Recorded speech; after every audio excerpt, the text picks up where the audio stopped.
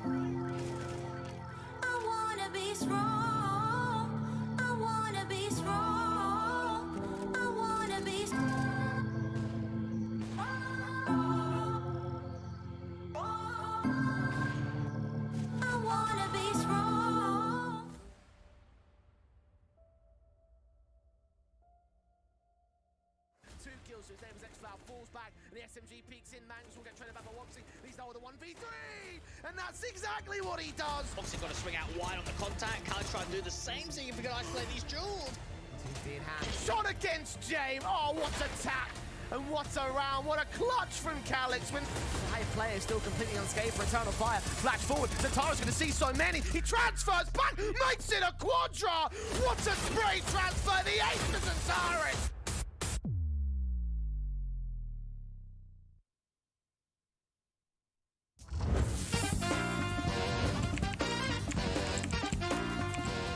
Gambit, it's Gambit.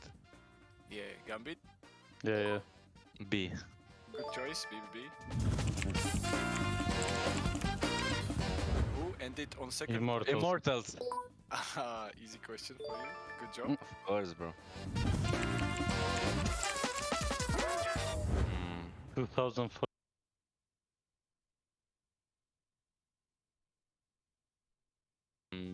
Can yes bir ha? Yes, Guardian'im tokat. Guardian? I think it's Kenny, but Flash prosta Kenny bir. I think Kenny. Or So we can lock No. Ken, yes? on said these, but Go lock Kenny. Lock Kenny? I think Yeah. it's Guard. Okay, Kenny yes. Final answer is wrong. It was Pasha. Oh, Pasha. My brother.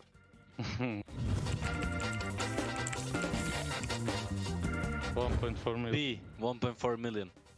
Are you sure? Yes. 100%. Yeah. It was offered in Bitcoin. Yeah. Yes. I Good know. job. I bought it. But Almost. it was offered but declined. Yeah. He wants 2 million. 2 million he wants. Yeah. Oh. So if you have it from Republic, you know what to do.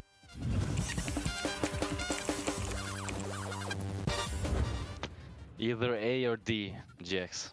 Yeah, so straight here. Really? It's not that much Okay, then it's expensive. B, bro. I think it's B. Yeah, B. Lock in B. Us or? No, I think it's A, man. I think it's B. What do we do now, Admin? We split? You need to choose only one. Okay, Can we I- choose this answer. Ciao then. Let's go A. So final answer A. Yeah, go. That's right. Good job. Ah, you see? Skin. I'm a master. What do you think, GX? C or A? Well, you choose now. It's your choice. C. Okay, let's go lock in C. So final answer C. Yeah. Let's try it. It's wrong. Who paid for this one? Oh. Hellraisers or Astana? B. Hellraisers, yeah. I think it's Oh. B. Was Astana? Or Astana played that? No. B, Hellraisers. B. Lock in B. Yeah. B. 2014. Yeah. Good job. I think copyright issues with artwork. Let's go with D. I don't know. I don't know this You question. don't know? Yeah, it was because Yeah, of copyright issues. I heard something about this.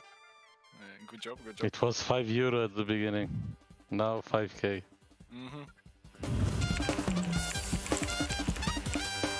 Oh. It's this rocket, but This is Rocket. Yeah, that's right. And from which map? a rocket. Nuke, maybe? But it's new. Nuke, I guess. On Nuke you have nuclear plant. There is not so much military stuff as I know. Military stuff. Is it official map? Yeah. Yeah. It is competitive map right now. Mirage maybe. They have tanks. Oh? Inferno? Oh yeah, could be Inferno. Inferno. And where exactly? A site, huh? Or I don't know. By the tanks, maybe? Where is tanks exactly? City spawn. City spawn. Oh, no. But I give you point for Inferno. That's It's right. A side. It's B side, Coffins. Oh, Oh, I but forgot. we need time we found map at least. But you get full points, so it's Oh. okay.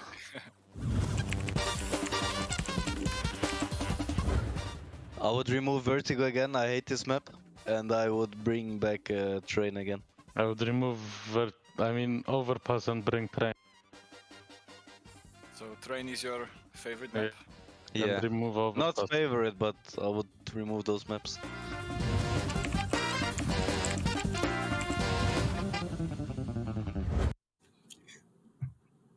Hello, ladies and gentlemen, and welcome back to Republic Season 3. My name is White, of course, and I'm here joined by Sneaky Beaky. And for Regan, I hope that Vertigo is not going to be in their game because apparently he doesn't like that so much. Yeah, well, I mean, looking over to the Bad News Eagles map pool, Vertigo is actually their most prominent map with 4 play and a 75% win rate. So I reckon it could certainly be in their pool, whether he likes it or not. But hello, ladies and gentlemen, and welcome back. Today is going to be Bad News Eagles versus Sprout to kick things off, and I am very excited to get things underway with you, White. We had a crazy series yesterday. It ended up being a 2-0 to X-Mad Lions over Eternal Fire. But there was a triple overtime on Dust 2, which was absolute insanity through and through. And to start the day, even more insanity. It was Ecstatic versus One Win, and Ecstatic they almost lost things on that second map. It was One Win to take Dust 2 their own pick. Then Vertigo went to a double overtime just to rub it in, and then it was picked up by Ecstatic right down to the wire, and then they clean things up nicely on Ancient. So the rest of the teams in Group A, we got Ecstatic, we got Eternal Fire, Bad News Eagles, Entropiq, One Win, X-Mad Lions, Sprout, and K23. And that's a pretty stacked group right now, if I do say so myself, White. Yes, indeed. Of course, here you can see Ecstatic already beating One Win there, and then X-Mad Lions upsetting Eternal Fire, something that not anyone was expecting, besides, of course, the X-Mad Lions fans. Now, of course, we will be taking a look at today's matches now. I believe so. We do have them right here on your screen. We'll be starting off with Bad News Eagles versus Sprout. The match that I find the most interesting tonight, I don't want to be toxic to the other teams, but the second match will be Entropiq versus K23, a CIS showdown. Well, yeah, I'd say Bad News Eagles versus Sprout is interesting because the last time those two teams played, Bad News Eagles was still playing under Blink. So that was in November of last year. They lost 0-2 and 1-2 to this Sprout lineup, and now both of these teams have changed a couple of players around since then. But yeah, Sprout honestly look amazing right now. They're on a 5-win streak. They beat Finest, Skade, Apex, X-Mad Lions, and K23 coming into today. But before we get into that, why don't we have a quick look at the roster that will be representing the Bad News Eagles today. We have Seneri, Juan Flatro, Synopsy, GXX, and Rigon.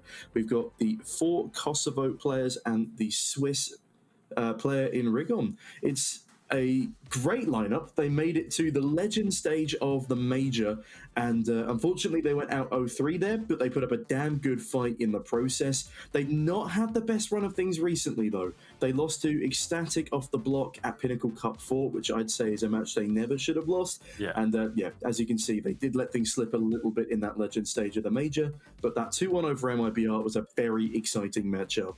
Yeah, some post-major blues coming out for these players, perhaps. And you can see, of course, their map pool looking pretty good so far. Most of the maps above a 50% win rate, and then, of course, Overpass being their insta-ban. But this team is kind of like a brotherhood, you know? They're looked at as a team with great synergy. Of course, you know, the players used to play back in the day at internet cafes, playing their matches, grinding FPLC, a great lineup. But of course, they will be going up against another great lineup, a new version of Sprout that they have seen before, Longs, Rals, Star, Speedy, and Slacks. And actually, the last time they played against this lineup, they had Kai and they had Faven as well. Yeah, so it's only the core. Yeah, Faven off to do off to do other things in the German scene. Yeah. As well, Sprout, as I said, they're on a great 5-win streak right now. This is honestly one of the strongest Sprouts we've seen since all the way back in 2018 when they made the major. Yeah, taking the scalp of Finest is no easy feat. That was over in Elite Invitational. They obviously beat Skade in the close qualifiers, and beating X-Mad Lions 2-1 in ESL Challenger Season 41. That's a big scalp to take. Nobody else in this tournament has really been able to do that, including Eternal Fire, who got bodied by them yesterday, especially on that second map of Mirage. But they are also a team that has a 7-map pool, which is amazing.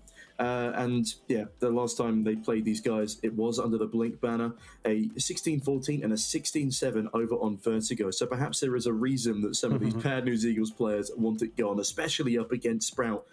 But I'm just honestly super looking forward to this game today. And look at that lovely picture of all the boys together. Yeah. They absolutely made history by becoming the first ever team from Kosovo to qualify for a CSGO major. And I'm not sure if there were any Kosovonian players to qualify before. I don't think so, right? I wouldn't be able to tell you 100%, but I don't think so. So, first team, first players, that would be quite great. But I'm not. But don't count on me for that. Now, of course, Sprout managed to qualify for Republic Season 3 after they lost their map pick 16-1 against Skade. So that's quite wild. I mean, they did lose their opening match in a close qualifier and then went through by winning the next two to get to the Season 3 match, of course. Yeah, and in fairness though, that first map they lost, that was against Mouse NXT, who are looking absolutely on fire right now. They're top of We Play Academy League by a metric ton. They are beating teams that their main roster is unable to do, like Mouse NXT beat Sprout. The main roster of Mouse were not able to do the same feat and therefore lost out on the chance to qualify for Valencia. But I do believe that the Vetoes are now ready, and I'm excited to see where we're going to end up here today, White, because honestly, I've got no idea. Mirage Band coming in from Sprout. Okay, fair enough. It's their worst map, may as well. Overpass ban there for the Bad News Eagles. That is their instant ban regardless, but a Vertigo pick coming on in. So the map that they didn't want to see has come up, despite it being their best. And a follow-up from Bad News Eagles onto Dust 2. 6 played, a 67% win rate up against some very good opponents in the past 3 months. I would say this veto slightly favors Bad News Eagles, honestly.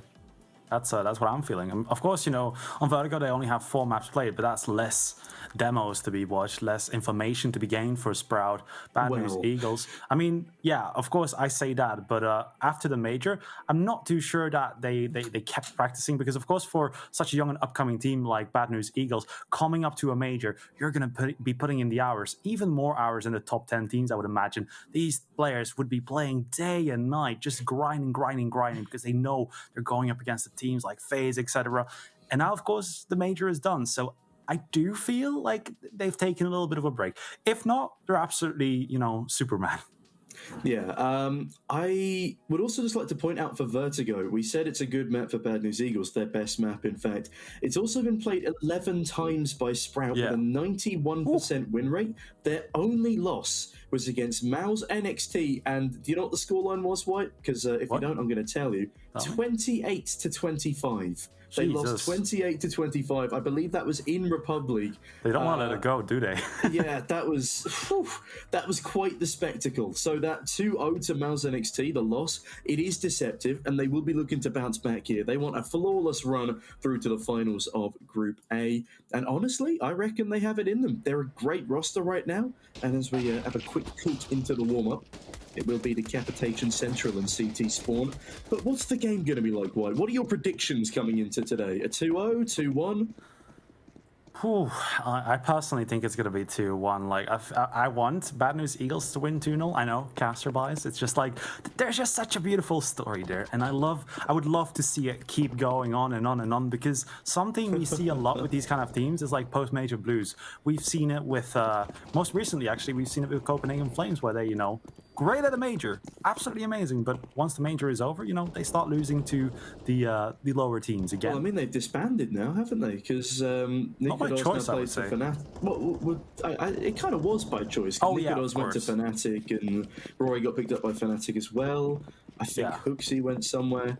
But honestly, it is the shame. It is a shame to see the end of an era there. Yeah, Because no. Copenhagen Flames, they had such a beautiful story, making it to back-to-back majors, and in their second one, they actually do it. They make it to the playoff stage, and in a dazzling fashion as well. Like, Yeah. those guys, they deserve all the praise, and Nikolas is the best AWPer in Denmark right now. Oh, So yeah. it'd be great to see him playing later on this week. I do believe that Copenhagen Flames, you know, they tried to get a buyer for the team. They tried to get complexity to buy that lineup. Yeah. But I do feel like they wanted to stay together. It's most likely a financial thing. Copenhagen Flames, I have a feeling that org wasn't able to offer as much as a Fnatic or a Cloud9 or a Complexity. So I guess, you know, of course by choice, but also, you know, no real other opportunity. But now we are going live on Vertigo. Bad News Eagles versus Sprout, and Sprout already coming in towards this A bomb side. Slacks here, coming from Ivy. It's gonna be jumping over, and Synopsy with the USB gonna try to tap away. Not gonna find anyone just yet. GX down to 57 HP. It's gonna have to be a 5v5 retake. Regon also down to 20. The bomb is down, and now Sprout are gonna be setting up for an afterplant. Yeah, the nades fly over. GXX takes the full brunt of that, and a lucky one-tap comes through the smoke as Synopsy does catch down Laux. 5v4 now ensues. Still favouring Sprout, though, due to the lack of utility on the CT side, but we have to remember they've got a kit, and there's very little control right now for...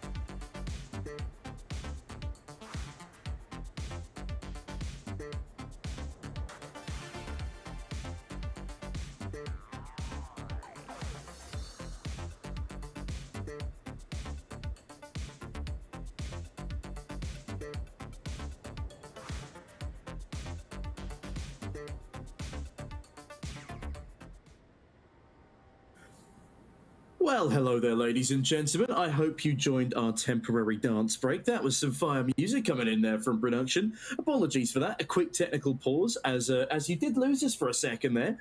But we are back as our Sprout and Bad News Eagles. And as that timer ticks on down, the teams have had a couple of moments to compose themselves after what was a very snappy pistol. And Bad News Eagles, it looks like they will be forcing back into this one. And that is a very unusual force buy. I have never seen a 2 FAMAS 3 Deagle second round buy before. They've got a little bit of utility to work with. And they did, after all, get 4 kills to the tally. But Sprout on the flip side, 2 MAC-10s, 2 AKs, 1 Galil. And I've never seen a MAC-10 hold down that mid-angle before. Normally that's left to a rifle.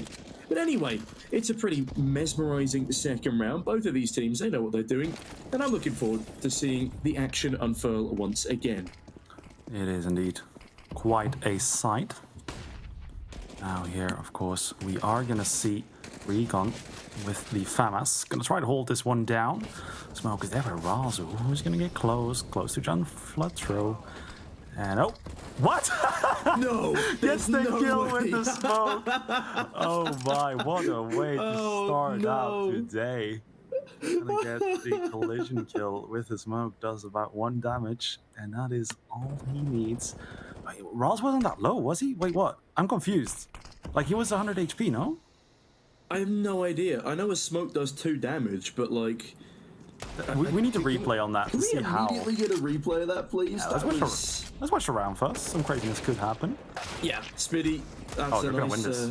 They're gonna win this. Oh no, surely not. Dancing around the back of the site, Slacks bags another 2 the tally. It's a 3v2 now. The AKs, they're overpowering the Deagles, but Juan Flatro on the FAMAS catches ahead of Slacks. Steyr finds the trade into the 1v1 with Plunge. Juan Flatro now knows where Steyr is. He flicks on up, and oh, Steyr with the headshot, recovering the smoke death at the start of the round. And Sprout, that's a 2-0. Oh my goodness, they leave it down to the wire. 26 HP in it, but the immediate one tap is glorious. Wait, how did this... Wait, what? What? Are you kidding me? Did he take damage before? On the rebound? That is, Jesus. Playing a snowball fight here. Okay, fair Merry enough. Christmas. Now, round number 3. Bad News Eagles coming out with the pistols. Rouse throwing his smoke on the ramp. Juan Flatro with a Deagle towards the ramp is going to try to find something. Try to find something beautiful. Juan, who's there? On the other side is going to not do anything just yet. Longs does take out Scenari. The 17-year-old king. I'm going to open up the B-bomb side. And Bad News Eagles now trying to rotate here, but there's lots of rifles here. They're just going to try to take some weapons away. Yeah, it's a convincing plant and looking like a convincing round here for the Sprout side. Rigon is on the hunt though. Steyr is about to moonwalk straight back into him though. Down goes Rigon, a lovely headshot from the AK. And Bad News Eagles, this has not been a fantastic round. They buy up the Eagles on 3. They weren't able to get even a single frag with them. Obviously, there was no implication that they'd win this one. But Synopsy, if he's lucky, might still catch Ralls. 36 HP, it's definitely a possibility, but Spiddy, he's hard clearing this angle, beautifully done, elevates himself so he doesn't get 1D'd, and with that, a very convincing third on the board for Sprout, and Slacks gets out of dodge in the nick of time. Bad News Eagles, only 2 players left alive, so only Juan Flatro is able to save his Kevlar, but they do have a buy regardless coming into the 4th, and we have our first gun round. Well, a bit of a bonus buy round here for Sprout, otherwise it is our first gun round. Also, apparently, with that smoke kill, apparently Rawls was dinked by the FAMAS through the smoke, down to 1 HP, or well, 2 HP, is the information that I've gotten from our very reliable viewers. Please tell me you guys were right. Anyways, round number 4. Here we have Rawls going to get tagged down to 80 HP by the nade. Not quite down to 2, but smoke could always come out and take 2 more HP off of him. GX able to up. Oh, this is dangerous. Pre-firing him right here. He is going to see the traces, but does wait. Goes for the wallbang, but unable to connect. There is someone getting closer and closer to the ramp, though. That's going to be scary. Star takes out Juan Flatro, and Synopsy here with the spray back takes out Star. 4v4 now. Oh, but look at that. Slacks perfectly plays around the top of the smoke. Synopsy gets a bit too greedy with his spams down ramp and will pay the price. 4 versus 3. It's just a Mac 10 on rolls and a lack of util on this T side, but Laux on the lurk play, creeping up ever so slowly. Molotov say rain on in. As Laux still sits there trying to beckon in a push for Ceneri. They want him to go for the info play so they can decapitate him from the side. Raul's ready to flash in his teammate when necessary. And this is a slower play, but actually this is perfect timing. Laux sees Ceneri, catches him off guard as he runs in towards to check middle. 3 versus 2 ensues now as GXX does kill Slex in return. But it's going to be a tough situation, especially if Rigon doesn't check under him. Are you kidding me? 4 HP on Laux. He's stepping on him! Oh my god, Rigon, you gotta check those corners! He steps on the head of his opposition, and Rigon, oh, what a finish to the round! After literally standing on the opposition. What a crazy start to this game! We've got smoke kills, we got piggybacking opposition, White, and a first on the board to the Bad News Eagles. Man's playing Mario. Killed a Goomba, then killed 2 terrorists as well. Now 3 to 1. You can see the replay here. Star there. Beautiful frag, but yeah. Ooh. We love some kills through the smoke, but yeah. Gotta see what Regan did there. Absolute god. Oh my. Just coming in. The raid boss gets 3. And that's gonna be the first round for Bad News Eagles. And now both teams, of course, with a full buy. Sprout still have money in the bank, but if after this one, it's not going to be pretty. But now Bad News Eagles in a very important situation because they have to win this round. Spitty, German legend, longest standing member on this squad, gets the first frag, could find Regan and does so. 5 versus 3 here. And oh my, this is terrible for Bad News Eagles. Ceneri does take out Roz, but his position has been compromised. Nice kill there from Laux as well on the fadeaway. Ceneri goes down, leaving just one Fletcher and Synopsy in the clutch. Don't know if they want to go for this one or not, though, especially now as Synopsy, dinked by Spitty, goes down in the end. And Juan Fletcher finally cuts one through, looking for a bit more, actually. Don't really understand why he doesn't just go for the save there. Not enough money in the back pocket for a buy, and that A1S could have done huge things for the economy, but now Sprout lead 4 to 1. On their own map pick as well, on the T side. As it was a nice round previously from Rigon, but he's the second to go down to an incredible spray from Spitty. Not going to have any impact here as Laux ragdolls someone off the edge of the map. Oh yeah. This is what I was afraid of. Bad News Eagles, of course, you know, Sprout not making it to the major, if I'm not mistaken. Yeah, didn't make it, right? They were in the qualifier in Romania. Did it make it? Well, Sprout lost 1-3. Yeah, in the qualifier, right? Yeah. All right, the RMR, that is. Okay, yeah, so Sprout would have had time to, you know, keep practicing. Bad News Eagles, however, do feel like what I was saying is true, that they're not really, you know, that they took some time off after the major. I'm, of course, speculating. We'll have to find out after. I mean, I can ask James if you want. He's their team manager now. Yeah, you could. We could find out, but it would be the logical thing, unless these guys are obviously superhuman. They definitely took a break. They definitely took a break, but I think they were practicing again going into the Pinnacle Cup. But Rigon, oh, he's not practicing here. He's doing the real thing with a Desert Eagle. 2 kills to the tally. Stare falls as well. Oh my goodness, Rigon into 3k. Bags the rifle off his fallen teammate, and into the 2v1 they go. Spitty, he's coming in through Ivy. He's got the eyes on Bomb. But GXX and Rigon, they've got a fantastic little crossfire going here. I guess they'll go for the bait and switch with GXX just being on a USP right now. But honestly, that would be the perfect play for this scenario. Spots one, but can't quite find a kill. Rigon too strong for HP. His position was too good right there, knowing he doesn't have any armor. What do you do then? You just stand in front of a wall, so you don't even need any armor. That is some creative thinking from the man, and that gets the second round on the board for Bad News Eagles. Sprout now will still be able to buy, but it's not going to be pretty.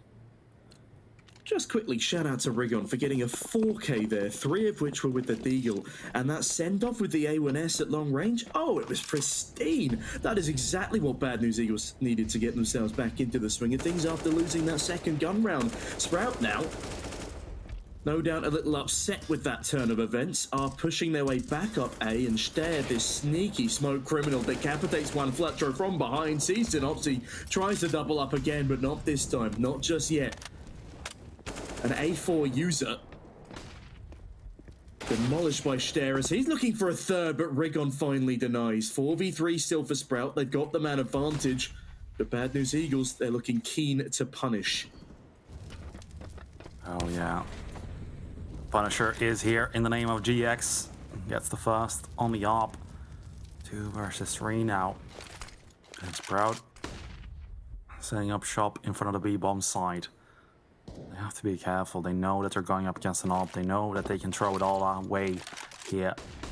GX throws a flashbang to keep under pressure. Is he going to spot Speedy? I hope so. Oh, this position could be huge. Please don't fall off, though. That would be awkward. Oh, yeah. They're not going to run into his crosshair. We'll be safe. But Recon with the flank already. Thanks to Rawls. 2v2. That's a gorgeous headshot to come through from the man. GXX very lucky not to have been pushed down from his spot, but a double swing onto Rigon could be enough to seal this round. The grenade rattles on through, a tiny bit of chip damage to Slacks, but it's not going to be anything significant. But that kill is, though, but he doesn't know where Slacks is. Oh my goodness, GXX runs into him by accident. Slacks was too scared to peek with his teammate, and that will cost Sprout the round. 3 on the board to Bad News Eagles, another disadvantageous situation. And yeah, you can tell that TT was proud of his teammates. Just sitting back, relaxing and enjoying the show, because what a show Bad News Eagles put up, and a great play there from GXX in the 1v2 clutch. All right, these guys are pretty nutty. Might make it to a major one day. I mean, we have to remember, both of these teams have made it to the major, but one of them was 4 years ago. That being Sprout? Yeah, right? Yeah. It hasn't been that long. It would have been 2018, man. That would have been with Speedy as well, most likely. I think it was, yeah. He's been there since 2017, I do believe. This man has been more consistent than Dennis in German CS. Talking of Spiddy, already down to 22 health off the back of that utility, and he's one of the rifle players here. That's not the best scenario to be thrust into, but that certainly is, as Rouse doesn't give a damn about the fact he's got no rifle. Juan Fletcher will fall. Getting a taste of his own medicine after the pistol antics, but Synopsy does deny Lounge any more presence. Yeah, bomb gonna be going down. Rawls will be the one to put in the numbers. But oh my, lots of kills coming out. Bad News Eagles, 2v2 right now. Looking to recover this. The bomb didn't quite go down just yet. GXS very aggressive and just gonna take out 2. And what the hell has happened? Bad News Eagles, it's like they went into this game without any warm-up, and now they're just warmed up after those first 3 rounds. I mean, why play aimbots when you can use Sprout as your warm-up, you know? We're 4-4 now, and off the back of the most incredible rounds I've seen in a while from Bad News Eagles, GXX, well, it's not a clutch in that second one, but the fact he lands the long-range shot after having to readjust the inaccuracy, oh my goodness, straight onto Spiddy. And that's just a gorgeous retake from Bad News Eagles. My oh my. Is it me or did you just call Sprout bots? How dare you, Nicola? You are putting words into my mouth that I did never say. I actually put Sprout down. I think my predictions are already ruined. I got both of them wrong yesterday, even though I correctly predicted both of them on the broadcast. I don't know what is wrong with me, but yeah, I said Sprout, they're on a 5-win streak. They're looking incredibly strong coming into today. And Bad News Eagles, they did have a stumble against Ecstatic, who was also in this group. They lost 1-2 in the Pinnacle Cup, meaning they didn't win a single game in the playoffs. But they are looking to rectify that, as Laux does get a great shot onto Rigon, but Sceneri very quick on the trade. Oh yeah, 4v4 right now. Bad News Eagles are already looking scary after these rounds that they just won. They're holding the sandbags, knowing that someone could be there. It's going to be moving up towards the slide slowly but surely. One flat throw is going to get the information, though. Information peak came out. Nade as well. A bit of nade damage being done there. GXX also takes out Rawls. Bad News Eagles, man oh man, what the hell has happened? It just looks like they've gotten a power-up or something, because they're just looking on fire. Yeah, they've had a complete turnaround, and Juan Fletcher, an A4 user. I reckon it's purely for the skin at this point. Manages to find Spiddy and the double up onto Slacks just to add insult to injury, puts Stared down to less than 10 HP. Soneri seals the deal, and that is gorgeous from the Bad News Eagles. 3 left alive in this one, up against the gun round. And the economy of Sprout is not looking good. They can go for a half buy. They've got the full loss bonus, running with some upgraded pistols, a bit of util. But Bad News Eagles, they don't give a damn what Sprout are throwing at them.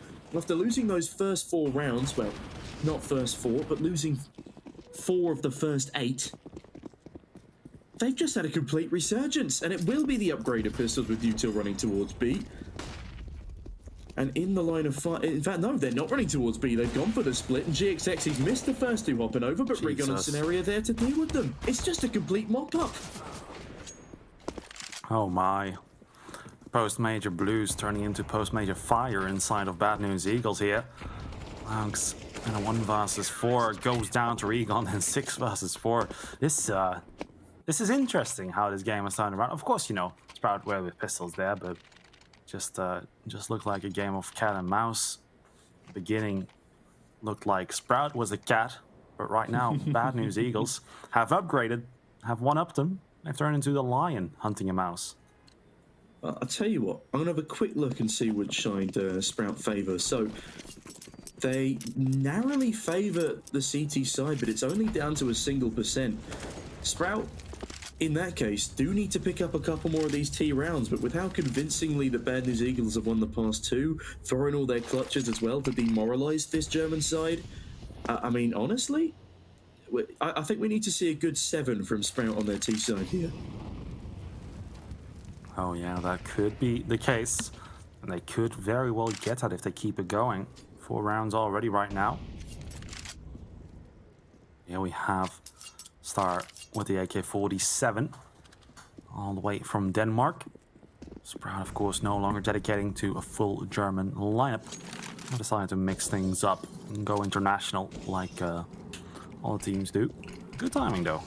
FaZe winning their first international team, but Slacks looking at GXX.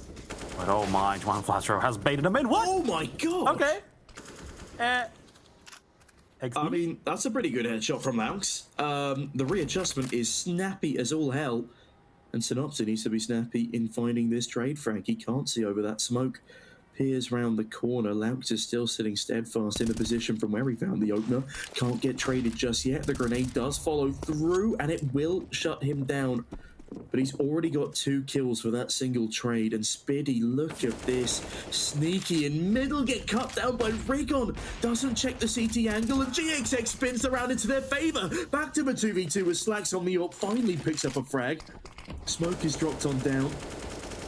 And the spray is gorgeous. 1 HP on Slacks, and GXX closes him down from the short side. Bad News Eagles, they spin another disadvantageous round into their favour. 7-4, and Sprout can't hold on to their advantages.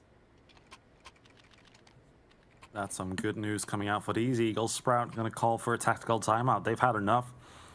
Not quite sure what happened. Sprout looking good in the beginning of the game. A great start. The Bad News Eagles found out their game plan almost instantly. And they started toying with them pretty much. Lungs. Those guys have 2 beautiful openers, but Bad News Eagles just too strong. Yeah, Rigon's position was just fantastic. The fact he goes back to check the CT angle with that timing as well, it just cements everything. And to add insult to injury, GXX uses an AWP to kill a guy on 1 HP. Yeah, Sprout are having a rough time of it right now. I mean, it's not even like they're doing badly as individuals. It's just they're unable as a team to clutch out those latter stages. The trades have been a bit messy, especially as the rounds tick away. And despite consistently getting good entry frags, again, they just let them slip out of their hands. As we saw, Lance picks a double entry, does go down to the grenade eventually, and then that's where the round starts to fall apart for the Sprout side. This European mix, technically a Danish lineup now, as the coach is also from Denmark. Oh, well, they're back down to these pistols as Stare again finds the entry, but entries mean nothing for Sprout right now as they're enabled to win these 5v4s. Oh, and Laux! What a headshot to find! Laux, of course, finding the opening frag. Speedy spots GX, but can't quite find more. But Star, oh my god, no way. GX is going to take out Star right here. 2 versus 4. Now, we do see Lungs getting awfully close. But now Bad News Eagles, they're in this awkward spot where they're like, okay, if we find a kill right now, we can go for it. But if we don't in the next 10 seconds, we gotta save. And, well, this is looking like saving territory, even though I don't feel like, yeah, they cannot do it. Well, Slacks is gonna take out GXX, actually. That's gonna be 5 on the board for Sprout. But Bad News Eagles, already a pretty good CT side. They don't really have much money, though. Oh, economy management wasn't looking too good there. Yeah, a lot of the rounds that they have won have been a little bit hit or miss, and oh, Steyer, glad he didn't miss that one. That's a fantastic shot. And yeah, just a lucky one through the smoke there for Slacks as GXX tries to retreat with that AWP. Losing that AWP has cost them financially. Scenario on a FAMAS, and a lot of util missing from their portfolio. Oh, Slacks gets dinked by that? Really?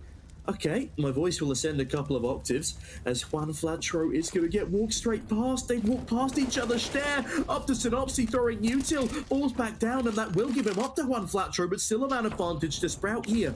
Big grenade onto the head of Schlags. Down to 29 HP.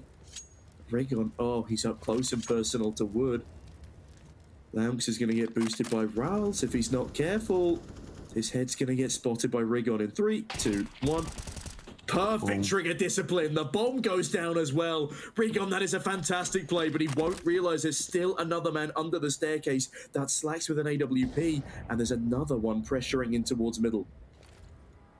One flat throw with the flank. Oh, no.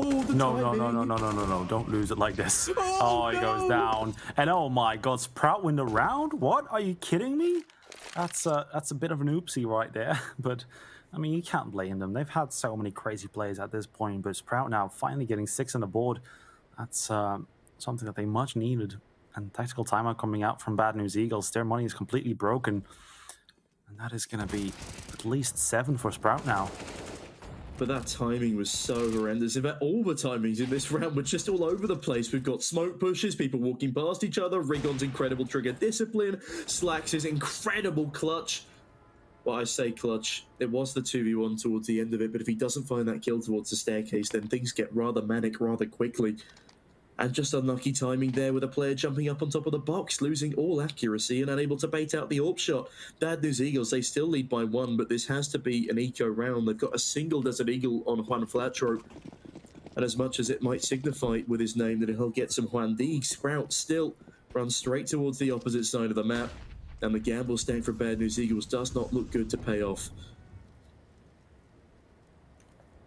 Yeah, now Sprout gonna be on the hunt for some eyes this time. Now, here we go. Star already going down to Regan though. Oh my god. Oh, that was again. a 1 player lurking about towards the A bomb sign, and that's a free kill, a free weapon. And you don't want to be giving a free weapon to the Eagles here. One Flaster with an AK-47. They're going to send him in first. He's going to be the one to find headshots, to find these kills. They're going to try to hand that weapon over again and again.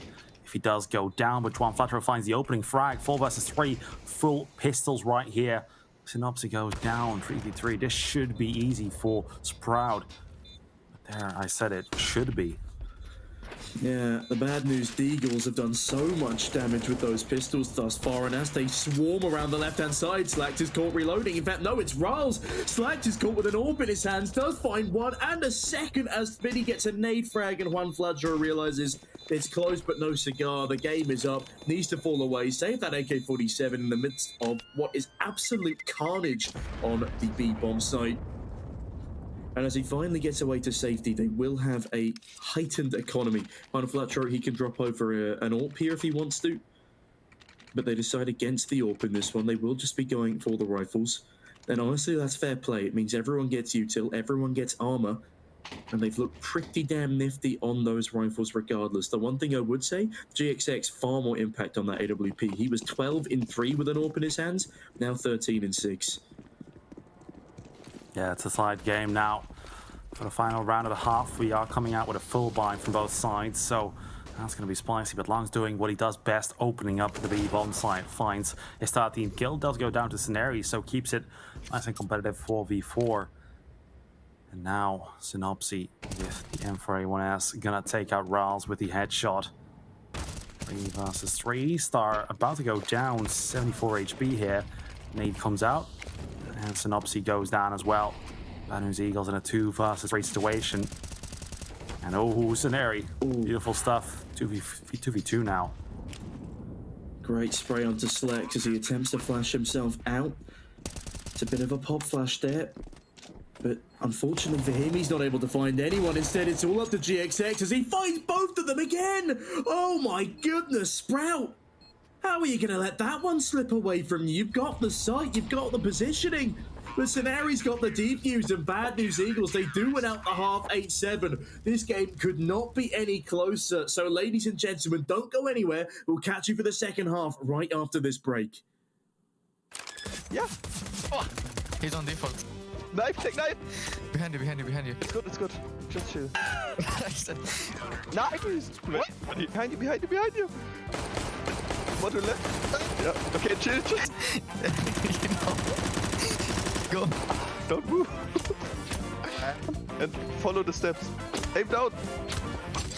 That's it. No. Run close. Shoot. Down. Oh, This was so close. It was so. shoot. D and shoot. Yeah, he's right side. First, stop full spraying. He's. Yeah, just. Down left. Cheating. More to the left. He's low HP. You got this. Down. Yeah, like this. Perfect. Yeah, More to the left. Right side now, right. it was perfect. Timo. Easy headshot, man. Aim to the right and down. Down, left. Yeah, It's in left. the middle of the side. Down. Oh. Yeah. Okay, stop shooting. I reload. No, he's coming. Left side, Timo, left side. That's it. Now go right side. All the way right side with the mouse as well. He's sneaking around the map again. More to the left. He's short. I think he's on Watch side. to the Yeah, left. Down a little. I'm looking side Yeah, and now just sneak yeah, left. you're looking. And shoot. Shoot. Yeah, one left. Reloading. In front of you, just Stay like tap. Oh fuck. He's to the right. more To the to the right side. Yeah. Nice. Yeah, okay. But he's shooting. Go. Ah! Wait. Yeah. Oh. That's perfect, actually. One more. A little bit more. 10 seconds. Yeah, wait. And now do ultra slow tapping. Right side. Oh, he was. And just tap. Okay, he's gone. Left side. Oh, he's right in front of you now. Just can't make it. Okay, just do it. And left side. Reload. No bullets. Little bit across it down, Timo. That's it. Go there. Nice. Bro, you need to use your sound.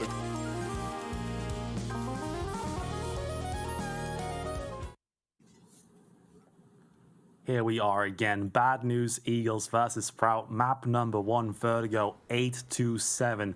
It couldn't be closer here, but personally, I don't know who's going to win this one. Honestly, what do you think, Sneaky? I don't know why you're looking at me, man. I have no idea either. This has been an all-over-the-place escapade.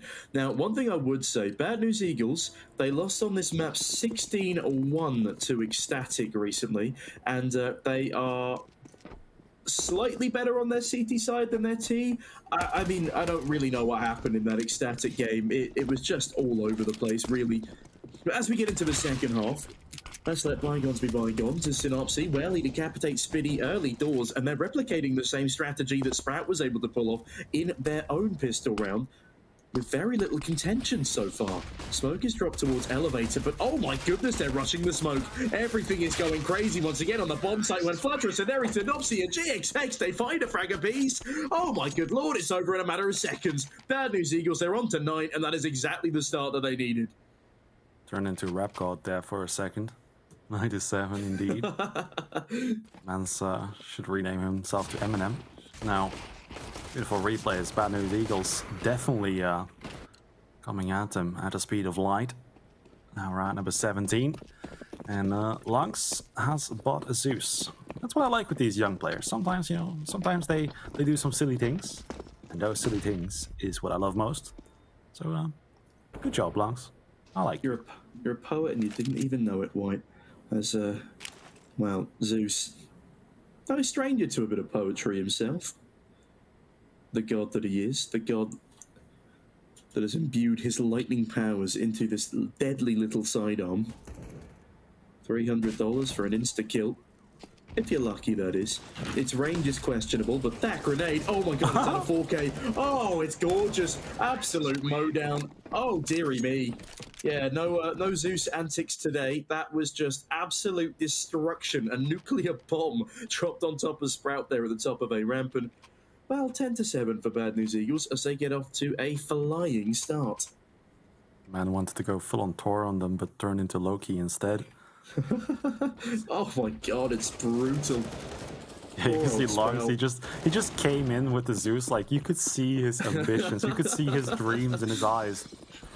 But you could see I can do it, Mom, I can do it. The light was just snuffed out right in front of us. It was quite visible. Should have looked at his eyes there. Now, Bad News Eagles 5v5. Lots of damage though. And a kill gets found onto Slacks as well. Not sure how, but you know, I'm not even going to question it. They're Eagles. They got eagle vision, man. Eagle Eyes. Pretty sure that's the name of the song. You know what? I'm going to save your ears for now. I'm not going to reference it, but 5v4 ensues for Bad News Eagles with that incredible opening frag on the Galil as well, up against a better rifle. Don't sleep on the Galil. All my homies hate the FAMAS, but never sleep on the Galil. We had this discussion yesterday, but I know, Spitty, I reckon he can do some good things with it. I probably just jinxed the poor man there with my Caster's Curse ability. Laux on the A1S instead is there to receive this 5-man strong assault onto the B-bomb site. Does have the FAMAS as backup, and Laux is now getting an advanced position against the full blinded players, but Ceneri doesn't give a damn about his eyesight. Catches Laux, Stair will trade, and still the man advantage for Bad News Eagles, but they're getting some great pre-fires in! Oh, GXX through the smoke, he catches both! Bad News Eagles in the first gun round, they only lose a single man! Regon, the man that doesn't like Vertigo. Apparently. 17 kills to 11. Second fragger on his team. Does look like he doesn't mind Vertigo that much. And we're going to take a look at the replays. Scenario, oh my god, that is disgusting. Of course, you know, they're just coming in like a wrecking ball. Oh no. 3 bullets is all it took, man. Ball. Moving on. Moving on swiftly. It's there here. Please ensure me you will never recreate that music video. But, maybe one day, when I retire. Oh my god, the one dig is gorgeous. They're looking for more, Rals. Looked like he was good onto another. I was trolled by the X-ray there, but Slacks on a USP finds another headshot. Oh my goodness me! What is going on here? Slacks put to bed. Regon denies him a rifle retrieval, and now looks to push the assault further up ramp as he gets tagged down by a Desert Eagle. And this is very scary. Riles finds another on the Eagle. Not like this. It's the scariest thing about the Eagles because they just, as soon as they spot them, they fire off one shot and then they go back. And GXX is going to take a star, so 2v3. This is, never mind, not possible. Riles too strong. GXX, no way, surely not. Surely not. He can isolate these jewels as well. Lounge down below, bottom of the ramp, waits patiently, sees whether or not GXX will be rotating. He's got a smoke, he's got 2 flashes. Spitty, I'd argue, is in the wrong place for this. But tell you who's not in the wrong place. It's Lounge as he walks up the back lines. GXX needs to check his rear angles. He's got a rifle now. And down GXX goes to Lounge. No clutch this time for the Bad News Eagles. As, well, they get ripped to shreds by the full pistol investment. Actually, that wasn't full pistols, was it? I lied. They had an A1S chucked in there as well. But, for the most part, the pistols are what get that round done. Cheeky A1S to join the party. You can see, oh my god, yeah. Every time they fire off a shot and just... boom! And they're gone. They're running off. And that's so scary because, you know, when you're Bad News Eagles, there's nothing you can do about that. You know, you see them for a split second, you take 40 damage, and they're gone. And if they do that a few times, you're toast. In the end, of course, Lonks, the legend, falling to 15, not really performing amazing, but of course, you know, Sprout 8 to 11. It's the second fragger, so not too bad. Now, taking a look at the economy here, not too terrible for both sides, but not too great either. If they lose one, both of these teams really, they'll be at a turning point. But nothing too damaging just yet. Bad News Eagles. Currently taking mid control. There is one holding them off though. Do you believe that's Spitty? If I can recognize his smile. Now, he'll be holding it off. Nade comes out. Synopsy gonna be toast. And oh my, that's a big one indeed. 150 damage. Goodness me. Riles now looks to capitalize on this utility damage dealt early doors, but Laux, well, he falls to rig on, and the frags just line up the feed right now. Red and blue back to back as Stare dances around the smoke still. Sceneri ever so closely positioned to him as Stare. He's got a Molotov, and it's not going to land on Sceneri's position. It will instead temporarily delay the bomb plant. Stare will fall though as he tries to run away, and Sceneri, oh my goodness, it's ever so tight, and they see the back of Riles. Down he goes. Great aggression there, but Slacks, what a shot onto Juan Flatro. It's the 1v2 now. He's got the health for it, he's got the AWP, firing off a couple of preliminary shots, but can't quite catch either of these two players. I don't know what his team are telling him right now, but he slips onto the bomb site very quietly. Impressive movement as he dances around the backline, slowly pushing on in. They've not seen his barrel just yet, but now they've seen the entire person dancing around Electric. He's being toyed with, time is being played. GXX keeps peeking off the back, and oh, he lands the first shot, but Sceneri would have got him either way. A 3K to Sceneri in the round, and AWP retrieved, and my goodness me, what a way to end round number 20. Oh yeah, round number 21 is going to start now. Let's take a look at the Sprout buy in a second here. First, check out these wonderful replays. Oh my, that is perfection. Sillet bang and the player is gone. Oh no. 2 FAMASs, 1 Deagle. If they lose this one, it's 14-8, Tom. This is it. All or nothing for Sprout, pretty much, unless of course they want to make a big comeback. But Star, he realizes it's all or nothing. He gets the opening frag. But Bad News Eagles, they've been really successful towards this B-bomb site. Would say that the Deagle in the hands of Speedy is a handicap, but we've seen what Sprout can do. We also see what the utility's doing in terms of Sprout's positioning. Look at that, that fantastic double molly forces the railings player out of position and straight back into the next one. But Laux doesn't give a damn about his repositioning. Oh, the flashbang from Slacks is brutal. What an incredible transfer from Sceneri. But 16 HP left on him in a 2v4. Sprout, they've done it again against the odds, the weaker buy. They decimate Bad News Eagles, and there's surely no way back into this one for GXX and Sceneri. GXX desperately needs to save that AWP over into the next so they can afford a buy, and they also need to be wary of a rear flank here. Not enough economy on Sprout to really go hunting in a circumstance like this. But Spitty, well, if he can land a 1D here onto the AWPer, still looking to apparently go for this round, that would be a brutal death sentence to the economy and to round number 21. Yeah, I'm not sure why they keep going for this. It's very brave. As soon as GX fires off a shot, he's toast, and he doesn't even hit. No. Why? Why? This would have been a good buy still. Yeah, we've seen a lot of these instances over the past 2 days where really it just needs to be a safe call. But these teams perhaps getting a little bit too overconfident in their abilities, walk straight into a bomb site with 2 still waiting. They've got the best crossfire they could possibly have on B. And that's going to be a timeout actually for Sprout in this one. They just want to let that loss mull in the minds of Bad News Eagles. They know they should have saved, but they got greedy. They did overestimate themselves, and it will cost them dearly. This now should be double digits for Sprout off the back of this round, as it will just be the pistols for Bad News Eagles. Maybe a few Deagles, but because of their lack of loss bonus, honestly, it's best if they just go for the full save here. And that's effectively what they're doing. Got a couple of bits of util coming through, and the people with more money behind them, they do go for those upgraded pistol investments. But yeah, still, this should nowhere near be a Bad News Eagles round. Maximum they should get here is maybe 1-2 kills. Don't tell them. Don't tell them. Because they might surprise you. Got GX on the Deagle. Smoke off the ramp. We'll be going up the ladder. Bad News Eagles, even though I may only have the pistols, it does look like they have a game plan here. Flashbang to come out. Bad News Eagles about to take mid control with all of their numbers.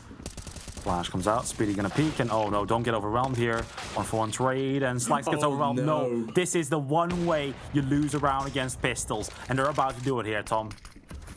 Well, we can't jinx it just yet, though. Lounge is dancing around the bomb site, fighting for his life. But Synopsy and GXX, they find one apiece. Oh, God. It's a 1v2 for Riles. He knows he needs to win this round, otherwise the knock-on effects will be catastrophic. I said Bad News Eagles, they couldn't have got more than 2 kills in a round like this. Oh, but they've only got to won it. 13-9 now for Bad News Eagles, as Synopsy finishes off Riles with just P250s. 2 scraps of util. The flashbang doesn't even land, but they overwhelm completely towards scaffolding, catch the open CT, and oh my god, how do they keep getting away with this?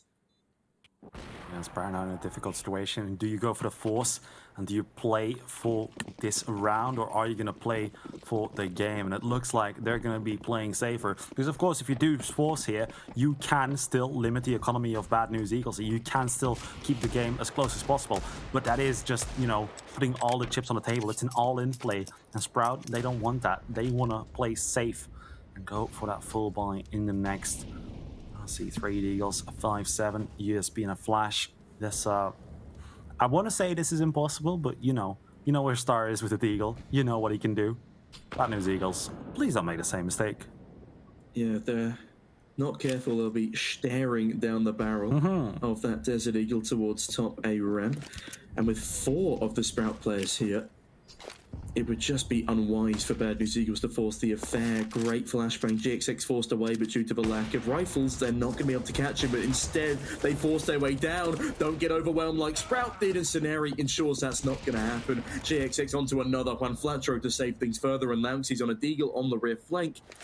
But it's very unlikely he gets anything here. Look at that repositioning from GXX. Misses the shot, but Juan Flatro seals the deal. That's 14 on the board, and not a single frag for the Desert Eagles of Sprout, as they are punished by this T-side. Also, GXX 26-9 coming into round 24. Then Scenari 21-16, but not even dying 10 times on that orb. He's playing like Jane right now, but more aggressive and better to watch. Jane without the Jane time is looking like fun to me. It's just time. Yeah, we don't need time. Anyways, Longs. Oh my! This guy on the T side, he dominates the position. On the CT side, he does. 3rd kill on the board right now. And Bad News Eagles, they might just go back to the despawn. Try again, you know. Ask your teammates to respawn. Now, 2 versus 4. I mean, we know that they go for these. We've seen that before, and the money does suggest that they have the financial capabilities to go for it. But please, get the kills. Oh no! Oh my! GXX now in a 1v2. He gets flanked, but Slacks gets the kill. Gets flanked, excuse me. But 14-10 now. Sprout get double digits. 4-round deficit. Man, we need to cut Sprout some slacks, it seems. Oh my god. Okay, moving on. I wasn't even trying to. I was just stumbling over my words. That's okay. That wasn't a pop at you. That was just me being a muppet. I know, but I nearly did it. I nearly did it even on accident. As we come into double digits territory here for Sprout, they still have the chance to claw this one back. Once you hit that brick wall on a CT side of map, it's very, very hard to break through. And as much as Bad News Eagles have got multiple sledgehammers with which to do so, they've already lost the opening frag. Synopsy's not had a great game so far. He's had a couple of crucial kills, but all in all, 13 kills coming into round number 25 is not the best stature to be on. Certainly won't be helping his confidence. So on the flip side, Sprout, they do get traded back. Juan Flatro, that's a devious pick towards the short side of A. And as they push up this ramp now, there is a lone player on the bomb site, another one to help on in with the rotation, but the rear flank could be where it's at. GXX, he is actually looking out for this, but, oh, Rouse dancing in a Molotov for way too long, as Laux picks up a double on the rear flank. Scenari now left with the task of trying to claw things back, but Juan Falatro, okay. Finds one, not the second, gets a bit greedy on the repeat, but at least they got the information now. They know there's one on site, they know there's one behind, but they also know that the bomb is being held by Spiddy. Or at least it was. But Spiddy, he started to fall away. Ooh la la, give Scenario a chance.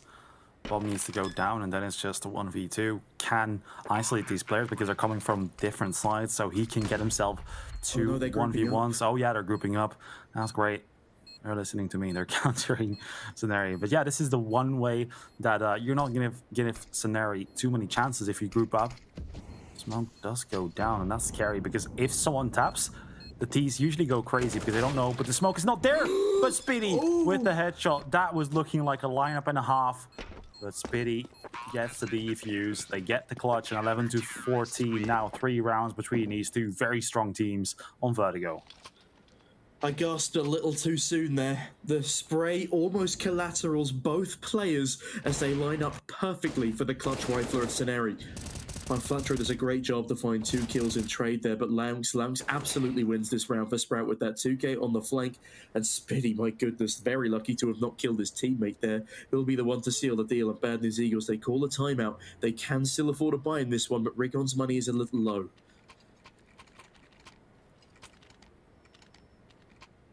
Yes, it is. Quite unfortunate, really, because if Bad News Eagles lose this one, everything they've worked for is going to crumble in front of their very own eyes, because losing this is 2 rounds lost. I say that when Bad News Eagles, when they get the pistols out, you know, they do the craziest things. Because Sprout, when they're up against pistols, for some reason, you know, they send the ops out a bit too aggressive. They don't, like, when they're up against pistols, they should play like a duo system. Like, they should play together, so there's always refrag potential, always someone to back up a player. Of course, on a map like Vertigo, that's not always possible. But it could certainly save themselves some rounds. Synopsy does get the first, and oh, Lugs! His aggression! Oh, no. He's gonna get the kill though. They're just spraying blindly. I don't know how, but they've traded. But Bad News Eagles are gonna be pulling the longest straw, because Longs with 14 HP has been their top performer in this second half and has been playing great. It's been absolutely dominating the B stairs there. Yeah, he's somehow managed to hold on to it again. He had a 3K just 2 or 3 rounds ago, and now finding that crucial trade frag. As much as it has cost him a lot of health, tracing those traces through the smoke has done a great deal of good. Oh, and Slack's perfect flashbang dodge. Very unlucky to only leg Scenario there. Almost brings back the man advantage, but instead makes things incredibly even in terms of the HP count. Steyer flashes his teammate in, but Slacks peeks straight into the flashbang, and that will at least temporarily cost him. Decides to pull away from sandbags, and honestly, I respect that decision. They know where he is at this point, or at least have a pretty good idea. And GXX might waste their only Molotov on towards his standing. Unless, of course, Bad News Eagles decide to go back towards B. Rigon does have a smoke to keep people in position.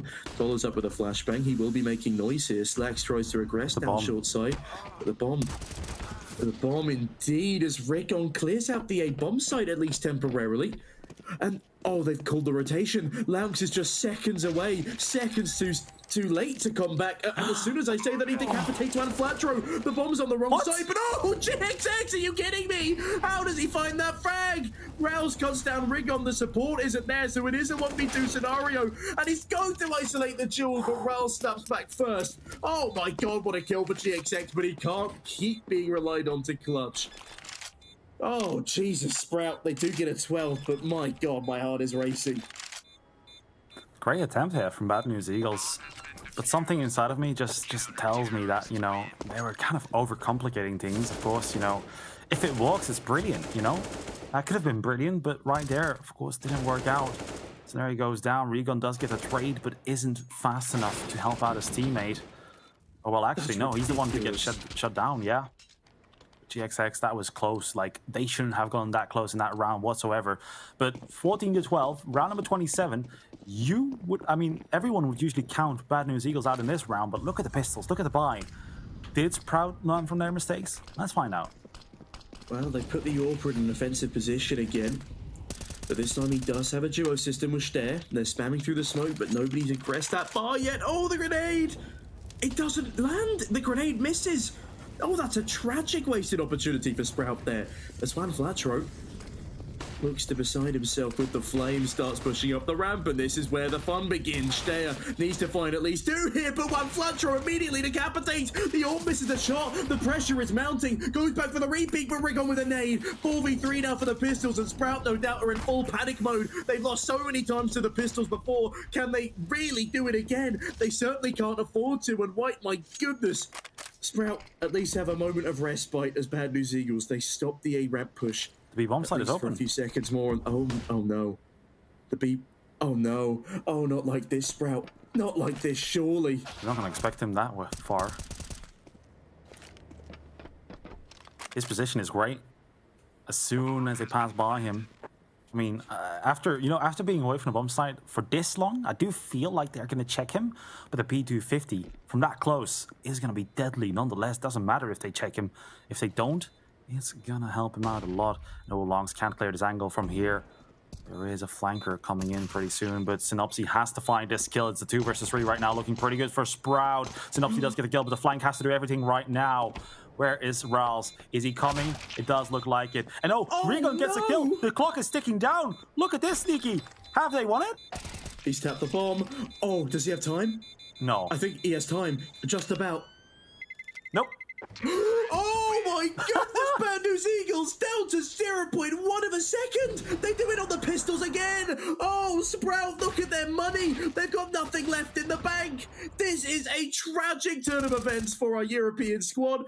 And the Kosovo Killers, I suppose, they've just dealt away another. Look at that shot from Rigon. That saves the round. That is just despicable. And his playing time is done to perfection. It's an A1S, it's 2 MP9s, and a couple of Desert Eagles up for this Sprout lineup. And Lampsey does amazing preliminary damage, but why couldn't he have done that in the previous round when he had the rifle, when they had everything in the back pocket up against the Pistols? Oh, Nicola, it just gets worse and worse for Sprout. After looking so damn good on this map in every other instance in the past 3 months. This is so disgusting. It's gotten to a point where whenever I see Bad News Eagles with a buy like that, I just know they're going to win it for some reason. Like, even in that defense, I was telling you, like, yeah, they got it. There's no way that they don't. GXX is going to take out Longs 5 versus 4. And oh my god, this map has Bad News Eagles written all over it. Slacks with the Eagle is going to try to save this, but look at the HP, Sneaky. Well, he did Bad big News damage. Eagles are so damn low, but it doesn't matter. They have to find the kills, and Bad News Eagles are able to find the kills. It will be 16-11 here, and Sprout unable to survive the Pistols, really. I mean, that pistol round was just done to perfection. And with the opening kill from Juan Fletcher on the Tech 9, Rigon's final 1D, and then playing round the roses on that sight box, oh, it was done to perfection. Beautiful stuff coming through there from the Bad News Eagles. And honestly, that is a huge throw from Sprout on their own map pick, let me remind you. Now, going into the next map pick of Dust 2, it's definitely a much better map for Bad News Eagles than it is for Sprout. Oh, yeah. As much as Sprout have better experience on it, this is home turf well, for Balkans players, really. Dust 2 is one of those maps that they do like having a little bit of a fancy into. But before we get into that, White, I mean, is there anything else you'd like to say before we throw things to the break? Well, big ups to Bad News Eagles for that, really. GXX 28 kills there towards the end. Absolutely beautiful stuff. I actually feel like he even had more kills because I'm looking at the HLTV scoreboard and that's from one round before. So even more than that, probably. So great for him and great for his team. Everyone on Bad News Eagles was firing off on all cylinders. And Sprout, I feel like they could have done it if they didn't lose against the Pistols. Yeah, absolutely. The comeback was written in the stars. But I tell you what else is written in the stars. Map 2 coming up right after this short break.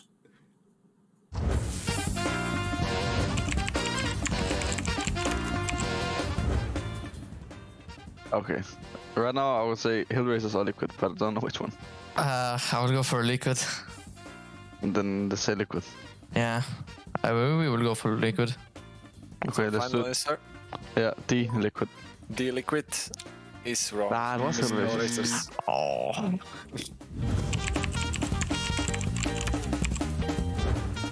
Yeah, that's you, low. Oh my god. I think I would say Can it be in 10? C.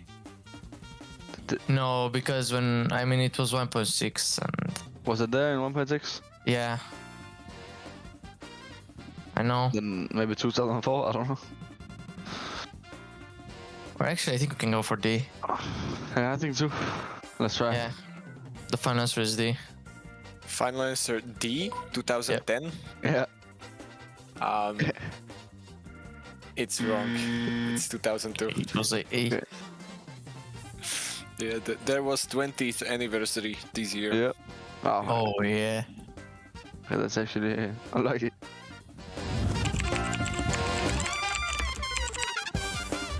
Oh, this is easy. This is C.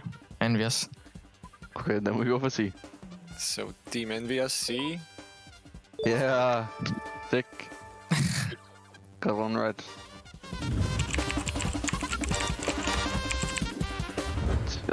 It's not Inferno, I think. And Yeah, I don't think it's Train either. That's two very old maps. I think it's Overpass, but I don't know. Yeah, I would say Overpass as well, because Mirage was played then back let's then. do it. Let's do it. So final answer C, Overpass. Yeah. You're right. Wait. That's nice. Good job. Overpass I'm and banging. Cobblestone were added after first the majors. Uh-huh. I mean, he did make it, didn't he? He must have. He did. Yeah. But it's just which sure. one? Maybe 8th? I don't know. You choose. We guess.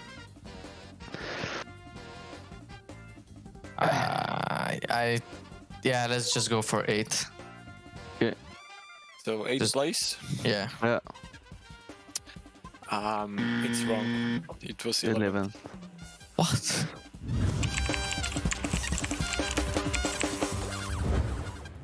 I would say 10 to 20. What would you say? Yeah, I would say the same. Then let's do it. A. We'll go for A. 8, 10 to 20 is wrong. That's unfortunate. We go for 0. Wow. Correct. Yeah. It's straight up ink to Dragon Lore. Ah. Oh. How should we know? GG. I know it's either would- A or B. I would say B. But Because I know that this is straight up towards the up Gugner, so... yeah, But I'm not sure. I think we should go for B. It's a little, I don't know. No way it costs above 2. Yeah, let's go for B. Okay, just go B. Let's go for B. So final answer B Yeah, is right. Good job. that's nice. It's Germany. It's A. Yeah, yeah, So final answer A. yeah. It's wrong. Doesn't It's say anything in USA. German on there. What? Bro, we are so bad. We are so bad. The old version is in Germany. Really? Yeah, from 2013. No. That was bad, man.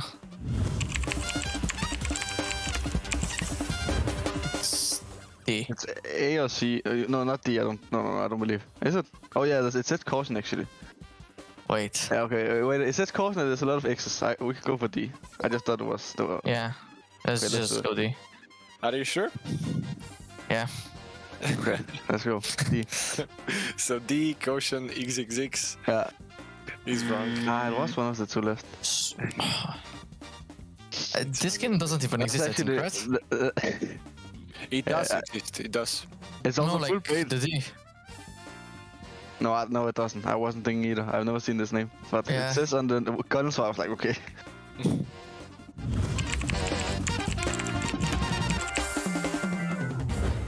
I don't know actually. Maybe Cobblestone. I haven't really played it, but I think it was a pretty nice map. Would be sick. And then I think it should replace Mirage for sure. I'll just go for the old Cobblestone to have it back in the map pool, and I'll remove those two.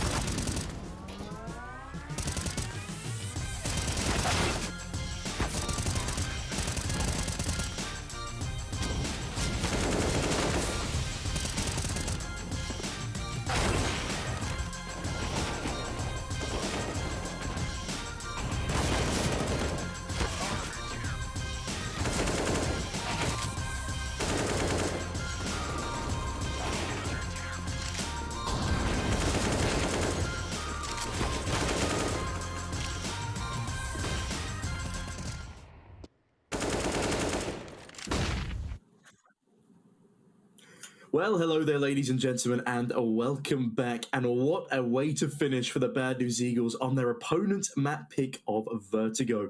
Sprout now are in the back seat as we head on over to Dust 2, where Bad News Eagles, well, they certainly have every advantage on their home turf.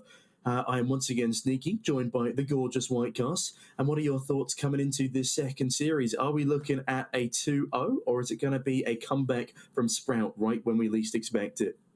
I don't like. Can I not say anything, because I know if I say 2-0, I'm gonna jinx Bad News Eagles, and I don't want to jinx them. But when I say 2-1, I'm gonna jinx Sprout. So it's just no one is ever gonna be happy. But somebody honestly, will win. Like if I would have to listen to my heart, I think Bad News Eagles, it's going to be 2-0 right here. But if I have to follow logic from all the matches I've casted in my career already, I would say that Sprout are going to win this one, while Bad News Eagles look like they're going to win it. It's very deceiving, always. Well, it tends to be the story with Republic this entire season. One team looks years ahead, and then they just get slapped up in a quadruple overtime for no other reason than they make so many mistakes. Yeah, that happened twice yesterday. It was crazy. What was 4-5 round lead on Vertigo for the Ecstatic squad, and then one win bring us to overtime. One win the first 3 T rounds of that first overtime, and then they lose the next 3 rounds on their CT side. So we go to the second OT. It just gets messier and messier, and there's no way that Ecstatic should have won that Vertigo after losing the first 3 T rounds, or their first 3 CT rounds. But anyway, things continue to get crazy, and yeah, I wouldn't put it past this, because Dust 2 is always one of those maps that if an individual pops off, the entire thing is just thrown to shreds. But we will be heading straight into the pistol round now. It will be Sprout on that CT side. The Bad News Eagles, well, got a lot of P250s here, and we do have an opening opportunity. It's very messy from both sides. Oh my goodness. Eventually, GXX and Rigon bag a frag apiece. 5v3 already, and the full rotation comes over to this A-bomb site. But will it be enough to stop the storm of Bad News Eagles? Rouse does find one with a headshot, looking for more, peeking in and out, weaving around the boxes, but gets headshot himself. Rigon so up close and personal. There's no escape for Slacks now. They spot the boost. Lounge goes down. It's all up to Rouse in the 1v4, and GXX with a P250 decimates the craniums of both.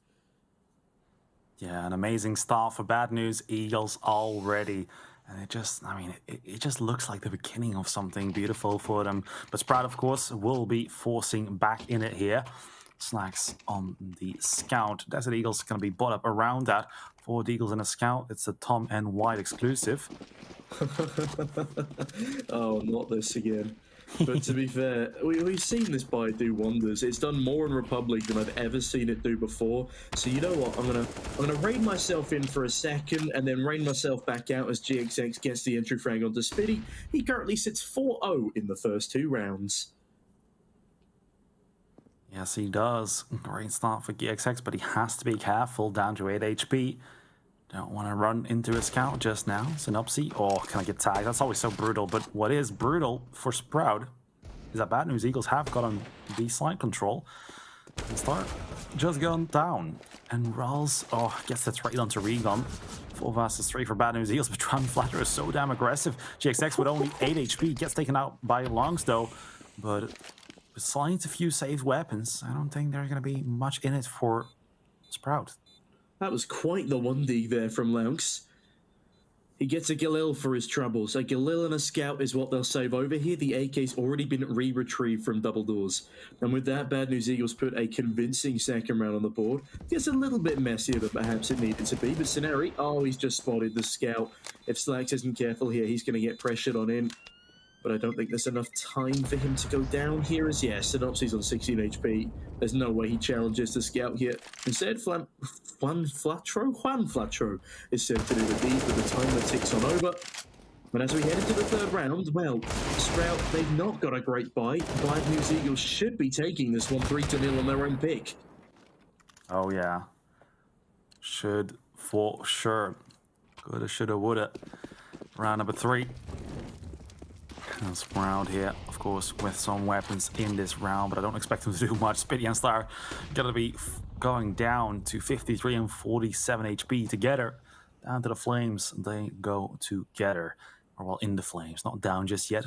Bad News Eagles, B&E, now looking to take some A-long control. They're hoping for a Sprout player to get impatient. They want someone to go coming for the information. They want to punish it. GXX is waiting for that as well, but he may get overwhelmed because there is 3 players going his way. He's going to have to get some nice kills here. Oh, plays the trigger discipline to perfection, takes out Speedy. Not sure if he spotted the other, but Slacks goes down to 75 HP. GXX is going to be flanking all the way from the CT spawn, but do they know Star is here? I don't think they do, but it doesn't really matter as one Flatterer decapitates him regardless, and Rigon joins in the fray as, oh, poor Laux, down to 10 HP. The grenade should finish him off. In fact, no, it won't. He just about avoids it, but the USP 1-tap comes through regardless. Well, 3-tap, you know what I mean. Rouse 1v4, and down he goes to Rigon. Very convincing round again for Bad News Eagles. They lose 1 player up against a bit of an investment there for Sprout.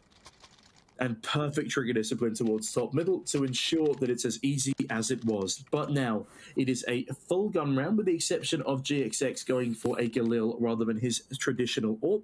But there's no point wasting money when you don't have to. So Bad News Eagles are keeping a good handle on their economy early doors. Oh yeah. Sprout now, very important round to win. They do have 3.4k loss bonus in the bank. But ideally, they should be taking some rounds home here. Laux looking to help towards the B side, perhaps. An Upsy with a nade through double doors. Not going to be tagging anyone just yet. Spitty could count as lucky stars, throw a nade in return, but not a single digit of damage has been done just yet. Lots of misses coming out from the utility, but it is not a miss because they do clear out some positions. Bad News Eagles, though, favoring the B side of the map a bit. Got some players towards mid. And of course, we have Scenari holding the upper B tunnels, but it doesn't look like he wants too much to do with that. Bad News Eagles are favoring the A side. They have 1 towards long doors, 3 towards short, and then of course Scenari lurking about in the tunnels. Yeah, it's a pretty good setup for them, and this utility advantage they've got is going to be massively helpful. When Felcher looked like he wanted to Molotov the lower tunnels there, then realised, oh wait, we got Scenari lurking, we're fine. But Scenari does take a bit of chip damage here, and he has kept 2 players over towards his B site. Impressive stuff from him so far, despite being the Lone Ranger. A lot of utility, though, expended now from Bad News Eagles, and they've done barely anything to capitalise off the back of it. This could be a little bit of a problem now, especially as they look like they still want to go towards A. Laux sees the bomb carrier, spams him down. Juan Flatto to trade, but the game is up. Rotation starting to come back on over towards middle as Spitty catches Juan Flatto off guard. Slacks sees Rigon, doesn't shoot off a shot though. Instead, they are going back over towards his B site, and Rouse, perfect spot, hiding at the back of site, and Spitty draws all the attention away from him, leaving Rigon in a 1v4. Great round here from Sprout. And Rigon, he does find another one for his troubles, but if he goes down after time now, he is in a serious bit of trouble. Yeah, but he won't go down, and with 2.8k in the bank, staying alive is actually not too bad. I would say not ideal, perhaps, because he would have more to buy in the next. But no, actually, no. This is a good situation. This will leave him with 2.8k. I'm not sure what I'm talking about. For him, saving that weapon would be perfect, because the loss bonus is way less than what he's going to gain. So here we have GXX. Oh, doesn't even get a tag out of that. Looked like he was going to be so close, but Slacks, he's toying with the idea. GXX, a bit too fast on the trigger there.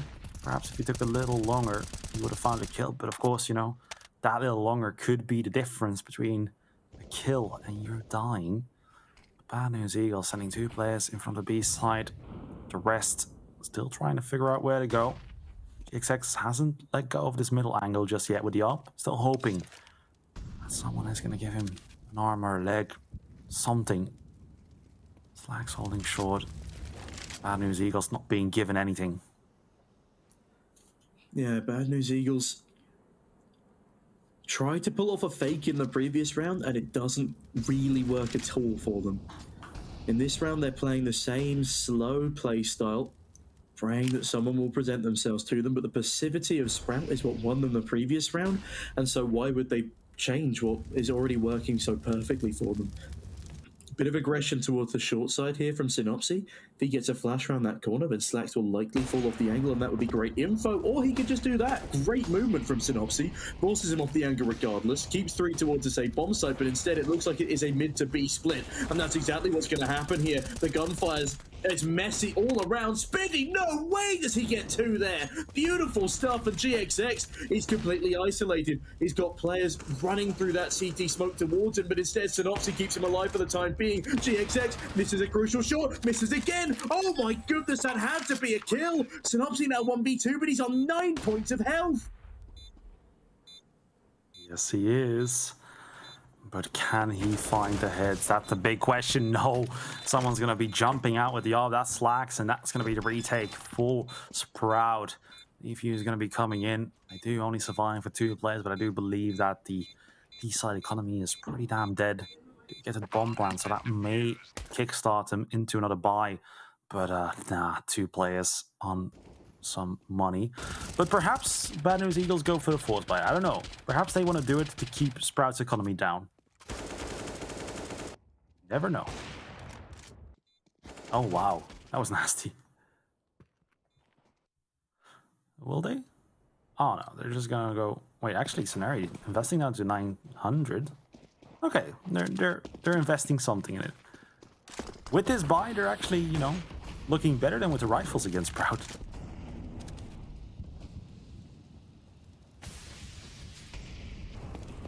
Now, Regan. Spitty here on short. And get flashed in. Takes out 1 flat throw. The trade frag comes out. Bad News Eagles. Could this be another round win? Synopsy gets caught off guard with an 8 in his hands. Third tag down to 41 HP. 3 versus 4 all of a sudden for B&E. Scenari. Flashbang in hand. And Slacks holding off long with the op. Bad News Eagles with 1 less player than Sprout. It'll be quite difficult to win this round. Regan now coming out long with Desert Eagle, and so Scenari. Is this going to be a run boost? It does look like it. Could perhaps go over the angle the op is covering. They go for a run boost here. Might not spot him, but doesn't look like they're going for it. Slacks does miss the shot, but Bad News Eagles are being cleaned up here 1 by 1. XX letting down the bomb. 1v4 and Longs just goes Cuppy style. With a USP as well. That's actually the same weapon that Cookley used, right? Or Kelly used. That's a gorgeous headshot to be landing in a disgusting fashion. Well, the defuse will come in. The saving grace for Bad News Eagles in that one is at least they got the bomb down. At least they're somewhat stabilizing their economy. But yeah, that was just... that was a bit of a wild ride, if I do say so myself, and a great showing from Sprout. Yeah, this game looking like a bit of a bumpy ride for Bad News Eagles. Longs being the main bump there. But yeah, full buy coming out from both teams right here. Sprout have built up some money, so losing this one wouldn't mean the end of the road just yet. But Longs, oh, this flashbang is perfect. Goes down to 1 flat throw. The op, perhaps not. Yeah, they're going to be retrieving the op perhaps, but Slacks already on an op as well. Oh my, this guy's so aggressive. GXX, I'm not sure what Slacks was doing there. He was getting a bit too cocky and gets punished right there instantly. 5 versus 3. The B split is going to come out. Mr. Rawls is going to have to do everything. Yeah, Riles in a very isolated spot right now as they surge through the tunnels. Scenari, the information player, does go down. That's a gorgeous flashbang as well, but an even better headshot from Rigon. Steyr does bring it back into contestable numbers, but with a smoke and a grenade left on this T side, it's going to be a tough task for Sprout to get anywhere near that bomb site. In fact, it looks like they already want to save here as GXX. He's got a tunnel covered. The rest of the boys, they're, well, steadfast on site. They might go for a couple of exits with that ult towards CT spawn, but otherwise a pretty convincing 4th round on the board there for Bad News Eagles as they decimate the B bomb site defenses. Oh yeah. Great stuff from B&E. Speedy and Steyr. Now, going to be saving their weapons. Really not going to be hunting them down just yet. Steyr here with the op.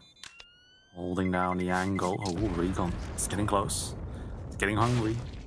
Trying to flutter just. Oh my, what? Good lord. What a kill. Okay, that's an op gun. Oh my god. Oh. Okay, that works. No. Okay, these guys. GXX. Please, get them out of here, guys. Admin, please. Check PC. This is not normally. This is not normally. Man, Bad News Eagles, as individuals, their aim is incredible. I think it was Team Spirit who said they were grinding 180 hours a week during the major.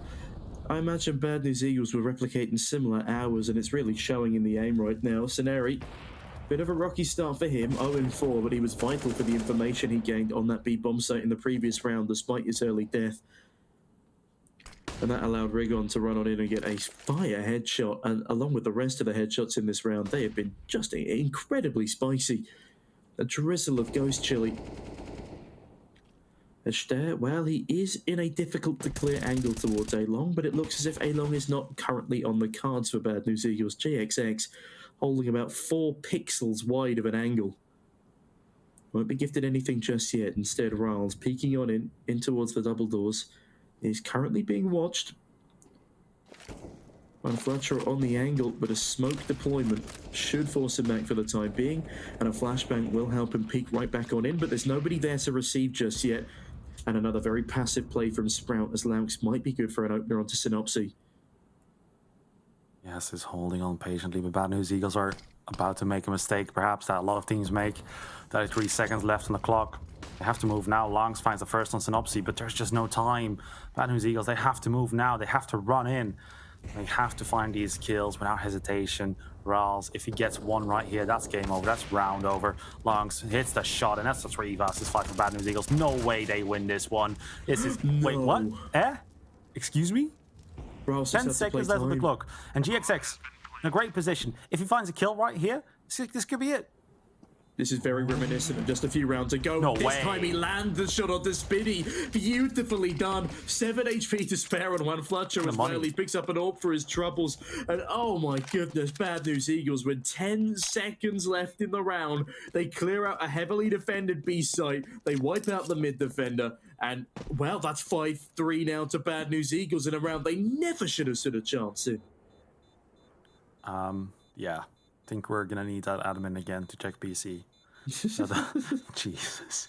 What just for clarification, we are joking, Jet. Call you Dan Jet. No, I'm absolutely not joking. I'm kidding. Before I get cancelled. You're about to get cancelled. I'm too young. I'm only 23. Nah, you're Grandpa White. Don't forget. Nah, man. As a caster, I'm still young. Like as on desk or well talent, like at the major, I think the average age was like above 30. So we still got a long way to go. Well, not above, but like around 30. Yeah, I get what you're saying, White. That's okay. That's all right. Yeah, we still have a while until we need to retire. And you look dashing for your age, darling. As GXX, such a great AWPer for his age. Age isn't even coming into account when shots like that are being landed. Scenari with the boost from lower. Juan Fletcher on top of the stack. Does he see that AWP barrel? I'm not sure, but I think he has. Slacks, yeah, he's seen the AWP barrel, and Slacks is going to pay for it with his life. Rouse can retrieve it with the USP, but Juan Fletcher gets dinked and still decapitates Lounge. Finally falls to the AWP of Rouse, and now a 4v2 ensues. But Synopsy, he's not allowing Rouse any room to retreat. That's 6 on the board for Bad News Eagles, and by God, do they do it in another dazzling fashion. Do you want to know a fun fact? I would love to know a fun fact. You said that there was a player that has 180 hours in 1 week. And that would be 25 hours per day. Maybe it was 138 hours rather than 180. or in 2 weeks. Or 2 weeks. That would also make sense. Yeah, well, like, no, man, I'm just messing with you. Don't worry. No, GXX, it's okay. It's good that I'm not lying to the people, and it's good that GXX has found his form again, because god damn, he's spicy on those entries. He was struggling, and now he's 10-4. That round where he misses both of the kill opportunities towards middle from Truck, yeah, that's clearly haunted him, and he doesn't want to ever allow that to happen again. He's back on consistency, and Rigon, by God, give Laux a chance. Laux sees him first. He starts to spray, can't find the head, but Synopsy does. Sprout, this is a capitulation. This is gorgeous from the Bad News Eagles, and guess who I put in my predictions to win? Yeah. BNE about to do work here. 7-3 is going to be the scoreline. Spitty takes out Regon. There's a smoke, but does give his position away. And with the money being this weak, Bad News Eagles are just going to be hunting a bit too aggressively there. But hey, that's an info play from John Quattro. This is too much, BNE. I mean, of course, your money is great, but please don't lose too many weapons, because of course if you go hunt this, okay, GXX, please save your op. he's still going for it. I love it. I love the dedication from this man. He's gonna find a kill as well. God, makes it man. worth it. Honestly, that one kill was worth it in my opinion. Yeah, they're just going nuts on this B&E side right now. And as the Sioux football comes back into view, I think you got berated yesterday for your mispronunciation. Ronaldo would not be pleased, Nicola. But I tell you who is pleased. What? Bad News Eagles right now. They are on fire. And, well, the exit attempts, they go a little bit to the fray. But Bad News Eagles, other than that, they get a nice AWP frag. And Slacks is on a scout as compensation. Spitty. Oh, it's not Spitty. Forget Spitty. Poor old Slacks mullered by an AWP bullet through the double doors by GXX. And, well, Sprout better start sprouting something soon, otherwise they could very well be sent straight to the doldrums of the lower brackets on day one. Oh yeah. After all these years, they're still just a Sprout. I mean, I would have guessed they've turned into a 3 by now. That was poor. That was poor from you. Deary me. Your jokes just don't have any roots, man. Oh. That's I fun, see. Fluttro. Well, he's looking to dig in, finds the head of Rao's early doors, and Spitty and Slacks, the hero upgraded weaponers. Well, they've got a tough job on their hands, and Slacks, well, he starts incredibly well. Great headshot onto GXX. But look at this, completely outgunned, outnumbered is Slacks, and Steyer, well, he has an opportunity here, but Rickon finds one. Spitty claws one back, and what a brutal grenade. It's actually a lot closer than I was giving this round credit, as it's the 2v2 now, make it 2v1, but the AK is retrieved, and Lounge just runs through a smoke like a madman. 8-3 for Bad News Eagles, and there is economy for Sprout to buy up into round number 12 here, but, man, there is zero momentum. Oh yeah. Sprout, whew. This is not looking too good. Looking a bit stuck here behind BNE. 1 minute and 52 seconds. No kills found just yet. XX could have found one. Could have been crazy cross. But Long's down to 85 already. Damage towards Sprout. Not a lot, but not bad either. Flashbang from Rawls. You can see Sprout are already feeling the pressure this early on. Lots of movement coming out from the defenses. BNE now moving out of the double doors. This is going to be a B split all of the sudden. And now the cross smoke is going to come out. Spitty. Oh, Longs, he's going for a peek of himself, but GXX is holding it down. Finds the wall bang. Gill comes out, and Spitty. Oh, he has an angle. He has a gap. Finds one. Falls back. 4v4 here, Sneaky. But the player on the B-bomb site needs to survive. That's Rawls. Rouse has been fairly good so far in his role, but oh, the ammo. Oh my goodness, what is happening down here towards double doors? It's all over the place. It's a Get that money.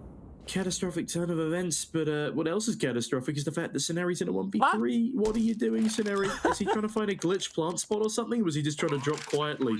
Well, drop quietly he shall not, and glitch plant spot he doesn't find regardless. The bullets, they rattle down through the double doors here, and Sceneri is in a nightmare scenario. Not had a good game thus far. He's 2-5. If he was able to find all of these 3 kills, well, first of all, it would be magnificent, and he's certainly on for it, but Stair shuts him down in a nick of time. Bomb can be defused, and Sprout put a much-needed 4th on the board. If Sprout don't win this round, man, they are in the absolute doldrums, but at least they buy themselves a lifeline for at least 7, maybe 6 on the board. Oh yeah, replay comes out. Bad News Eagles. I mean, I wouldn't say they really made any mistakes here. Just PD being too strong. And that's something I love seeing.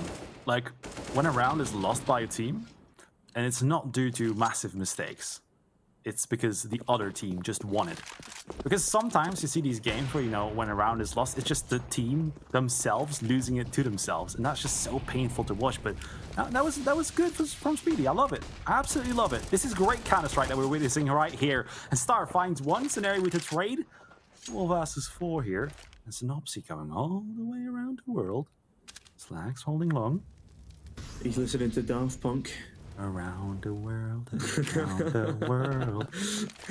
As the util comes out from Bad News Eagles, and GXX, is this man ever gonna not hit an entry frag? Good lord. Laux is there to reply, got an AWP of his own holding down the cross. A nice Desert Hydra in his stead. But Speedy, he's on a rear flank, and if he pushes through double doors now, he might just find the bomb carrier. As I say that, the bomb carrier looks behind him, checks that flank, as they realise now that the B bomb site is completely open. But they aren't going to realise that Spiddy is behind them. Synopsy, though, oh, this man is about to create carnage. Rouse is waiting for him in CT, though. Does Synopsy check this angle? The round could teeter on this duel, and Rouse cutting down Synopsy. Well, that's a bit of an issue for Bad News Eagles, as they are now sandwiched. They're pincered in between the rear flank, and Laux on that vicious AWP. The rear flank's already coming and activated, and what an incredible round there from Spiddy. Wraps it up for a 5th in Sprout's favour. And Bad News Eagles, they're starting to look a bit more sloppy here. Sprout's back, baby. Never left. 5-8. The replay. Bad News Eagles. Looks like Sprout has figured them out. Yeah. Nothing much to do about it here. Spiddy once again. Strong stuff from the man. Longest standing member of this lineup. Peek into the cross will be coming in, but players long gone. And Longs, okay, this is very aggressive of him, but it's something that he needs to stop at a certain point, because if he goes too far with that, he's just gonna die to a pistol. In this round, it looks like everything is all right, but if he gets a bit more aggressive into the next round, that could lose them the round. Coulda, shoulda, woulda. Longs with another. GXX and Recon now. 2v5. Perhaps they could do some damage. Well, they could do some damage, but I think Sprout are now taking a more commanding role on the CT side. And Rigon... okay? Rigon? Well, apparently they will do some damage, and they decapitate Laux with a Desert Eagle. I thought that shot went straight through the body of Rigon, but no, I am mistaken. Instead, Stare has to do the deed. Rigon will probably walk into his crosshairs in a couple of moments, but instead, Stare, well, he falls back. We'll hear this util now, though, and down goes the first. Second with a follow-up. It's a good clean-up round there from Sprout. And well, all in all, 6 rounds on the CT side is not terrible. 7 would be preferable. It is still a CT-sided map according to HLTV. But Bad News Eagles have definitely started to work in their stride here on their own map pick. But in these past couple of rounds, it's definitely been a dominant Sprout performance. Yeah, now GXX with the AWP is going to go for a peek towards Long. Can't quite find a kill, but Longs, oh my. I was saying that if he, you know, kept going this aggressive, he might get bitten in the butt for it. But no, keeps on going. Doesn't stop. 5v4. Synopsy with the rifle there towards middle. But BNE gonna try to find a trade frag ASAP, because going to a bomb site 4 versus 5, of course it's possible, but it's gonna be quite difficult, because usually it's just a trade game, and well, when you play a trade game when you have 1 man less, it's just gonna end you up with 0 players. And BNE have the B bomb site in their vision, but Longs, he's holding it off all the way from behind the boxes. That's an AWP, and this is quite dangerous, really. Yeah, Bad News Eagles, I don't think they've gone for a straight-up B-rush with no mid-presence or no lurk player just yet. And so I doubt this will be anticipated. Lance forced out by the Molotov. I don't know whether that's done more harm than good, though, because he's been able to readjust into a much better position, scanning the smoke, waiting for it to fade, but instead eats a grenade to the face, and Rigon, oh, he puts even more lead into the midst of the eyes of the AWP aroused. That's a massive double on the B defense though, and GXX, he's going to miss an opportunity onto the jumping in player. Thankfully, he's got Synopsy there to back him up. And now it's a 2v2 again. That's a gorgeous grenade, but it only does a speck of damage onto Synopsy. And Stare, he goes to pick up a little bit more retake utility that's been left in CT spawn. Slacks peeking in through the double doors, looking for that frag as Synopsy waits patiently underneath the window. They've got 2 grenades. If they land them in the right place, it could be gorgeous, but GXX only takes 15, now down to 56, but he's got an AWP, so it doesn't really matter. Dancing around the box, and Stare still in this 1v2, spammed on down by Synopsy, and GXX, he seals the deal. It's a 9-6 after Bad News Eagles on the T side of their own map pick, and Sprout, well, they're going to struggle in this second half. But ladies and gentlemen, don't go anywhere. We'll be right back with you after this short break.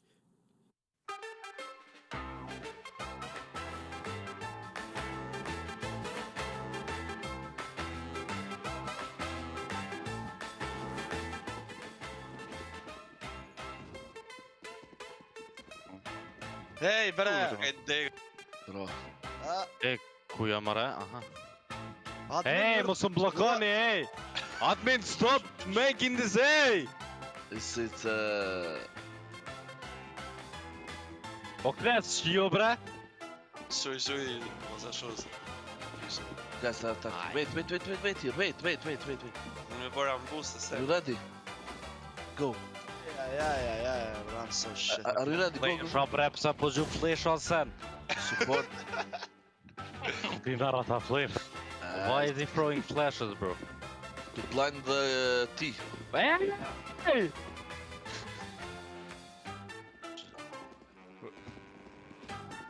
There, flash. Yeah, flash him. Nah. Hey, what the should you do here? And flash. Right, sir. Oh, Flash is not working. Got baited.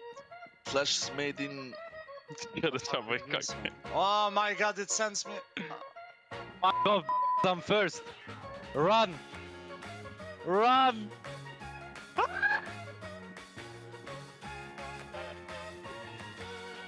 Hey, where have to go, admin? Admin! Yes, rolling target. Spotyka me shkuar Nalt e kjo bjetën, djatë.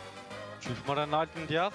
Hej, that's more attention if vjen ajt myt o kles, që i të Coming po with flashes. O si që, shtu jam më bish, spotyka me shku. Po djatë në gjithë nalt. Shtova. Po i fordën. Same. Ah! No! What? From the start? Yeah, of course, bro. Flash. You want? GX. No. What is this, bro? Hey. Ai.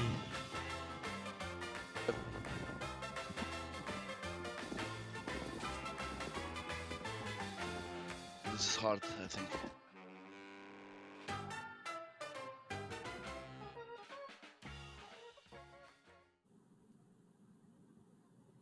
What looked to be a very one-sided affair in this best of 3 looks a bit more competitive because Sprout, they have refound their form 5 rounds in a row on their T side, of course, followed up by 3 of the Bad News Eagles, but 9-6, that is not a bad T side for them, or well, a CT side for them whatsoever. And now, of course, it does look like they will be playing their T side. B&E are looking like the favorites here. It looks like, you know, they're going to take it home. But let me not jinx it. Yeah, if we speak, we're in trouble, so we'll be quiet for now on that front. But Bad News Eagles, they do have a much higher CT round win percentage than they do on T, which could spell trouble for Sprout, who don't have the best win rate on this map. It is their second to worst statistically. And that is coming from a team with a 7-map pool, Scenario. Now, for the meantime, dancing around at the top of the site, yet to realise that there are 4 T's stacked up towards A long with a decent spade of utility. Slacks has been spotted, though, by the Pistolier. And so that should cause a little bit of rotation. In fact, I like the positioning here from Bad News Eagles. They got GXX on the dual Berettas. ready to run towards that bomb site. Rem required, and now with 3 CTs looking to defend from A and 2 more coming in from either long or short side, this could be a very promising round for the CTs, especially as Sprout continue to use that util, continue to take their time, and they're not going to expect GXX on the cowboy weaponry. Finds the first, and Synopsy does get a dink for his trouble from Rails at range. Slacks does catch Sheneri, but the dual Berettas, can they do any more? They need to from this position, otherwise the side will get overwhelmed. GXX, how does he kill Slacks of all people there? But Spitty does claw one back again. Oh, 2v2. Oh my god, look at Juan Flatro. Comes in like a wrecking ball, gets one. Can he get the second? No. Star down to 65 HP. It's a 1 versus 2, but now the CTs have to group up. There is a long flank coming around. Juan Flatro has to stay alive, and he will manage to do so. That's going to be 10 double digits on the board for BNE on their CT side, the most favored side on their map pick. The stars are aligning here for BNE. No post-major blues coming out from them. Well, they've already had their post-major blues. They lost versus Ecstatic in Pinnacle Cup 4. And this is their revenge arc, their anime redemption arc. As Synopsy, that's a lovely headshot of the Spitty. I think we missed that one as well. With a 10-6 lead after winning the pistol round, it will be a force bind from Sprout with a scout after the bomb plot, and Slacks, narrowly misses the chance to do early chip damage to the 2B players, but Juan Fletcher instead, that's a lot of chip damage, even more so. Oh, baby, a triple as he sprays them through. Those were the rifle players as well. Rouse can't even pick one up as he's being spammed on down. Slacks does get a headshot with the scout, but Juan Fletcher will find even more. Oh, he's on for the ace, and Juan Fletcher, he's actually going to do it. The A-long defender decimates the Sprout side, and that was a force buy. They've got nothing coming into round number 18, so Bad News Eagles, they've got the opportunity to double the round count of Sprout coming into this one, and they look to do it in style. Oh, look at that. Gorgeously done. All right, I want to know what this guy has had for breakfast, and I want to know the portions down to the milligram. And no observers, I'm not going to do that again because Tom says I'm doing it wrong, but I like my way better. Anyways, GXX here with the MP9 is going to do it his way. Let's see if everyone's going to like that. Longs and Star coming in, and well. There. Oh, okay. Oh, the young gun finds 2, but unfortunately that's going to be it. It is 1 versus 3 though. 2 players on low HP and Scenario on 100. But they're about to find the bomb. Down. Yeah. Yeah, bomb's been spotted. The call should come in now for the rest of the CTs to come in and help. Oh, Lounge, that's a big kill to find. Rigon down.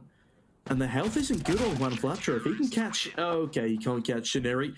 I try and build up a storyline and I get slapped in the face, as so does Lounge by a bit of shrapnel. 12-6 over Bad News Eagles. It's by no means a clean round, but they do fairly comfortably get it over the line in the end. Round number 19. 12-6. The game, of course, looking more and more one-sided for BNE. 12 flat through here. Oh, Synopsy already going to be tagged out of 51 HP. That's not going to help out too much, but look at this aggression. I don't think they're going to expect this. Getting tagged down, but keeps on running. He keeps on fighting, but Longs, oh my god, the perfect position, but both players are going to be blinded. 1-for-1 trade. Nade comes out, but Longs with the AK too hot on the heels. Down to 65 HP himself. He's gonna stay alive. He's gonna stay in this position, but Regon, oh my god, this aggression, it just never stops. 3 versus 4 for Sprout, and BNE just looking amazing on their defense. I do have a feeling that this is gonna be an A-take though. Meanwhile, Sprout, pretty damn far away. Just leaving the T-spawn again. Mid control will be taken, but they gotta get a move on. Because 1 minute, it's a bit deceiving, actually, because time just goes by so fast. As that timer ticks away, Rigon narrowly misses catching Slacks in top middle. I don't know how he manages to creep past there without alerting the guards. But Rigon, oh, he's been activated. The sentry himself almost kills Spitty with that grenade. Great damage done, and he's looking to find more. But with Rigon's presence here, Well, they look to send Spitty over towards the B side, perhaps. I don't really know what the game plan is here anymore. They're completely pincered, and Scenario, that's a messy attempt. Van Fletcher with the A4 goes down as well to Slacks on the AWP, and bad news, Eagles, they may have just thrown away this round for free. Unnecessary peaks. If they'd have just played passive, then it would have been the round for them, but with the bomb going down, oh, and GXX, he just needs to stay alive. In fact, no, he actually has to do more than that. The bomb has been retrieved, and Slacks, that's a gorgeous kill. Where the hell has that one come from? Sprout win the round. That's 7 on the board for them, and bad news, Eagles, that is a bit of a tragedy. So much overextension towards short there. Oh yeah. Look at the replays. Beautiful kills coming out from Sprout, but yeah. The end. See Slacks just going huge, getting the 7th on the board. For the European side, it's absolutely going to destroy the economy of Bad News Eagles. We'll have that up, of course. Gonna try to do something with it here. We'll need to go very aggressive because he has to look for these kills, has to find them. But Sprout, of course, going to keep themselves in the game. Start. Oh my, Scenario, you're not even ready for this.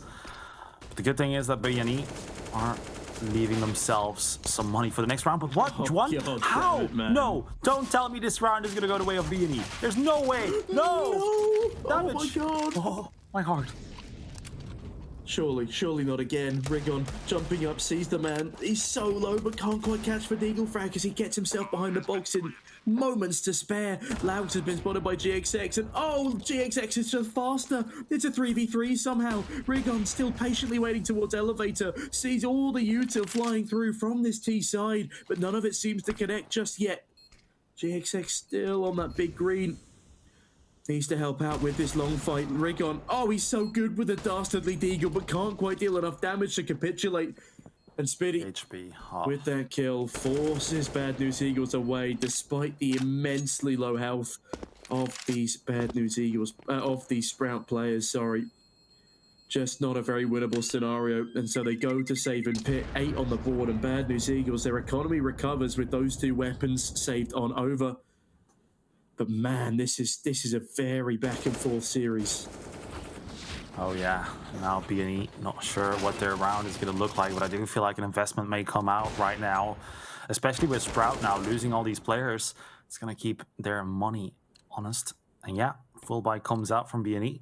They are able to do it.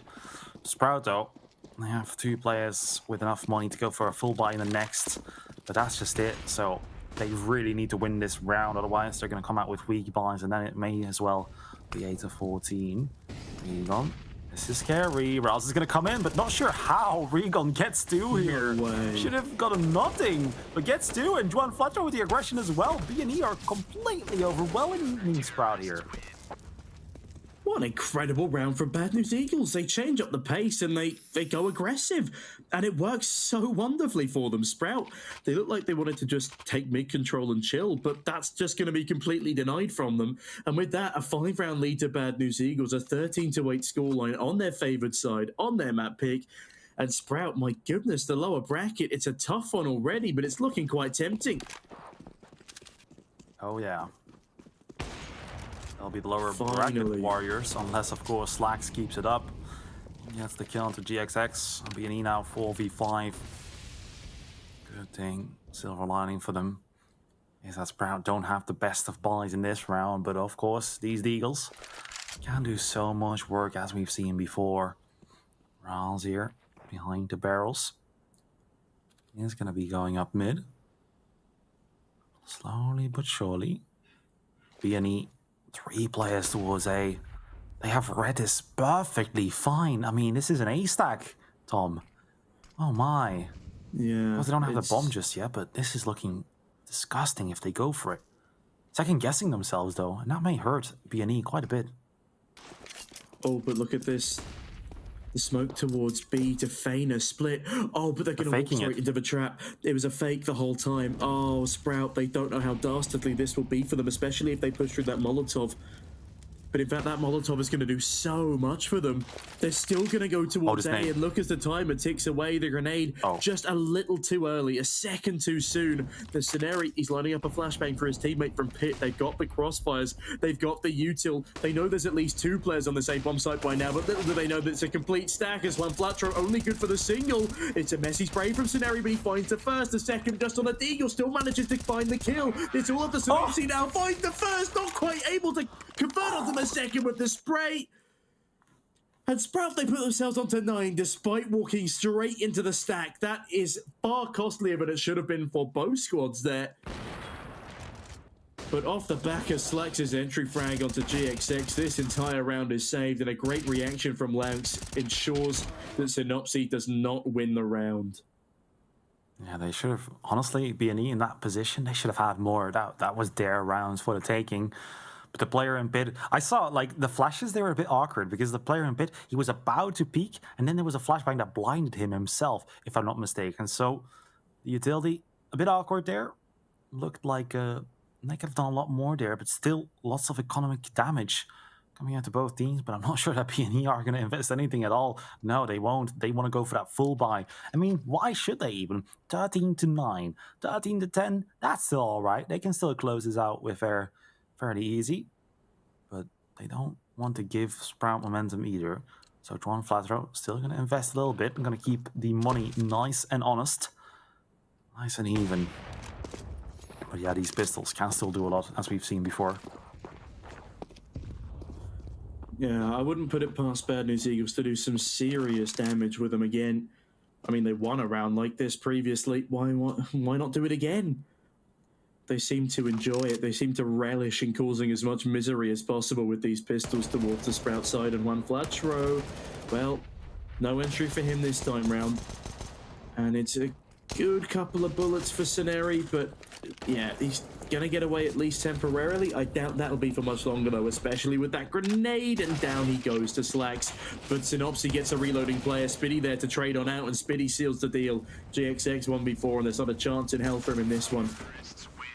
Steyer adjusts his accuracy mid-air, and Spitty farms some eco frags, puts himself in a more comfortable position as Sprout do too. Only 3 rounds separate these two teams now. And perhaps things are about to get a little bit more dangerous as we continue on this path. Yeah, Sprout overcoming their demons there by winning against the pistol round. Now B&E coming back in with the full buy. Money on Sprout has recovered quite a bit, so if they lose this one, they won't be reset just yet. And Slax holding the gap of the smoke, waiting for some aggression. Sprout haven't really set their eyes on the prize just yet, on the bomb site already. 2 players going to the lower tunnels. We'll be holding off the smoke, waiting for some B&E aggression, but B&E are not going to be aggressing too much. It's a playstyle that we've grown fond of, but Sprout, they know that they have this playstyle, so B&E, they're adjusting, they're adapting quite well, and they're letting Sprout be the aggressors. Next bug smoke being held off, but Sprout once again looking like they're going to favor the A-bomb side. And this time it'll do them far better than the previous. They do have GXX to deal with. He wasn't there before, but there won't be a full stack. But GXX is apparently better than a full stack. Scenarii, the bait and switch is gorgeous. He's come back for more. Oh, wow. No way does he catch Laux as well. Oh, it's a 1v4 for Spitty now. A dastardly scenario to be thrust into. He's got the bomb, but he's got very little hope left in this round. Switches to an AK, upgrading from the Galil. Does find the head of the first. But GXX is so prominent on that AWP. Absolutely my MVP. 22 and 13 for this second map after basically 30 bombing in the first. He is going nuts. And Juan Flatro too, 26 kills as we hedge our way towards the home stretch of this series. Oh, right in the booty. Whips him in the waist. In the booty. Now, here we see the replays. Beautiful stuff. GXX is on fire right here indeed. Bad News Eagles, damn, if they're going to be playing like this, they may be title contenders here for this season. Well, we could have an animal matchup, you know? We could have X-Mad Lions versus Bad News Eagles. Who would win in a fight, an eagle or a lion? Is the fight in the air or is the fight on the ground? That's my main question. Oh, yeah. That question might be answered one day. Rals does take out Scenery.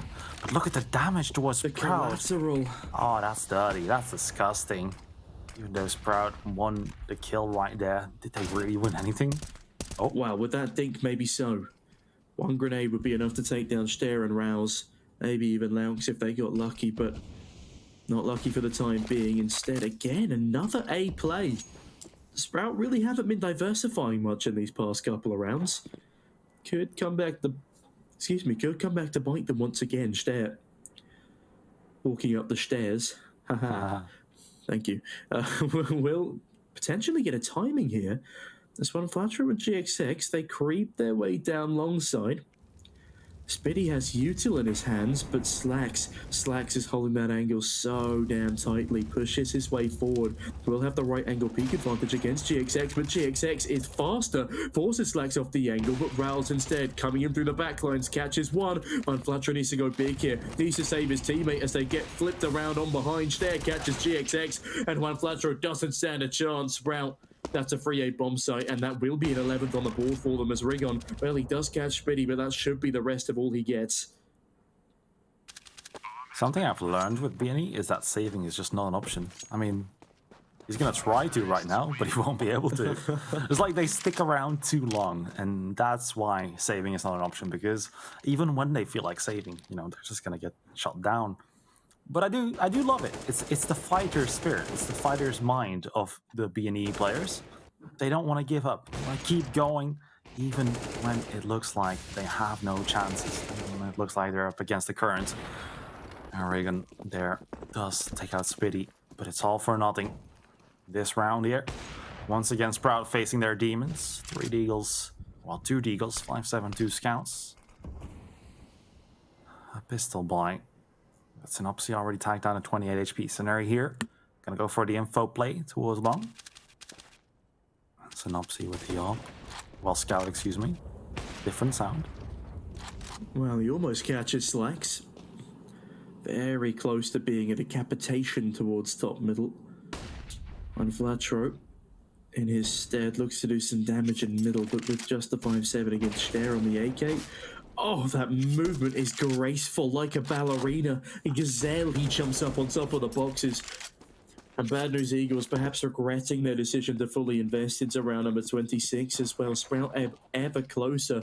This should be a 12th on the board for them as Bad News Eagles are getting run to pieces by these rifles. Just a solo B player holding down the line here. The Ster does go down to 45, but it won't really matter. They've gone for the B split, and Rigon, he's been so prolific on the Desert Eagles so far. Can he realistically hope to pull off anything more? No. Slacks cuts him down. And a solid round here for Bad News Eagles, despite, again, so much damage being done to Ster. It was very unfortunate that in the previous round, Bad News Eagles were up against the 100 HP player instead of the 1 HP and 11 HP players of Rouse and Ster. And this time, Spitty manages to keep alive on very minimal HP. And Bad News Eagles, they are forced to go for a full eco round in number 27 as Sprout ever closer to pushing us the distance. Yeah, this game is already going into the distance. Round 27. This is going to be a 1-round game, I'm going to tell you that. 16-14 or overtime is what I'm expecting from this. BNE just need to close it out after this eco round, of course. Or maybe in this eco round, who knows? Show us something crazy. They're all going to go together, though. All towards long. And that is where Sprout will be going. So we're going to see some nice kills come out. Sarah here with the AK-47 is going to spray the AK towards the... No, not like this. Okay. No way, what? Oh, misses a shot. It's a 2v3. Oh. Slacks, he's being jumped on him by the pistols. They're baiting out his shots. No.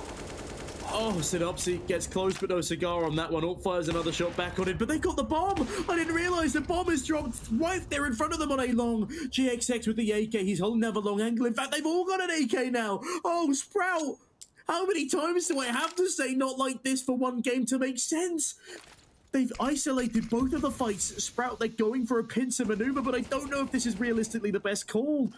They need to start using some utils. Lex needs to double flash over, and Riles needs to go for the peak. That's the only way they can win this round. 40 seconds left. Otherwise, they're just going to have to save these rifles over. They're not going to get peeked upon. Bad News Eagles are surely wise enough to realize that that would be suicide. Rigon could potentially get wallbanged as the first flash comes on over, but instead, Synopsy catches Riles. It's all up to the AWPer. They know he's the last one alive. The flashbang comes on through. He's got a Glock in his hand. He blinds himself, and in the 1v2, it's an impossible task. He goes for the wallbang, goes for another peek around the corner, but they're both holding from pit. And oh no, Bad News Eagles, the pistols again. Sprout, what are you doing? It's an absolute mesmerizing 15th on the board for Bad News Eagles, and Sprout are going to be crying themselves to sleep after this series. They do keep delivering bad news again and again to Sprout, so their name is right. Oh my, like I can see how the chat is going on right now. It's gonna be like, were you going in the chat like, wait, were you guys also on an eco? Oh no. And then Sprout like, no? And Regan will be like, oh, okay. GXX is gonna take out Star. And Regan, oh my god, he is very aggressive. This guy just wants to end it early. He wants to eat his dinner at 6 p.m. on the dot. Longs and Rels now, 2 versus 5. I mean, one flat throw. Here looking to find a player in under as well, but it's looking all but over. I said they want to eat their dinner, but I do feel like they want to eat their dessert because Proud has been the main course in this series so far.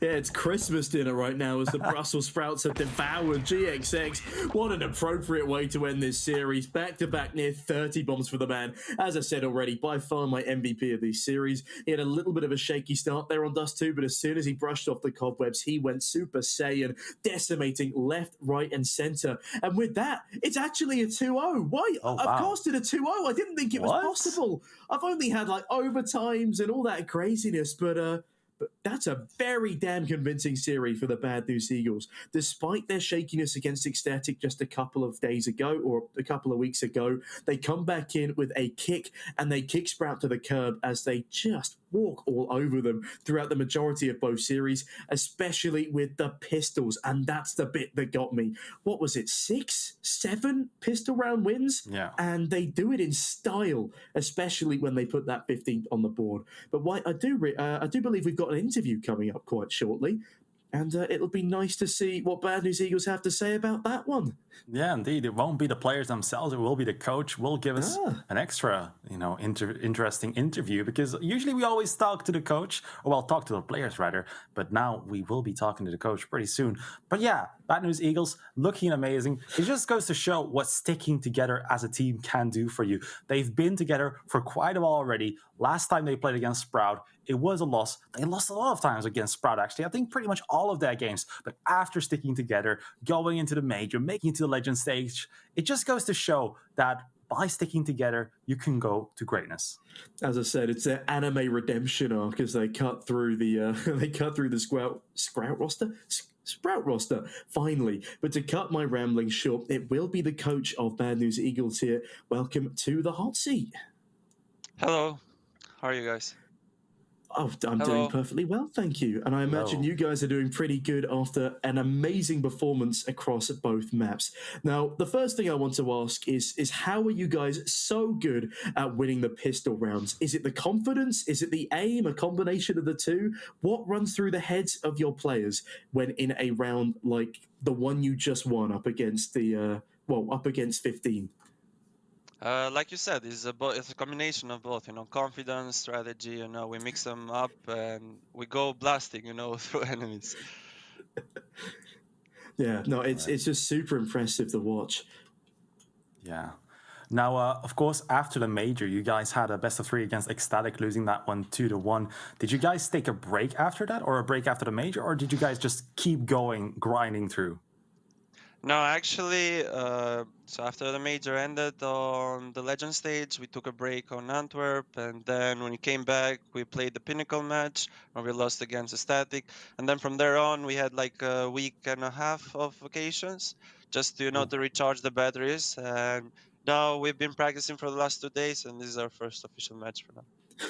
Oh, Wow. wow. So, yeah. 2 That was days? 2 days? Jesus. I'd hate to see what you guys can do on 2 weeks. So, who do you think is going to be the toughest team for you to deal with in Group A of the main Republic stage? To be honest, we don't fear any team. The one to beat is ourselves, you know, because we do the mistakes. We need to fix our mistakes, you know, keep composure in the games, not let any round go, you know. That's our, you know, point where we're trying to fix at the moment. So we don't fear any enemy at all. Whoever we go up against, we're gonna play the same. Confidence, yes, you know, and just have confidence in each other. No, fair play. Why, is there anything else you'd like to ask? Yeah, with you guys going on that break, do you guys feel like you guys, you know, after going on vacation and all of that, do you guys feel like you were on the level that you left off on, or that you guys went down a bit in skill because, of course, you were away a bit from the game? I think today showed us that you guys are great, but what a, yeah. Yeah, but still, you know, we have the, how can I say, the structure and the protocols already in there, so you just have to follow them, and it doesn't matter the individual part, then just comes in hand by the players, you know, how they're feeling. But as I said, you know, the stuff are there to follow, so they shouldn't be a problem, you know, as long as we can take as many vacations as we want, we'll still come back, you know, stronger than before. You know, it's all mental for us. Yeah, indeed. Yeah, you're quite the opposite of a team like Team Liquid, who can go from, you know, winning the Grand Slam and they go on one holiday and they disband. So it's good to see that the Bad News Eagles are playing as fantastically as we saw them when we left you at the Major. And just quickly asking you about the Major, I mean, we know what that meant to you, but what does that mean for your prospects going into the future? Like, how much longer can you guys support yourselves without an organization? It's actually a really good question. You know, we're in the process of, you know, looking at the offers at the moment, but I wouldn't even option out, you know, without continuing without an organization still, because we are at the moment, we are financially stable, you know, we reached that height and we can continue forward even without organization. The thing that I'm really looking forward is the changes we're gonna happen in the team. You know, in game side, no changes from between the rows or anything like that. I mean, it's just us going to the major. You know, it made us realize that we need to change some stuff. You know, if we wanna reach the next level as a team. So I'm looking forward. You know, after the player break, we're gonna have a good you know, preparation, and I'm looking forward to the next major. We can do even better. You know. No, Yeah, and I look exactly. forward to seeing you there. And Thank you. just, sorry, White, after you. Yeah, now, do you guys feel like you've kind of been found out as a team? Because, of course, you know, when you're rising up to fame as a team, you know, your style, you're going to be in the spotlight. All the teams are going to be looking at you, looking into you, anti-stratting. So do you guys feel like you've kind of been found out strategically and that you need to change a lot now, or not? No, to be honest, no. You know, we can still continue doing the same stuff and it will work. It's just the idea of us reaching the next level as a team that we have to improve and change a lot of stuff in the team to become even better, you know. All right. Oh, well, yeah, on that note, I think I'm just don't want to hold you any longer. Producer You wants can to now say go, something. the producer wants to say something. Yeah, producer wants to say that Burke, the observer from production, is happy after this win. Not sure if you know him, but I'm sure you must know him. Yeah, I got told this Albania as well, so I say hello to him as well. Hey, can you say something in your home language? Faleminderit që na ndiqni gjithë fansëve, ju duam shumë, faleminderit që na suportoni gjithkohës edhe keep supporting us edhe do ju japim shumë më shumë fitore. Well, So, yeah, thank you that's all, very guys. much. And I think that's a Thank you lovely as well, note to end things on. Yeah, go and enjoy the victory with your team. And I hope that with Banks now as your manager, you can continue to pop up in these competitions and decimate like you just did there with your pistols. Thank you very much, and we'll catch you later. Thank you as well, guys. See you later. Goodbye. Goodbye. Well, that was a nice way to wrap things up, White. A very convincing series for them at the end of things. Does get a little bit dicey, but their pistols, apparently, they can always fall back and rely on them. And Sprout were swept cleanly off the table towards the end of Dust 2 there. They mounted a pretty good comeback attempt, but yeah, just...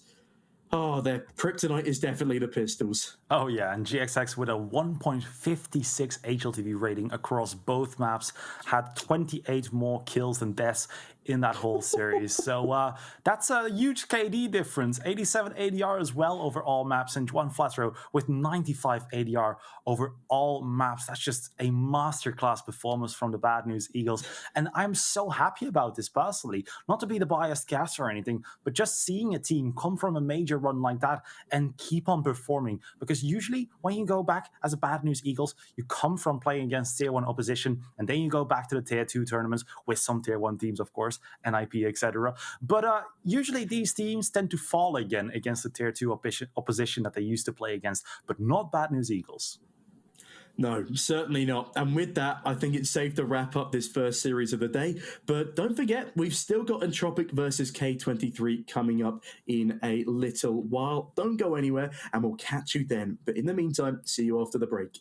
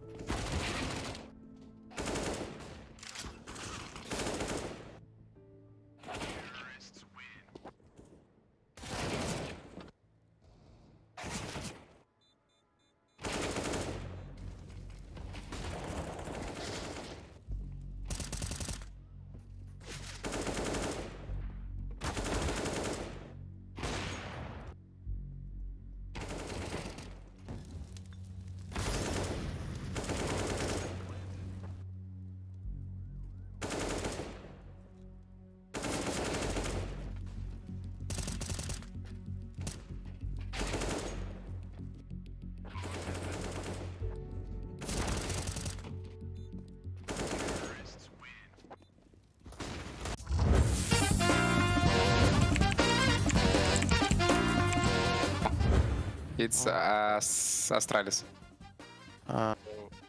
Sure? D? Да, это где Okay, Кирбайн. yeah. Yeah, that's right. Good job. Если по контре я убью. Nice. Easy. One PGL major. Easy. Gambit. Adrian MVP.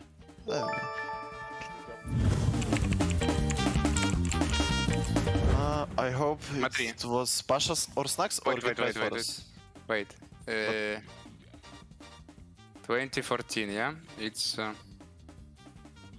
Okay, in 2013, Getright was first, I think. 2014, Pasha Beatles was MVP of Katowice. They won Katowice Major. Yeah. Seems like Pasha Beatles plus Snacks, but... I really don't know. But I don't remember. Pasha Beatles was top 3 in the world or no? Snacks was top 4, 100%. let's go. Pasha Snacks. Pasha. Pasha Snacks, final decision. Yeah. Я думаю, Kenny Sharks. That's right. Yes, nice, easy. Easy, крот, easy. Okay, I think it's really, как сказать, дорогой-то, забыл. Very expensive. Knife. It's not C, it's not B, I'm sure. It's unique knife. But is A or D? 100%. But D it's so much. I think Yeah, A. I think A. Yeah, but because these numbers are not real. А если он full с двустороннего бой? Can you? Of knife?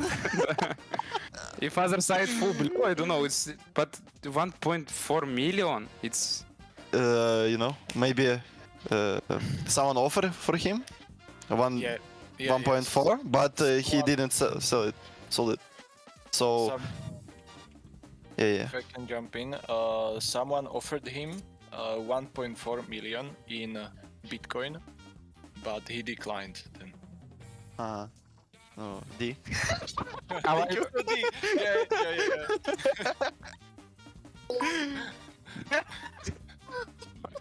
D. Нормально, крот. Спасибо. Okay, that was my bet. Yeah. Nice try. You got a point. It's a lot. Wait, we are changing in rubles. Окей, 350, допустим, 30 тысяч рублей. I think B. Yeah, I think B too. Хотя... You gifted me this info. Окей, B. Let's go. Ну, я думаю, так, Рад. Ну ладно, пускай будет B. B. Let's... Easy. Good job. Крот. Гений. Good job.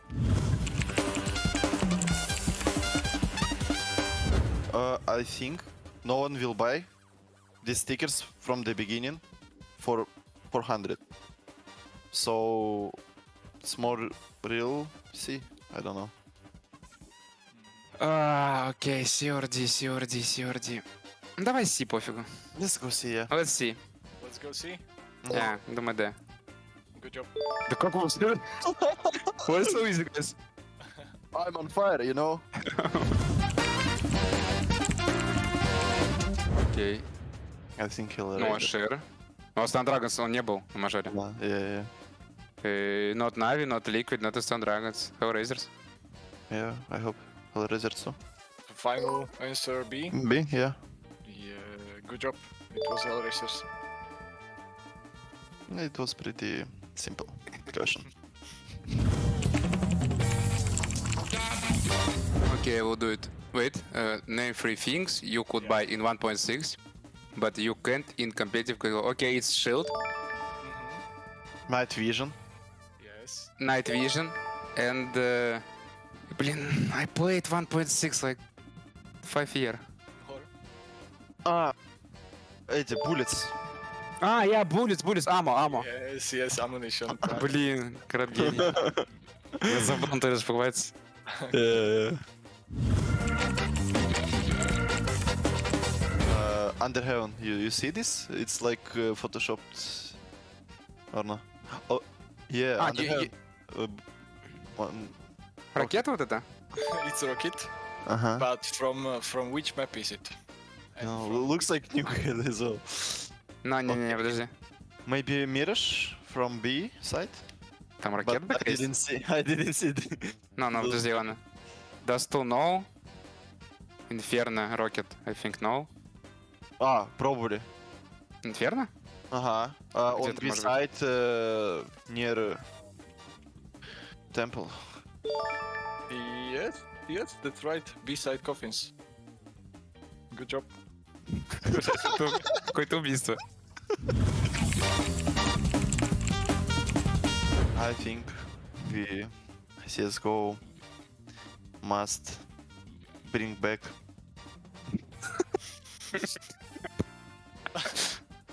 like I don't like Mirage nowadays because it's so simple and everyone know everything on this map, and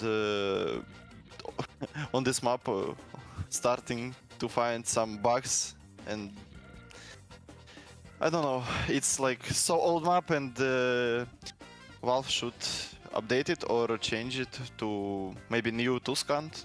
I saw that someone released that map, and I don't know, Mirage is so simple and everyone really knows everything on this map. Okay, thank you very much. I think I don't like Vertigo because it's too simple to play on this map. It's you can split anything or like just simple map in like strategy and this stuff. I think I like when I play like 7 years ago or 5. It was Cobble and Cash, but updates I think not good. After no, I mean this Cobble is don't good, and new Cash is not good too. They need update this map because I played in 1.6. For example, Tuscan was really good, but in CSGO he's not looking like in 1.6. I think it's not good for official competitive. They updated it and released like a few weeks ago. It's like it probably good, better than they showed it Maybe years ago. I want Cobble and Cash Yeah, I liked Cash. instead of Vertigo. All guys who is cheering us, who support us, thank you very much. We appreciate it. When we if we lost or if we win our official games, our tournaments. Thank you very much. It's really important for us. Cheer for us, and we will do our best. Thank you. You open. Yeah, all right. Hello, ladies and gentlemen, and welcome back to REPUBLEAGUE Season 3. My name is White, of course. I am here joined by Sneaky Beaky. It is time for K23 against Entropiq. Well, a spicy matchup indeed. We've not casted Entropiq for quite some time, but they're one of the teams that has been here for every single season. They were in Season 1, they came 5th to 6th, they were in Season 2, and they very easily could have taken the title, but unfortunately they were on LAN, and so they were absolutely shattered. Their computers were a little bit wonky in the hotel where they were playing the LAN, so they got pushed down to the 3rd place decider against Godsent, where we did see them take a convincing 2-0 victory back when Ancient was slightly newer to the pool. So they did come 3rd in Season 2 of REPUBLEAGUE. They will be looking to improve this standing with a new player of Mir replacing Lackey in this one, up against K23. Yeah, how about that? And the thing I'm wondering right here on the Entropiq lineup is like, did they switch this lineup themselves, or is this, Lackey being scouted? Here we have, of course, Forrester, Elian, Krad, Nickelback, and Mir, a result of the CIS shuffle, of course. Well, to give you a little bit of insight on that question you just asked, Lackey went -20 in the last official that Entropiq played with him, and he had a 0.80 HLTV rating, and that was, funnily enough, against none other than K23. He was almost the sole reason that Entropiq lost that map, because the rest of the team were playing a pretty good game, and so it's not the best way for Lackey to be going out. I do believe that was an org decision rather than him being scouted by another team. But looking at the map selection here for Entropiq, still looking pretty nifty. And up against K23, they definitely stand a pretty decent chance of avenging themselves. Because another thing to take into account is that K23, as much as they do have a new roster, they use that roster to beat Entropiq, but they're still in the proving stages. It's Raijin, Neelan, X5, G7V, the weirdest name in Counter-Strike, Power, and Klax. Klax, also a former Trident player. We saw Glowing yesterday. We've got Raijin. I'm not sure where Raijin's coming in from, but the rest of the core of K23, they do remain the same. But personally, I haven't seen any official announcements about this lineup just yet. Perhaps it happened on VK or something. Oh, about K23? Yeah, about K23. Yeah, Sorry, I thought you were talking about Entropiq. No, I'm talking Entropiq. Yeah, I saw it like 5 minutes after we finished casting the last match. It came out, but K23, I haven't seen any official like press releases or anything like that just yet. So there was one on HLTV, I think, because their 2 players went to Virtus Pro, and then they picked up Klax and Raijin a few weeks ago. Now I want to say. Yeah, but nothing official, I would say. So. It's because like I'm looking at the article right now about Norbert and Fame joining Virtus Pro, and nothing about K23 is being mentioned. So perhaps they're still playing together, or perhaps it's one of these things where it just wasn't announced, but it is a thing. Who knows? Oh, I'd say it is a thing, but K23, as you can see, a 16-13 and a 16-7 to comfortably deal a killing blow to Entropiq after a decent, strong Mirage. But yeah, 16-7 on Ancient. I'm guessing that they had a better CT side. It was just too much for Entropiq to deal with. That's fair enough. But coming into this matchup today, as I said, Entropiq, they've got the roster change. K23, they've got the roster change. Both of the teams are a little bit up in the air at the moment. It's been a matter of weeks, and in fact for Entropiq, it's been a matter of days since their last official. Yeah. So I'm definitely very excited to see Mir playing again. Let me get that straight. Yeah, Mir was a great kingpin on Team Spirit and White. Go ahead. Yeah. No, talking about last officials, Mir, his last official was at the Stockholm Major. Wow. Okay, so Mir's been out of the lineup for quite some time on that Team Spirit side. Yeah, he definitely didn't play at this major, but I didn't know it was that long. My goodness, poor fella's just been bench warming for all that time. It's the last HLTV official. That's crazy. Wow. But as the vetoes come in, sorry, we're preoccupied. Verno will be banned by Entropiq. That's nothing unusual there. K23 banned Vertigo. They've never won a map on it. And looking at Entropiq, their first pick will be Ancient, so a bit of repetition from their previous series. And then a K23 nuke pick. That's going to be quite exciting. It's not the best map for either of these two teams. And then Mirage as our finale. Well, you saw that Entropiq were able to take it against K23 just a few days ago. But will they be able to do it again with their new man in the lineup? I quite like this veto. This is quite spicy. Yeah, it is quite spicy indeed. And if I have to give a prediction, I know it's going to sound bad, but I feel like K23 might win this one 2-1. Even though, of course, Entropiq bringing in Mir, we haven't seen anything in official from him just yet in a long time. But I don't think this guy has just been sitting and gardening. I think he's been playing the game quite a bit, especially ever since he joined Entropiq right now. I think he's on fire. But K23, I don't know. Something tells me they're going to win this one, but I'm probably wrong. He may not have been gardening, but I reckon he might have been farming heads over on FPL, I think Mir's in FPL. I know what I'm talking about occasionally. But he's clearly been keeping his rating high, as much as he's not played recently. He left things off with a 1.10 rating, which is the third highest on this stacked Entropiq lineup, and actually a better rating than any of these K23 players in the past 3 months. The best 2 players were poached, as we just discussed, towards that Virtus Pro lineup.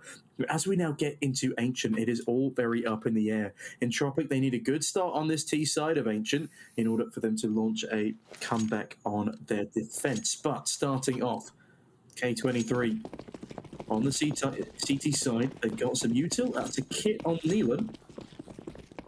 And they will be running straight into the fray here.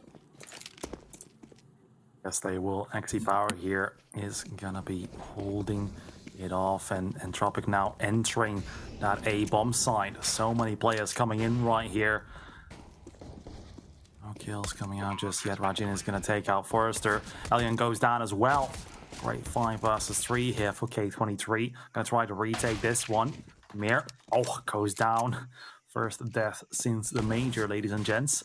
And Nickelback is going to come out with the Glock. Takes out Klax 2 versus 4 now. Yeah, Rygen rips the head off of Nickelback into a 1v4 we see Crab plunged into. Entropiq, they do well to get the bomb down, but this is a great retake by the CT side. And as that defusal comes on in, that will be the first on the board to the side of K23. And Entropiq, a valiant effort, but they cannot bring that round over the line. Very hectic on the site, and is that a kill? Oh, Rygen, Jesus Christ! What a way to start the pistol for this young gun. And he goes in for more. I did not see any of those frags, probably because I am blind. But Rygen, what an incredible pistol for this young gun. 4 to Battalion, now an A1S to his name. Yeah, now K23 gonna try winning their second round in a row now. Entropiq coming out with a buy of themselves, though. They got 2 Galils, an AK-47, a Scout, and a Deagle out. Forrester getting closer and closer to the Z-bomb side. To the right, there's Klax. So then MP9, Nade, a Smoke, a Molotov. Got it all in his back pocket. 3 players coming out. I'm very close, and Klax here with a lot to do. Gonna find the first one. The Forrester, Nickelback doesn't go down just yet, but Krad goes down on the other side of the map, and Nickelback gets found by Klax as well, with Alien with a trade. 4 versus 2 for K23. But look at where the bomb is. The bomb has somehow been dropped up to... okay, don't look at where the bomb's been dropped. Look at those kills. Goodness me. XE Power and Rygen, a great start for the pair of them. 2 for XE Power and 6 kills for Rygen. And that was a force buy round from Entropiq. He picks up another 2 great impact frags. And Klax to start the whole debacle off. Just a menace. Over towards the boost spot on B. I know my maps, don't worry. It was on A. Why, I've only casted this map about 100 times now, and I'm still struggling to get around the names of the bomb sites. I think we should start the petition up again to change the names of the A and the B bomb site. Anyway, ignoring me for a second, X5, that's a good Molotov to deny Entropiq presence for the time being, but we do have Krad sneaking through. Oh, yeah, here we are, of course, on Aztec. XE Power, gonna take out Krad with the headshot. 5 versus 4 now. And if you didn't know, yes, I was kidding. X5. I love Aztec, man. Take out Nickelback. I miss him. 5 versus 3. No, I was just saying before I get flamed to death in the chat. But 4 versus 3, 4 versus 2. And well, Entropiq are being cleaned up in this round. Alien with a Glock, upgrades to a Deagle. He's going to be peeking towards shot, but Rygen takes him out. And that's a 3 on the board for K23. Great start, because this is, of course, a very CT-sided map. Do you want to know what I want to see from Valve?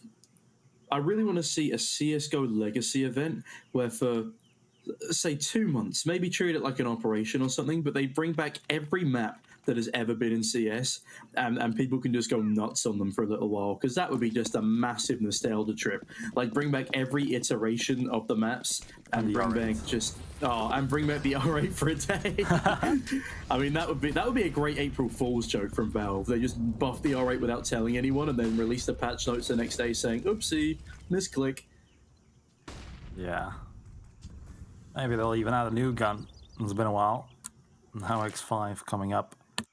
Gonna re-smoke in this position. Make sure they cannot get closer and closer. Now X5 here with the AK-47 is perhaps going to fall back when that smoke is going to fade away. But Entropiq, they're sending most of their troops towards the A side. Actually, just as I say that, doesn't look like they're too sure about this one just yet. And I did say this while we were having dinner, or well before, that this game was going to be a slow one every round. Like I said, Tom, all of the action is just going to happen in the final 20 seconds of the rounds between these two teams. I reckon that's definitely a possibility, Nicola. I reckon it is. We're actually getting there at this point. Oh, okay. Good entry there from Krad, and as 45 seconds ticks on past, there will be a rush towards his B bomb site. Neelan can't find the opener. Krad still just about clawing onto a breath of life as... Oh my god, X5. No way. No way has X5 waited that long to strike. What an incredible lurk play. I mean, you can't even call that a lurk play. He's just hiding. He's a ninja on the back of the site. As Mia, well, he's the real lurk player. There's nothing for him to do. Yeah, Mr. Steam Authenticator code. Got a nice kill there. Now Mir in a 1 versus 4 sitting in the spawn of his opponents, waiting down the clock. 5 seconds left. And that's going to be the 4th round for K23, but Entropiq, it's going to be time to start winning some rounds. Mir here, of course, won't be able to get any money. Of course, he still has the full bike from the last round, but economically, that is not going to be ideal. Entropiq will be buying around that, though. Here you can see we are going live with round number 5. Entropiq will be buying some pistols around that, but oh, they're not even going for the full investment, so Mir will be with a pistol in the next round. Well, unless they win this one, of course. Getting ahead of yourself here, White, predicting things. Oh yeah, true. And you know what happens when we predict things?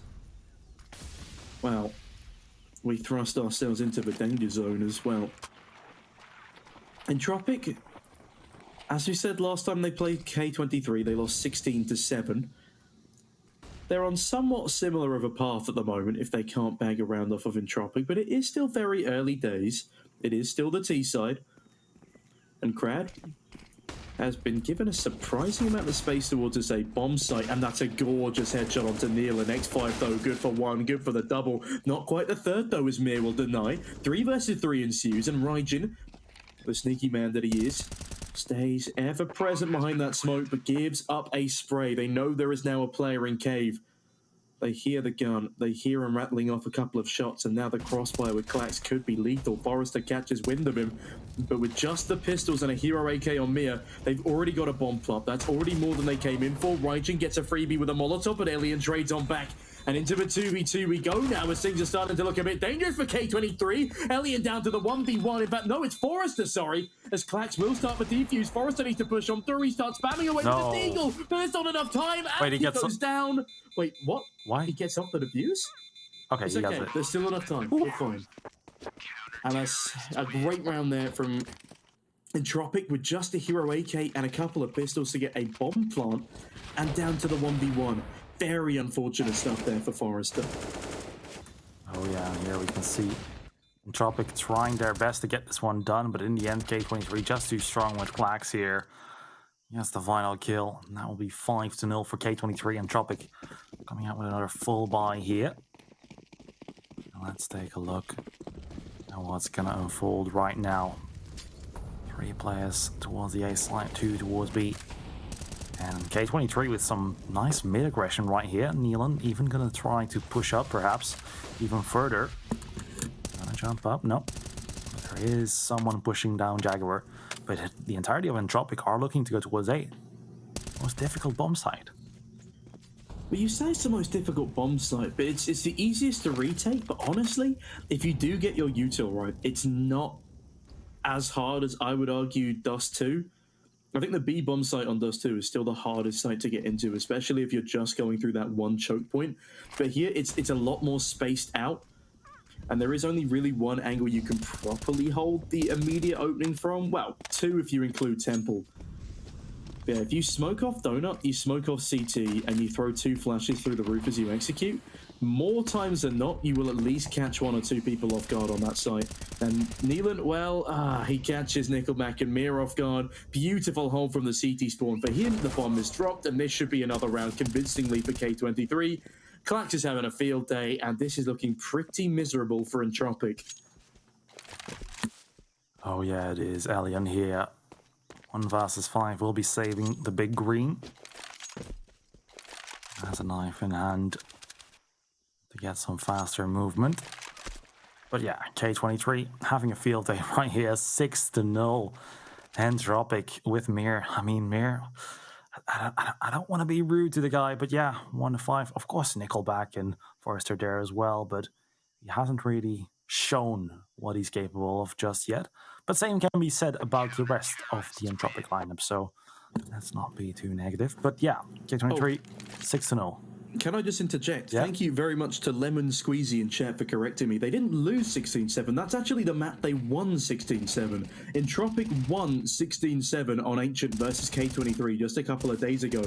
So they actually lost on Mirage, which is going to be our deciding map. And Entropiq, with the way they're looking right now, if they can't put up some serious rounds on the board soon, they're going to be in deep trouble. Already, K23 are 1 away from equalizing their previous score versus this lineup, and 2 away from overtaking. And with the way Raijin and Klax are playing right now, I mean, they're carrying the lineup. Well, not even carrying. Everyone's playing fantastically on K23. Entropiq, they just look quite miserable. Yeah. Entry Fragger has, of course, been replaced.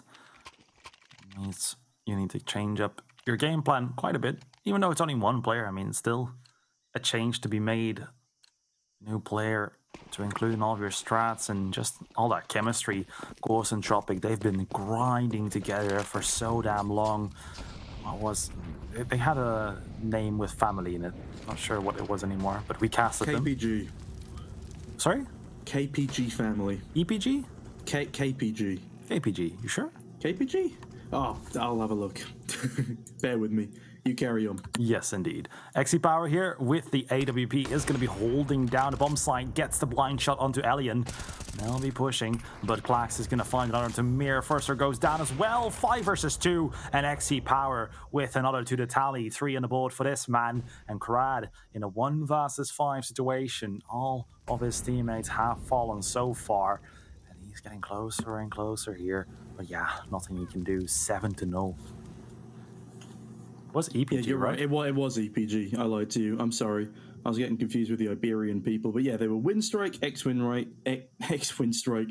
EPG, Entropiq. That is the journey of this fairly historied lineup at this point.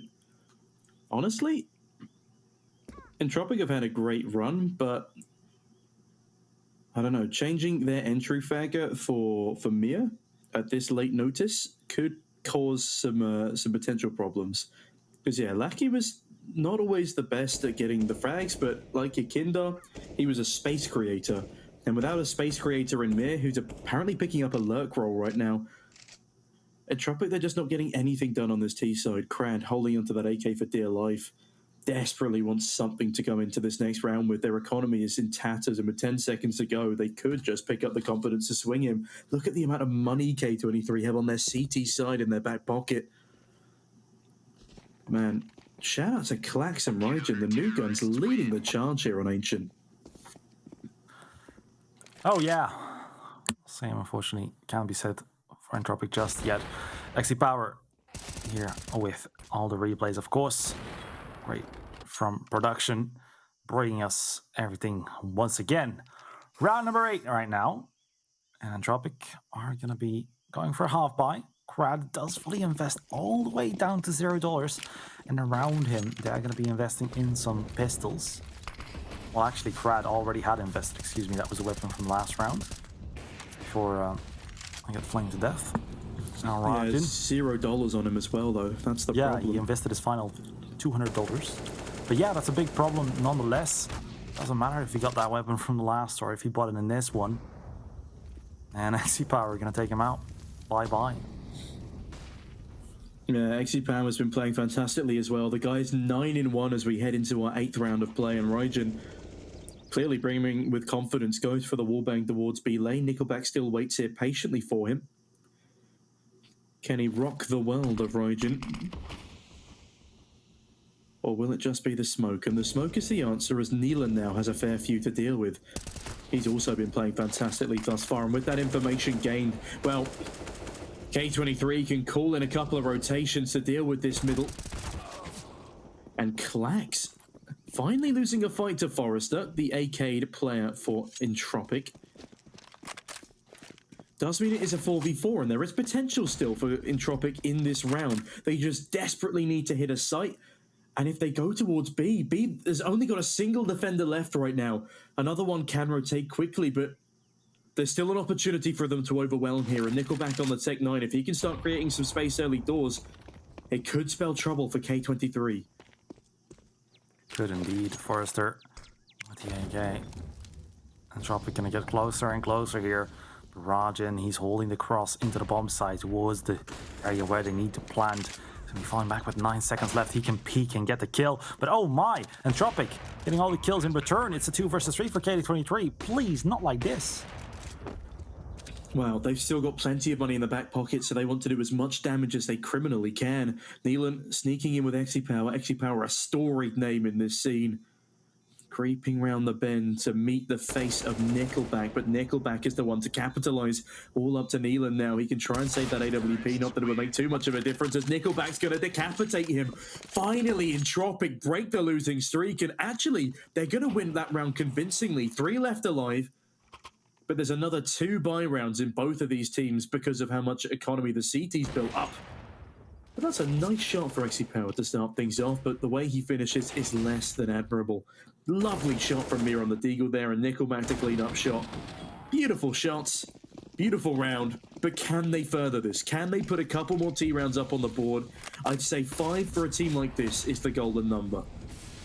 Oh yeah, it is, but K23 are going to look to resume where they left things off. 7 rounds right now, wanting to add an 8th. Imagine. Well, he's going to be pushing and takes out Nickelback. Mir goes down as well. K23 doing exactly what I said. 5 versus 3 now, and Entropiq, they're really going to have to do their very best to get this one out. Krad down to 49 HP.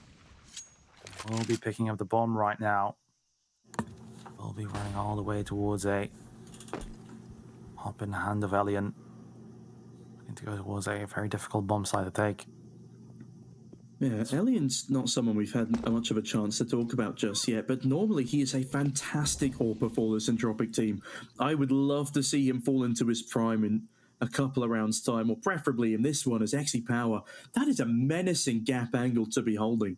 Tiny bit of pixel all the way. Is that from CT or is that from Temple? Either way.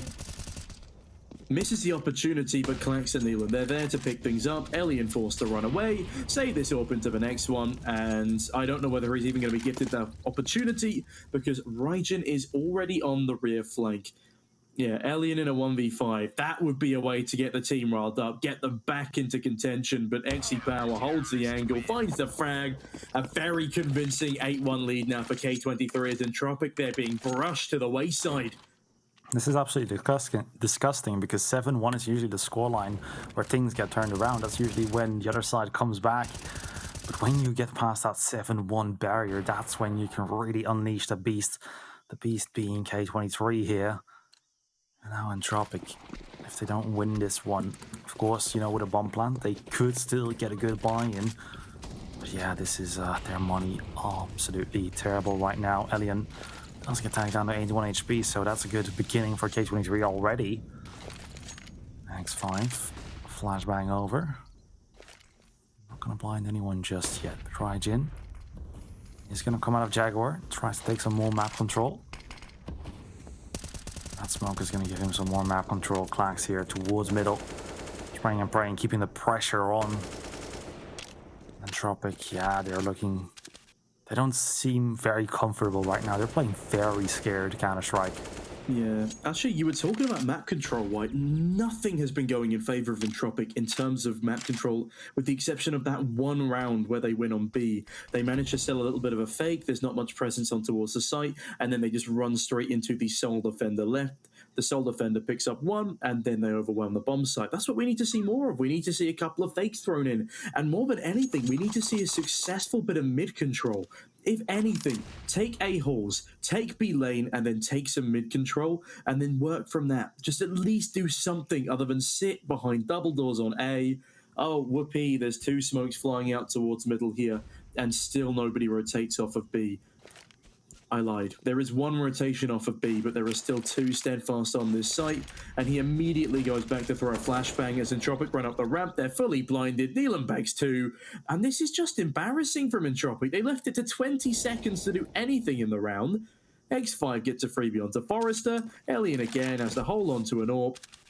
Even being chased this time around because there's just so much money on the K23 side. X5's about to swing on in. Alien does land that single shot, but that's not exactly a crowning achievement, and he may go down here to Raijin. Oh, Raijin's gonna cut him down off the time. It's so disappointing. Alien again left on $200. Entropiq, what are you doing, man? Entropiq are sleeping. Excuse me. And now 9-1. Might as well be 10-1 soon. Look at the money of Entropiq. This is absolutely terrible for them. Oh my, tactical timeout comes out. A much needed one from the Russian side. Now let's see what they're going to come with, because this money, oh my god, yeah, Elian, oh, $200 after time indeed. This is just, everything is just going wrong for them. Guess they just want to ask the admin to restart the game here. The economy of K23 just keeps going up and Entropiq keeps going down. I just want to see them play a bit more loose. Honestly, Entropiq be like, we're so far down, we understand the situation is pretty dire. Why don't we just play it like a pug for a little bit? See if we can get some confidence back on our individuals. Because clearly anything set-piece-wise that they're attempting to do, especially with their new player in Mir, it is terrible. Everything they've done so far, with the exception of one round, has been... And the pistol. The pistol was fine. They get the bomb plant. But it's just been lackluster through and through. I love this Entropiq lineup. I love the Entropiq organization. I think all of them are great. But this is not the one I'm used to seeing. We just need to see so much more. These guys came third in the last season of REPUBLEAGUE and honestly could have come first if it wasn't for the computers they were given in the hotel. Genuinely, that's all that was stopping them from reaching the finals. And yet they still managed to come third despite all of that. And now without Lackey, the first day without him, well, Entropiq, again, they're playing so unconfidently and I have no idea what this boost is going to do. It's a triple boost towards the A site and they immediately fall off the top of each other. They're even playing it slow on the pistol rounds. And you saw Bad News Eagles in the last series. Every time they had the pistols, they did not play as passive as this. They fulfilled themselves with confidence. They realized, hey, guys, we're on the pistols. It doesn't matter if we die. And if we can get a kill by playing fast, it will benefit us. And Forrester, now that he picks up the pace, does decapitate X5. But Rygen and Neelan, they've got the bomb and 2 kills between them. And Entropiq just slow down again. They go for a double swing towards Cave, and they don't kill Rygen. That is just not what needs to be happening here. Neelan seals the deal. Nickelback 1v4. He is somehow snuck in towards CT. Xe Power will get decapitated, and that is an AWP picked up. But whether or not he wants to risk trying to save this AWP or going down so he gets the loss bonus is another story entirely. Yeah, Nickelback here on the AWP. It's going to be towards the CT spawn, tries to save this one, and he will be successful in doing so. They're not hunting him down too much. No, as I say that. There is someone on the lookout for him. That's Rygen, but he's not going to get there just in time. But K23, double digits already, 10-1. And this is so scary. I mean, this is where, of course, things can still go wrong for K23. Of course, the half is already pretty damn good. 10-5 is locked in. But with going wrong, I mean that with how they're looking right now, they shouldn't get too cocky. They shouldn't get too overconfident. Because if they do that, it's going to be 10-5. But if they keep in control, this could be 13-2, even 14-1. Entropiq, they've gone back to a default, and that default has resulted in Crab being on 13 HP. Why? Why are they just running through Molotovs? It's so unnecessary. Both of them do it over towards the B site. Nickelback gets hit by bullet spam. Entropiq still look miserable. And you can tell there's no sparks from these players. Not a single one of them is willing to take any risks, not make a flashy play, because they've got no confidence in themselves. X5, he does go down to 27 HP. But another thing, we're not seeing any entry frags from Entropiq, and if we do, it's on a random round where they then don't take advantage of the 5v4 situation and go back to playing like snails. Clax might get caught on a timing here, but instead it's Forrester who spotted him. They've got a crossfire. It's just disappointing again. No utility used. Neelan bags a frag. Alien misses an easy shot, goes down to Xe Power. And what am I watching? Is this Globals v Silvers? Okay, that's a bit too harsh, but still, it's just looking like that level of comparison. It's even the map pick of Entropiq. This is just insanity right here. Oh my, 11-1. K23 once again breaking another barrier. First one 7-1, now 10-1. These are all the barriers that are being broken by them. Nickelback taking out Rygen. 1v4 could really fire them up, but I don't see it happening. I don't see it happening anytime soon, especially with 15 seconds and a bomb towards Donut. Clax right here, holding the angle. But yeah, they're just waiting out time, and perhaps after time they might come in. Who knows? 4 seconds. Nickelback has to be careful. Yeah, he needs to start running. Like, go into cave, save yourself. Don't go for a peek. Oh my goodness, he's scaring you now. I mean, Entropiq are scaring me in their entirety at the moment, going 11-1 down. K23, I think it's impossible for them to lose this map now, especially if they pick up the pistol. We could be looking at a 13-2 scoreline here. I reckon Entropiq, by the grace of some higher power, will somehow pick up one more. But if they don't, then there is no contention. This map is already over before it even starts. Klex, straight back towards middle with double Molotov play. Works every single time for them. But Mir, he's going to run through the first one and sits patiently waiting for the push that will never come because K23 haven't been giving up free kills, unlike Entropiq. Untraded kills, random pushes. Neelan gets very lucky there with a kill through the smoke. Headshots Mir, and Elian finally with a trade frag, but again, I'm not fulfilled with confidence. On the flip side, though, sorry, we've been talking about how bad Entropiq are looking. K23 are looking incredible. Neelan has been on fire, 13-3 right now. Everyone's on fire. Raijin is lighting up the server, a great young talent from the CIS region. I'm so glad that he's been put onto a much better team now. K23, they've had a couple of bumps recently with a loss to Sprout, a loss to X-Mad Lions, but they beat Hellslayers comfortably. They beat Ungentium. They went 2-0 convincingly in the closed qualifiers for REPUBLEAGUE, and they're looking to make it so much further. Forrester, finally another trade, though. And as I said, this might be the gift from a higher power round as Neelan is fully blinded. Crag gets the frag. It's a 2v2. And wait, there is still hope for at least that second in round number 13. But is there? Question mark. Now, 11-1, Nickelback coming in with the AK. If he pushes, if there's a good flash, he could take this all for his team. Gets the kill into Klax. Sexy Power with the trade frag. 1v1, and Krad finally gets the second round on the board for Entropiq, doubling their rounds. Absolutely impressive stuff, something you don't see a lot in Counter-Strike. Yeah. Oh, just quickly, I'm aware that this is a T-side of Ancient, but with how dejected Entropiq that's a lovely shot from Neelan, but with how dejected Entropiq have looked so far, playing every single round the same up until they spice things up a little in this one, it's just been a little disappointing to watch, especially because this is their map pick. They're supposed to have preparations here. They've not been diversifying. They've been running through Molotovs, and it doesn't pay off. Mir, the one who runs through the Molotov, dies first immediately in middle. He is thankfully traded this time by Elian. We've not been seeing many trades come through from Entropiq either. But when they pick up the pace, things do look a little bit better for them. They just need more confidence in themselves, more confidence in their aim, and they need to trade these kills. Klax is going to get away with 2 now because Mir is just so far behind. There was no reason for him to be jiggle peeking around that angle because they could see on the death cam that he was jiggling back to the left-hand side, and Mir's anticipating he'd be on the right at that close an encounter afterwards. None of their plays really make any sense. And now as they run back towards the B site, they're just going to walk into another 2 players, one towards lane, one site, and then another on fast rotation. Yeah, I think, well, that pencil right there could be useful in Entropiq because they really should go back to the drawing board. Really need to find something here. Grad trying to go into, well, dig site. Forrester entering the bomb site as well. This boost not going to find anyone, but now Entropiq slowly entering this B bomb site. Get Forrester right here. Checking the left, goes down to Raijin, and 5 versus 2. Entropiq are falling one by one. Elian though with the oh my, this timing is terrible. 12-2 for K23, a 10-round lead. And they're 4 rounds away from winning this map. Yeah, not quite the match just yet. There is another 2 to go.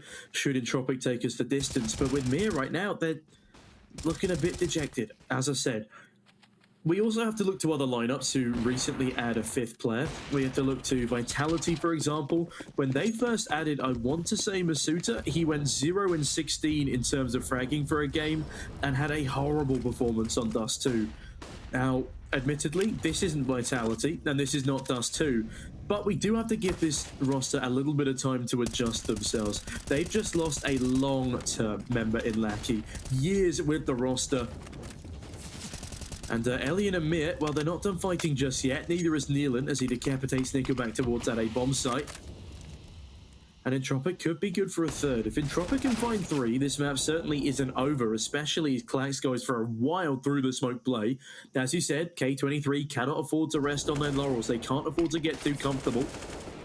And Neelan almost takes crowd down with him as X5 in the backlines gets a freebie onto him, distracted. There is still hope for that third white. Oh yeah, 2 versus 3 for K23 here. They can do this as well. And now Neelan all alone. Mir takes out X5. Bomb goes down. Oh, can't see it behind the boxes. He's being held down, but that's a scout. Elian down to 74 HP, but he's losing these players. It's a 1v2 still, but he can find these players. Doesn't have a smoke, doesn't have a flash. He's going to get sandwiched by these players. Stops the bomb, and Mir is coming from the back, and Mir is about to strike.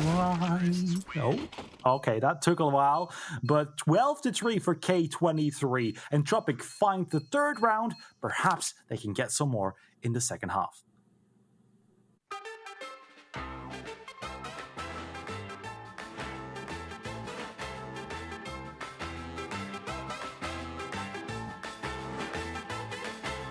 Тут текстура какая-то. Не, она один раз включается. А, да? Да. Блять! Да, есть, да. Она появится? О, блядь! Ага, наебать Проходи, хотите. проходи. Петь, Меня уже убили. так ты пройди вот это. Кто это там будет? Даняк. Наебать хотел, блядь. О, Даняк там лазер. Я задольшил. О, нихуя ты дерзкий. 3 часа поспал нахуй. А что? О, блядь. А, у меня люди просто упали. А что за хуйня? О! О, Тут текстура везде, походу, есть вот тут вот. Короче, стой, смотри.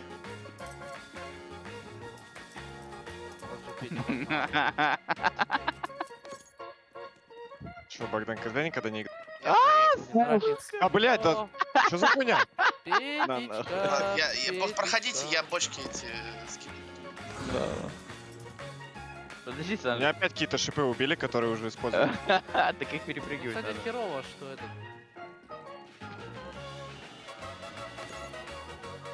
Они перестанут стрелять?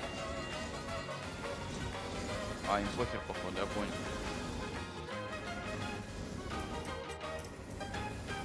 Херово, что возрождаются люди еще заново.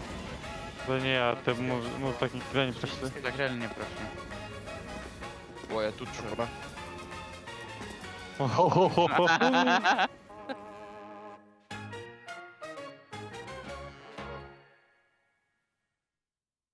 Yeah. Well, hello there, ladies and gentlemen, and welcome back. The first map, the map pick of Entropiq, really has not been going their way so far. A dominant 12-3 scoreline for K23, and just a through and through crazy amount of 4 alive, 5 alive rounds for them, as they look so incredible with Klax and Rygem, their new additions to the roster. On the flip side, Mir yet to activate in any sense. And as much as he gets a nice last kill of the final round of the first half, going into the pistols now, we need to see a lot from Entropiq here. We need to see a pistol, we need to see the first 3 rounds converted, and we need to see the most dominant CT half they've put up in quite some time. They won 16-7 on this map last time against K23, and that was just a couple of days ago. That was with Lackey still in the lineup. This is Mir's proving grounds now. Show us what he's made of as Forrester, well, trying to show us a kill or two towards the A choke. Oh, but instead, oh my goodness, Mir with a double kill through the smoke, doesn't see any of the players. Klax finally fires on back, but Forrester is activated. And that is a little bit more like what we should have been seeing from Entropiq in the first half. A little bit of life breathed into them here. Yes, indeed. 2v4 here. B control has been found by K23. Oh, no. The bomb is coming as well, but the kills have to come out as well. Rygem has to go absolutely huge here. But Entropiq, they don't even think about this one just yet. They're stacked about on the A bomb side.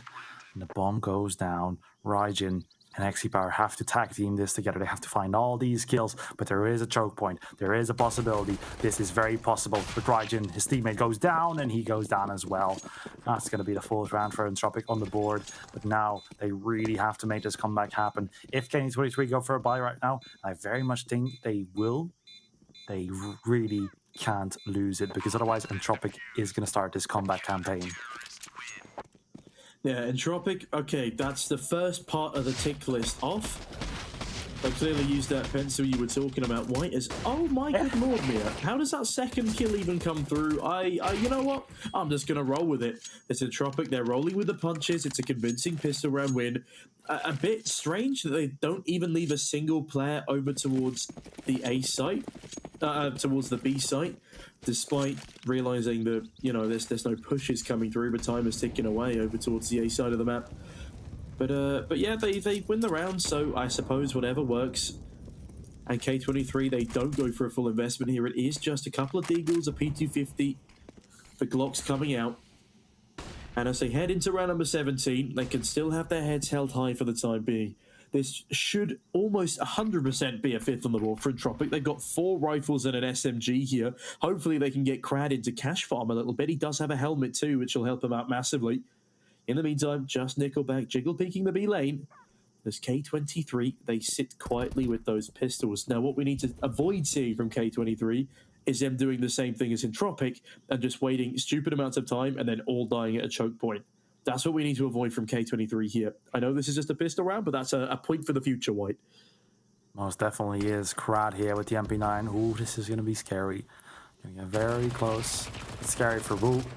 Looks like it will be scary for K23 because he's taking out 1. X5 down to 4 HP as well. And XP Power 83 HP. Klax does take out Mir there. 4 versus 4. Now Klax. Just the Eagle around the donut. It's going to be holding off middle. K23 shooting their Glocks towards Alien. But he's just baiting them. He's just getting time for Nickelback. He gets 3. And Klax with the Beagle goes down.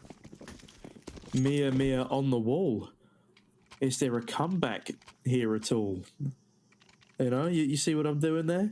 Yes. Okay, cool. Moving on quickly. There's still a 7-round deficit for this Entropiq side. As K23 finally have a buy round in this second half. It's a very strong buy round due to them only getting pistols in that second. Plenty of util. 5 AKs up against the 5 A1Ss. It's a duel of the fates as we see red and blue coming through here. Mia, early presence toward bottom of middle, smokes off the Molotov and plays around it. Raijin, in the meantime, taking a bit of chip damage from the Molotovs towards B lane, but he's doing fine for the time being. The spam misses. Instead, Mir is on the receiving end, and he will chuck a grenade into reply, but it does 0 damage as he falls away head in hands. 48 HP left on him. As K23 are like sharks in the water, they're going goodwill hunting. Spamming through, but Raijin actually comes off worse. Yes, he does. Raijin with a nade. Not going to tag anyone up just yet. That'll be 5 versus 5. Alien jump spotting. Molotov in hand. K23 looking to take this one towards the A-bomb side. They still have Raijin here. Shooting, showing face. Making sure that Entropiq know that there's still one towards B. But yeah, K23 slowly but surely going towards the A site right now. Nickelback. Firing off some pot shots. Not going to be finding anyone. But yeah, K23 running out of time. Utility coming out, but Forrester holding the angle. Gets the first onto Klax, and Mir is here to help out as well. Yeah, nice little crossfire here from Entropiq as Forrester. He's got round the back of X5, but XC Power decapitates him. Mia deals with Neelan though. As Raijin finds one more. Krad's in a bit of a tough scenario. Oh no! He's going to go down to the Molotov, and we're into a 2v2 here. The first gun round, the first true hurdle for Entropiq on the CT side. It's what they absolutely need to win. The Molotov does great damage. Elliot fells XE Power, leaving just Raijin. New kid on the block in the 1v2. And Entropiq, it gets way, way closer than it needs to be. But that's a bomb defusal. That's 2 AKs. And they keep themselves alive, at least for the time being. Perhaps we were too harsh on them. Yeah, Raijin should have been there way sooner, though. Yeah, exactly. Taking a look at the replay. Thumbs up from that. Forrester. Beautiful stuff from all these players. K23 almost making it happen, but yeah, Rajan was just there way too late to help out his teammate. XP Power was getting 2v1'd. And now you are heading into round number 9. But K23 coming out with the pistols and a glow. This could perhaps be the buy where they surprise us the most. Entropiq, not sure if they'll be ready for this because it's looking like a very aggressive round. Crad, oh my god, he is very ready for that. They collapsed out through the smoke, and K23 are going to cancel the strat. I tell a lie, the grenade did 0 damage as they all get around the corner in time, but Mia does a lot more, and his nade could be a little bit more prolific. Instead, it forces Rajan into a fight with him. Mia gets decapitated, and we're back to square one on B lane, but still the man advantage for Entropiq, and they've got much better weaponry to deal with them. Good util as well. Entropiq looking like they are on for a 7th here, but they need to be careful of XP Power on that Galil. Yeah. XP Power here on the Galil indeed. Coming closer up. Goes down to Crad. 4v2 now for Entropiq. No way they can lose this one right now. Nealon and Rajan. 2v4. Nealon boosted up here on the head of his teammate. Going to Jaguar, but gets smoked off. With 38 seconds left, they have to decide. Move in or save these weapons. Rajan, for him, this would be worth it. He's on 2.6k. Not going to be able to buy an M4 in the next, so looks like they're just going to be saving these weapons. But Nealon should go down ASAP. Nealon has 20 seconds to run onto a site and do something wacky, and that's the plan here. Making his way over towards B. He's got 12 seconds left to do it. Peeking around the corner. Maybe get a bomb plant for his troubles is what is going through his mind. There's no way they killed Nickel back there. Crowd, though, in with a double. They don't actually save over that A1S. Not that they need to anyway. They've got plenty of money for a buy. Then Entropiq, they've narrowed that gap towards 5 rounds now. It's a 12-7 scoreline. And it appears they've got a bit of confidence back, a little bit of swagger in their step here. Showing us why this is their map pick after all. And in production, you got to do better than that. His finger was clearly broken. Broken fingers? Ooh. Production, why are you showing us that? Tactical timeout coming out from K23, 12-7. This comeback is just real. I mean, I think someone in the chat said it earlier, like, this is not a comeback, this is just how Vertigo is, Ancient is played, excuse me. No, I partly agree. Partly. I partly agree, but at the same time, K23 just looks so dominant. Like, Entropiq, they weren't even getting kills. They were just getting mullered in choke points time and time again. And as I said, 5 of those rounds looked very competitive. 3 of them were won by Entropiq. The rest of them, it was just a case of slow, unprecedented plays and a general sense of disjointedness. Mir, though, does take early donut control, and Klax is going to run straight on past him. Forrester now, the man from above, can't see a thing as he darts around the smoke and gives up his position by spamming through. Gets cut down a little, but Klax comes out worse for wear. Oh no, Mir's out of ammo as Rajan pushes on in with the USP. The USP is good enough to take away the scalp, and now a 5v4 ensues for Entropiq. Big miss from Elian, though. Gets baited out as XP Power can't quite convert the shot on his own end, but X5 does in middle. Mir goes down. Donut is clear, and Elian is trapped on the A bomb site. As soon as I say that, Forrester does come on in to help one out. K23, they've not made their minds up on where they want to hit just yet. Yeah, Crad right here on the AK-47 in the window. Forrester towards the donut. Could be getting close to someone. Ooh, X5. Oh, Forrester takes out Klax, and that's a 3 versus 4 now for K23. But X5, oh, the timing. Could be great. Takes out Forrester and spots the gun of Elian as well. 3 versus 3 here. And XP Power holding the caves. And now, ooh, Elian. I think he's been spotted. Yeah, he has been spotted. He's gonna go peeking out any second now, I would imagine. But now he's just playing with his food. Oh, XP Power actually takes out Crad in the meanwhile. 2v2. And with 24 seconds left, K23 really have to get their move on. But the bomb is going towards B. There is one player towards A. What is going on, K23? All of a sudden, they forgot how to play Counter-Strike. They try and divide and conquer, but instead they get conquered very, very swiftly. 8 on the board now for Entropiq, and only 4 rounds separate these two teams. The comeback, it's alive and kicking for now. 5 in a row for the CT side, and X5, it's a good kill onto Mir in middle, but it's not going to be enough to seal the deal. All over the shop now. K23 is swinging, but they're hitting all the wrong doors, it seems. And Elian making up for his earlier misses with that frag in towards Donut. Another tactical timeout now for K23, trying desperately to quell that momentum of the Entropiq squad. As 5 in a row is certainly a little bit of a daunting prospect, especially when it's their CT side. Yeah, 12 to 8. This is looking like quite the comeback here. 4 rounds now between these two teams. Producer even saying, welcome to Comeback League. I mean, this is not even looking like a comeback anymore. It's just like, it's 16 to 12 for Entropiq at this point, I would say. It's, yeah, showing us a lesson about how CT-sided Ancient can be sometimes. Oh my, K23. Okay. Don't get me wrong, chat. I know how CT-sided this map is, which is why I prefer to start on T-side. But when it's your map pick, you should see how Astralis is in comparison. They were the gods of Ancient coming into the RMRs for the Major, and Klax, my goodness, the entry got us the pistols. Oh, they're looking to replicate some PNE success, but Elian, he's dancing around the central column like a beast. Oh my god, how does he land that shot? Forrester now 1v2, mates in a 1v1. The bomb is in his possession. X5 has no utility, but it will be a battle of the A1Ss. Forrester, though, leaves the bomb out of his sight for just a mere moment. And no, it's not Mir in this clutch. It's X5 and Forrester.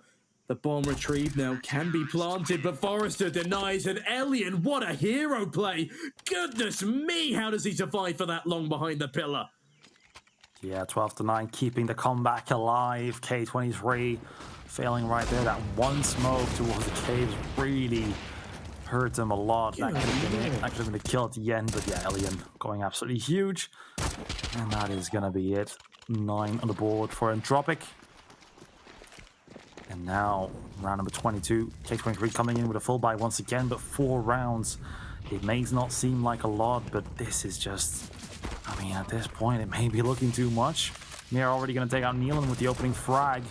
X5 with the trade frag.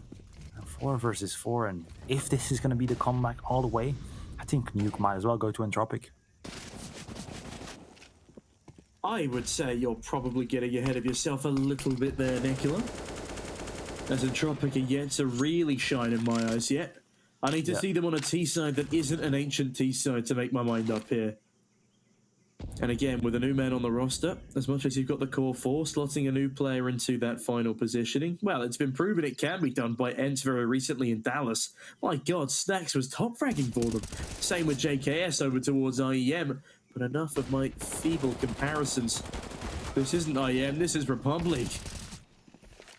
As Crad and Forrester proudly exclaim that this is their bomb site. XE Power knows exactly where Crad is, but he doesn't know where his teammates lie. This is the opportunity to deal with Crad, but all through the edge of the wall, he clips him. 2v2 ensues, and good K23 finally be on for their first T-side round. As X5 cuts down Elian. Forrester, again, in the 1v2 clutch. Peeks on in. And XE Power shuts him through. Gorgeously done, 13 to 9. And finally, we see a convincing one from K23. Took long enough, eh? 1 round of the pistol, not the pistol round, excuse me. 1 round of the T side now for K23. It took long, but here we are. Could this be 4 rounds in a row? I don't think so, but it can only 3. Entropiq looking really good in these last few rounds. And K23 now, 3 rounds away. Could they do it? Oh my, look at this Entropiq buy. It really didn't help them much that they lost all these players every single time. And now it's going to bite them back in the butt. Yeah, that's one way of putting it. Arjun is again taking B lane control. That's not a problem that K23 have been having. But for the most part, Entropiq have been letting them take it. A nice 2-2-1 split for Entropiq here. As Crad on the scout could go down to XE Power here. And he does. Overextension with the sniper. Means he meets his fate to the opposition very own. And now Elliot, oh, I mean, he was gorgeous before, but he had a big green in his hands there. Now he's just got the code red, and code red is an accurate description of the alarm bells ringing off in Entropiq's head. K23, they're good for a 14th here, especially after that plant, and X5G. Nealon bags a frag, 5v2, and Entropiq, their economy is in the dumps. They're probably going to have to let this slip to a 15th for K23 and battle it out for overtime. Well, they got 6 in a row already. Can they get 6 in a row again? As this round is already said and done. K23, 2 in a row, and they're looking good now to seal what they started. Yeah, this money for Entropiq is also looking quite terrible, so this could be it. That's also why Entropiq are saving these weapons. A 5.7 MP9 may not be much, but in the next round, that will be all they have. 14-9 indeed. Now they have to decide. Do they force or do they play for overtime? I think playing for overtime might be a good idea. Oh, I mean, especially because they're not too far away. Yeah. Oh, that's a saucy kill on Tamir. Wait, both of them were through complete smokes? Okay, that's just a bit unlucky, but even so. That's some great fragging from K23. Look. As the guns just keep on firing through the smoke. Okay, now we sound like a really bad UK drill group. K23 get to enjoy their opposition's tactical timeout, as now things are slowly on the up for them. They've got, what, 1 upgraded pistol, 1 SMG, scraps of armor. Otherwise, it is just a full USP, lack of investment. You know what I want to see here from Entropiq, White? What? I want to see them put 1 USP player on B site for info, tuck him into cave on the off angle. You know what? Send him another USP for good measure for a crossfire. But I want to see every other player on this Entropiq side to run into A halls and set up a crossfire there. Get some aggressive map control. And don't just hang around on a bomb site. Don't just stack when you have this many USPs. You need to take the fight to the opposition and try and get yourself one of those rifles early. That's exactly what Bad News Eagles were doing, and it was working for them marvelously. Sprout will tell you that for sure, as they're still mourning the loss over on the previous series. Nickelback, though, 5-7 in tow. Gets aggressive with it. Well, the aggression doesn't really pay off for him here, but it does spur an entire rotation of this CT side over to the B bomb site. They sit patiently, pistols and SMG in tow. As K23, they do not have the bomb with them and can very easily waltz out onto this A-bomb site. That would be a cruel twist of fate as Elliot eats a grenade. Oh, surely not. They're going to walk over to the previously stacked bomb site and they're going to do it in style. Entropiq have been outplayed. And K23, a very easy 15 for them. Not a single point of damage taken and likely to remain that way up until the bomb gets planted. Yeah, now K23 heading towards a bomb site. We'll be putting the bomb down any second now. And this round is just going to be all but over. Entropiq perhaps trying to figure out where that dropped weapon could be. No, actually, no dropped weapon. No lost player for K23, excuse me. I was reading it wrong, but there might as well be a dropped weapon right now. Clax going hunting all alone. A bit too scary, a bit too dangerous. Gives a free AK-47 towards the side of Entropiq. Not like they will... Actually, yes, they will need it. They will need it a lot. That money still looking too good. Krat on 1.6k. Forrester with an MP9. And Raijin here spots Forrester, but he needs to survive. Alien goes down. And Forrester goes down as well. We'll need to rebuy all the armor. But that won't matter too much. K23 hit 15 and are now 1 round away from winning map number 1. Yeah, a very convincing display from them. Despite the 6 rounds that Entropiq were able to put up in a row. I mean, yeah, dominant stuff on the CT side. Very little slipped past them. And now on the T side, well, they will be calling a tactical timeout, actually, on this K23 embankment.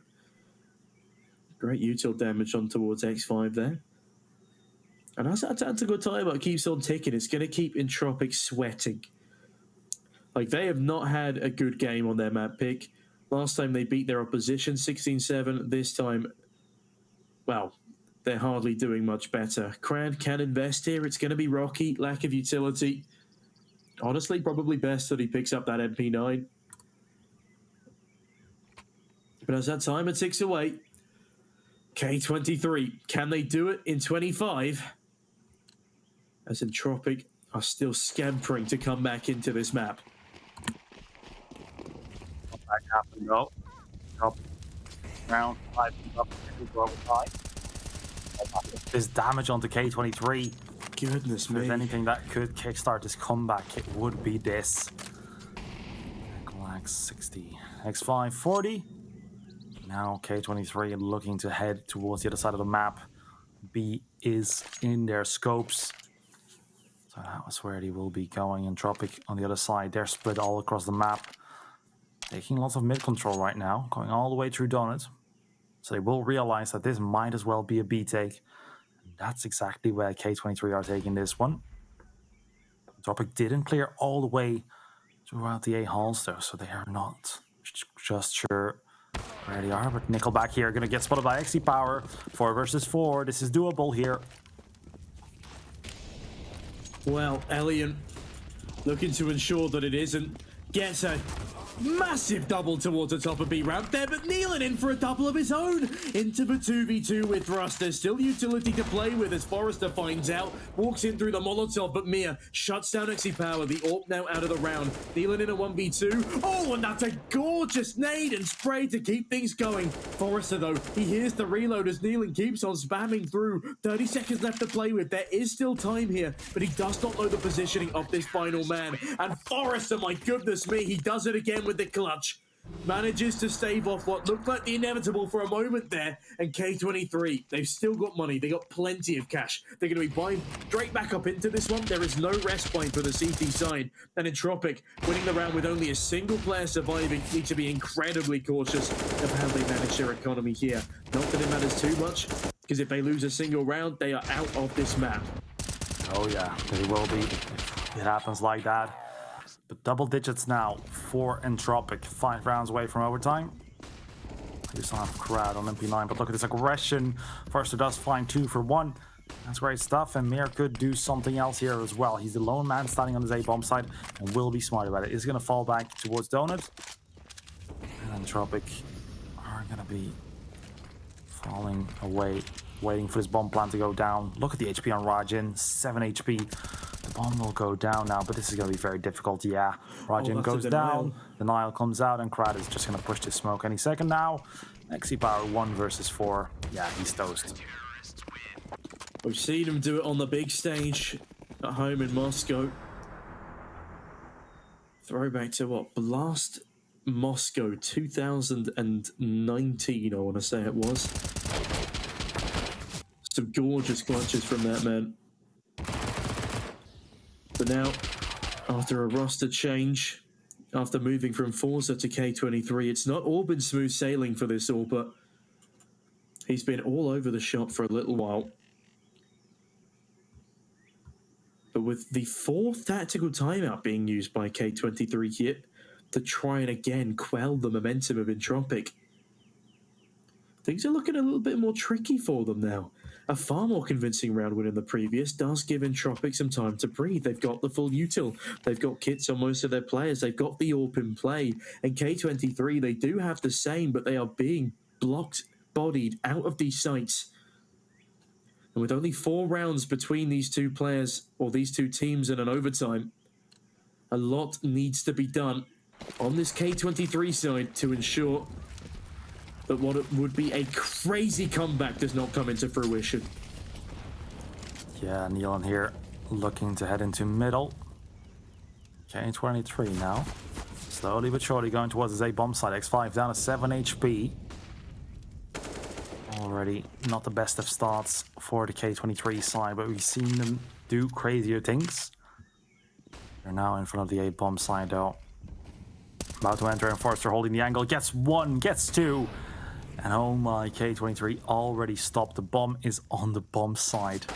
And this is going to be 12 for Entropiq right here, I can tell you that. Yeah, there's no money left in the back pockets at all of this K23 side. They will have a bit of loss bonus to help them out, but loss bonus isn't enough in these dire circumstances. Not a single HP of damage taken on the entire Tropic side just far. Entropiq side. We're not in the tropics, my apologies, but Crowd certainly is. He's looking to vacation after this round as it's all smooth sailing. 3 rounds separating these two teams now after an initial 12. Yeah, here you can see that. Beautiful openers. And yeah, Entropiq, they're just looking like... I mean, I wouldn't say a different team, but they're just playing on the CT side is all I want to say. Both these sides looking pretty much the same. It's not like one team is looking that much better than the other. It's just, yeah, CT sides. That's where everything is up. And now, of course, K23 with Beagles. The P50, the Tech 9. That's going to be what they're going to use to try to get this one in. Entropiq really getting close to overtime. Now the question is, can they do it? Let's hope for them. They're not going to choke. This Klax does find one. Gets the AK-47 in his hands. 3 versus 4. Who knows? I'm not a believer. You're not a believer? No. Oh, fair enough. I am a believer. I was going to say, the scoreline is again deceptive. 15-12 makes it seem like it's been a close game through and through, but no, it's been a game of 2 CT sides. And it really is just who has the better CT hold at this point.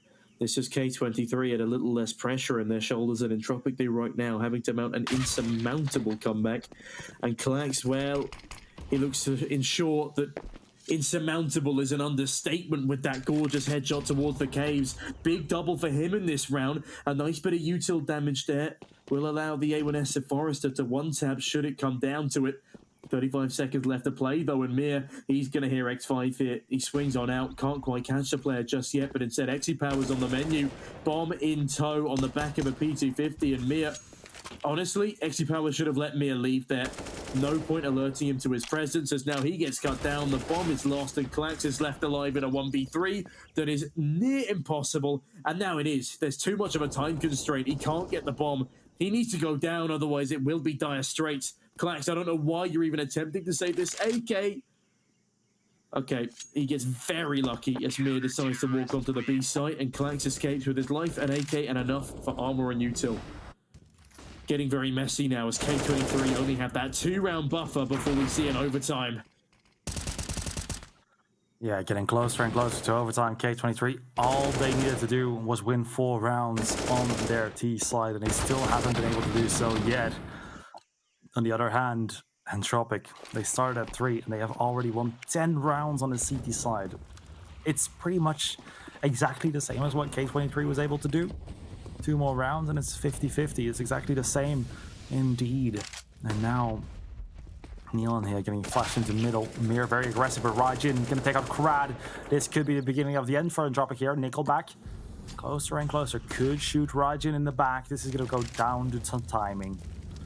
Oh my goodness, they're running alongside each other. Nickelback gets a freebie onto X5, but that's also a free bomb site for Raijin. He's tucking into Cubby, and they are none the wiser. Nickelback, he's certainly looking for something, but will he be looking the right way as Raijin? Oh, it's all down to timings again, as Nickelback draws out utility, draws out gunfire from Raijin, and it's into the 4v3 we're going. It got so damn close, but is it too far for Entropiq? After such an incredible deficit as Raijin dances around with Forrester.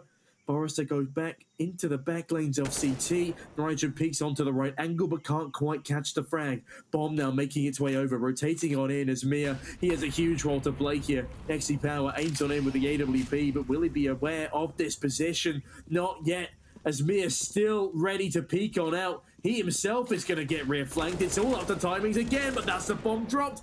Mir should go down any second now, though, as Raijin's just reactivated himself. It's a 3v2 with 28 seconds to go, and the bomb is on the site. Entropiq most definitely are not. Oh, Klax, this is going to go all down to him. Will Mir expect him to be here? I believe he's making noise. This engagement is going to be huge. Mir takes out Klax. It's a 2 versus 2 all of a sudden. This is very doable. Mir takes out Rajin. They're keeping him in the game. Neil now 1v2 takes out Elian. A 1 versus 1 now. Mir, it's time to show us you're made of. And K23 win the game 16-13. Oh man, that got way too hectic. Gladly for K23, they take it over the line just towards the end. But man, it was it's a bit of a rocky game from both sides there. T-sides were, let's just say, underwhelming from the pair of them, but it only took 4 for K23 to win out that game. And yeah, I guess that means they did have the better T-side. 12 rounds on CT, most of them dominant, just impeccably done throughout. And Entropiq, as much as they lead a pretty damn good comeback attempt, they are so far away from being able to claw it through. But ladies and gents, we will be going into the next map in just a couple of moments. Don't go anywhere. We're going to a short break and we'll see you all on Nuke.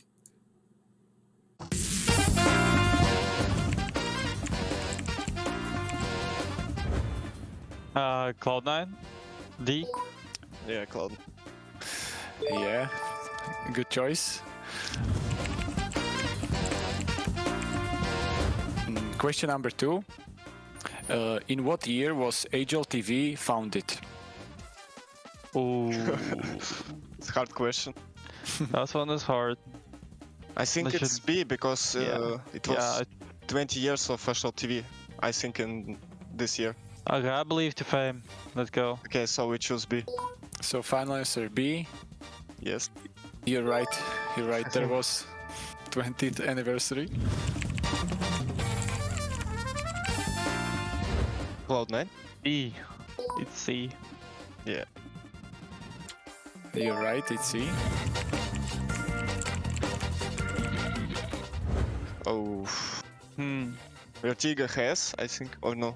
Yeah, Vertigo has. Nuke for sure has. Do you think so?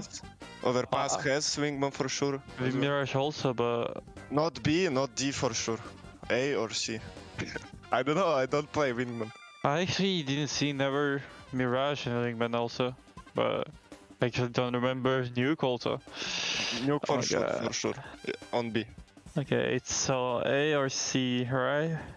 Let's be honest, Mirage is the oldest map, so I think it's Should for be sure Vertigo. have a big man. Yeah.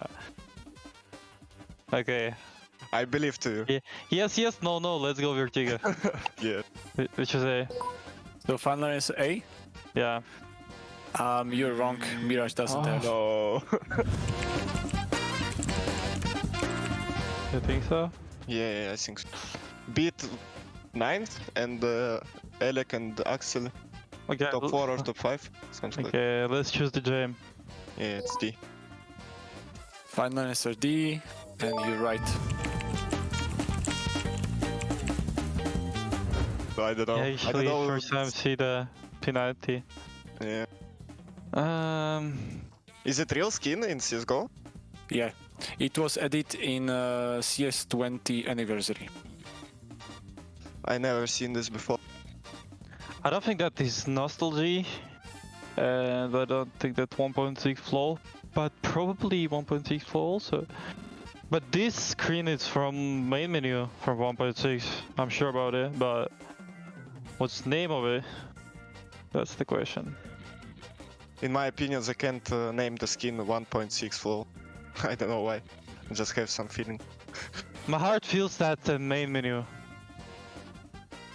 Okay, I believe too. Let's go. Okay, let's choose the A. So A final answer is wrong. It's nostalgia. Nostalgia? Oh my gosh. I think not A and not B. No, I think it's A or B. Why? I think this one is the cheap one. I would choose D. Let's hope for the best, which was D. So final answer D is right. It's from Mirage Collection, the highest skin. What is this? and would never buy it.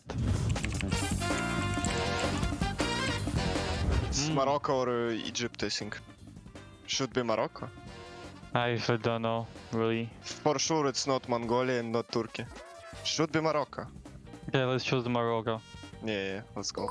So final answer A is right. It's the same as Dust 2. Reading. So first one is the color of the truck. I think should be no wheels, like two wheels on the left side of the picture. So only one wheel? Or I don't know, maybe no Or wheel at all. Something with wheels, yes? Yeah, something with wheel, but I think it's color of it, no? It's not yellow, probably. Or it's no wheels, actually. Something anyway. wrong with this. You were right about the wheels. It's changed the color. Yeah. And one last thing. It's related to the ground. There should be some stones close to the wheels on the left, no? Yeah, you're right. Yeah, it's photoshopped, I can see it. Yeah. Nice job. Because we had boost on overpass, and we call it like on stones or something like that. That's right. Yeah, that's why I remember. Minus vertigo, or what? Yeah.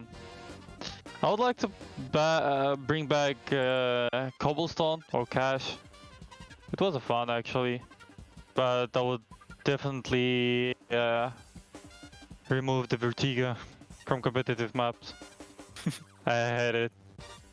I don't know, I never played Cobble like competitive. And Cash also. But Cash is also good in competitive, but this new Cash, I actually don't know, because like, it's taking too much FPS. So probably, I would say minus Vertigo and bring back the Cash.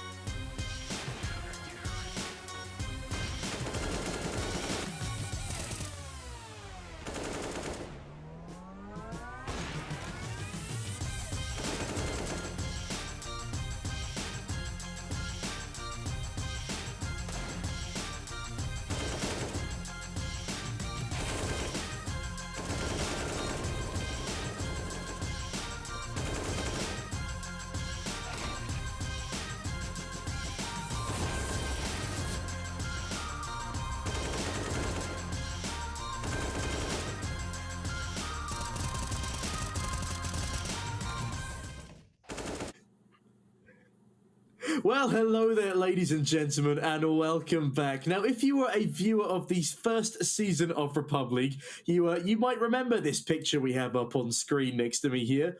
But as White struggles to fix his webcam, we thought we should bring in a substitute, and we thought, what better than this dazzling picture of my favorite co-caster. But after that first series, Entropiq, they let things slip on the comeback attempt, ending up losing 16-12. A valiant effort nonetheless, but K23, I mean, what an incredible dominant CT side for them. Coming into this next map, their own map pick, I might add, after winning out a map that they lost 16-7 to Entropiq last time. I think a 2-0 for this series is definitely on the cards. And yeah, honestly, I'm a little bit worried for Entropiq here. They really need to start stepping up their game now. They need a much better start. They get to start on their favored CT side. And on Nuke, I mean, they're not the best Nuke team. They've played it 9 times with a 33% win rate. So, you know, 3 out of 9. On the flip side, it's a 43% win rate for K23. Neither team are fantastic on it, but K23 definitely edged them out here. It is all up to how good of a start Entropiq can have on that CT side. Here, by the way, I'm not. Just so you know, you can't see me, but I'm actually here. Hello, guys. Yeah. Oh, sorry. Jesus, a pigeon just flew into my window. Excuse me. That's not me. that wasn't White. Oh my God. Did he at least leave or just against the window? No, he's flown off. He's gone. Okay, not chilling in your room. That's unfortunate. Oh, that would have been fun. That's actually happened before. Season 1 of REPUBLEAGUE, in fact, a pigeon flew through my window whilst I was asleep, and it remained there until about 5 minutes before I started casting, which was great fun, and it left a terrible mess. But that's a story for another time, because, well, Entropiq, they're in a terrible mess as well, as they lost their own map pick, just as we saw in the previous series, and now they're looking to find it back on a map that's definitely not one of their strongest. K23 looking great right now, poised to steal this away from Entropiq, one of the highest ranking teams not to make the major. And if they continue like this, they may not make the main stage or the playoff stage of REPUBLEAGUE Season 3 either. Yeah. Radiation controlled area. Glad it's being controlled, but it's also being controlled at the start of this game because it just started. Entropiq versus K23. Map number 2, of course, Nuke being the map pick of K23 themselves, so this should be going their way. That's what I would expect, but you never know in Counter-Strike. You absolutely never know. Crowd finds the opening frag onto Neon. Raijin goes down as well, and look at this. Entropiq are absolutely dominating the ramp room. Yeah, that's a great start for them on their CT side. And now with XE Power in a 1v5, which seems unwinnable. Crad is actually on for an ace here. Gorgeously done towards the defense on ramp. And XE Power, as he goes for a little trundle towards the outer rim. Well, he's going to need some lucky stars to win this war, as it's just a Glock and some armor against the world. A minute left on the clock. Are Entropiq ready for the Glock? Yeah, XE Power headshot onto Nickelback. Goes down to 16 HP himself and takes out Mirror as well. 1v3 now, Crad with 4 kills to his name already. Could he find the ace? That's the age-old question. XE Power now reloading his USB. Putting a new bullet in the chamber. Now with 32 seconds left. It's going to be a very difficult one for him. Of course, the bomb is still down. So he's just going to go for the kills. Will be walking slowly but surely towards the trophy room he goes. 19 seconds left, looking for all these CTs. Worster there. Power actually picks up the bomb, but yeah, goes down. Doesn't want to stay alive after time. That's the first for Entropiq. Yeah, nice little round there for Entropiq. Almost the ace for Crad. Taken away right at the end by Forrester. Nice 294 damage to get this game afoot. And as I said, if they can have a strong and confident start on their CT side, definitely the dominant side here on Nuke as well. On their opponent's map pick, we could still be going to a 3-mapper of a series, but K23, obviously, do not want to let that happen. So as the nades rain true towards the outside, Klax is already down to 41. It won't be this round in which they net the comeback. Just the unupgraded pistols with the exception of XE Power on that P250. So far, not looking too dazzling on it. As the spray comes in, and that's great stuff from Mir. Again, up against the pistols, but Nickelback farming up a bit of cash there, and hopefully denying any kills for K23 means Entropiq will be having a flawless round. Their economy is given a little bit of chance to mull over, but the thing is, they are now on a bonus buy up against the full buy of K23. Even an AWP coming into play on this one. Yeah, second round of board here for Entropiq. You can see beautiful stuff there. Now K23 coming out with the full buy. 4 AKs and an AWP coming out from them. Bomb's gonna be dropped, of course. Here we have X5 with the AK towards the ramp. Oh, this nade. Rajin and XE-Power already tagged down quite a bit. Now, oh, XE-Power, what an opening frag there onto Mir. In the first kill and perhaps even the start of the first round for them on the T side of Nuke. X5 here. He's holding for a push, hoping that Forrester is perhaps going to show some aggression. Now, Crad here with the MP9, K23, hoping that Entropiq are going to look for a trade frag, but they won't do so just yet. Yeah, they won't do just yet, but Raijin, he doesn't give a damn about your trade frags. Oh, doesn't go down to that shot. Instead goes down to Elliott's nade. A gorgeous follow-up. But Forrester, he's going to have to do a lot more than follow up towards the ramp here as Neelan catches his head early doors. Straight down to the B site they go as Nickelback looks to receive them. In fact, he's looking the wrong way. He's checking towards Secret when K23 already have the site. They break a window to bait in Nickelback, and Nickelback lands the dink and the conversion. It's a 3v3. My goodness, on the MP9 as well. Still alive and kicking, spins the corner, but not enough to take down Klax. A man advantage again for K23 here as the bomb begins to tick away. Elliot on the picked up AK. Can he get anything done in this third round of play? Well, he's certainly going to try to as he creeps up towards the window room. Crowd, that's a big Molotov. Forces the AWP out into the open, but Klax catching Alien means this is a said and done round, and Crowd needs to get the hell out of there so he can buy full armor in the next and keep himself alive with 5 kills and no deaths, because it's all about the KD. You got to farm those stats early doors, and he actually does save an A1S for his troubles. I believe the Molotov did roll off before he was able to pick it up. No, I lied to you. He picked it up. No worries at all. But that is a first on the board for K23, and the economy is not in the best of positions for the CT side. They're going to have to skimp on utility in this round because they were only able to find those 2 kills. Oh, yeah. Here we go. First round of board for K23. And good stuff coming in from them. With them, of course, winning map number 1. Winning this map would mean that the series are theirs. Or we could, of course, go to map number 3. We will see still in the early rounds of this map. Rajin here. We got naded down to 57 HP, though. Go back here with the M31S on the hut. Taking a look at K23. They have a wall of smokes towards outside. Rajin, slowly but surely, going towards Secret. Smoke starting to fade. So that is gonna be only Rajin to go down. There is someone there with him, though. It's gonna be Mir. Will be holding down that lower B bomb side. Forrester here with the Molotov towards the ramp. We'll throw that as soon as someone shows face, but yeah. Both teams with a very slow play style here, waiting until the final seconds of the round. Alien here. Waiting for a K23 player to show face, take some outside control. Nothing has been shown just yet. Oh.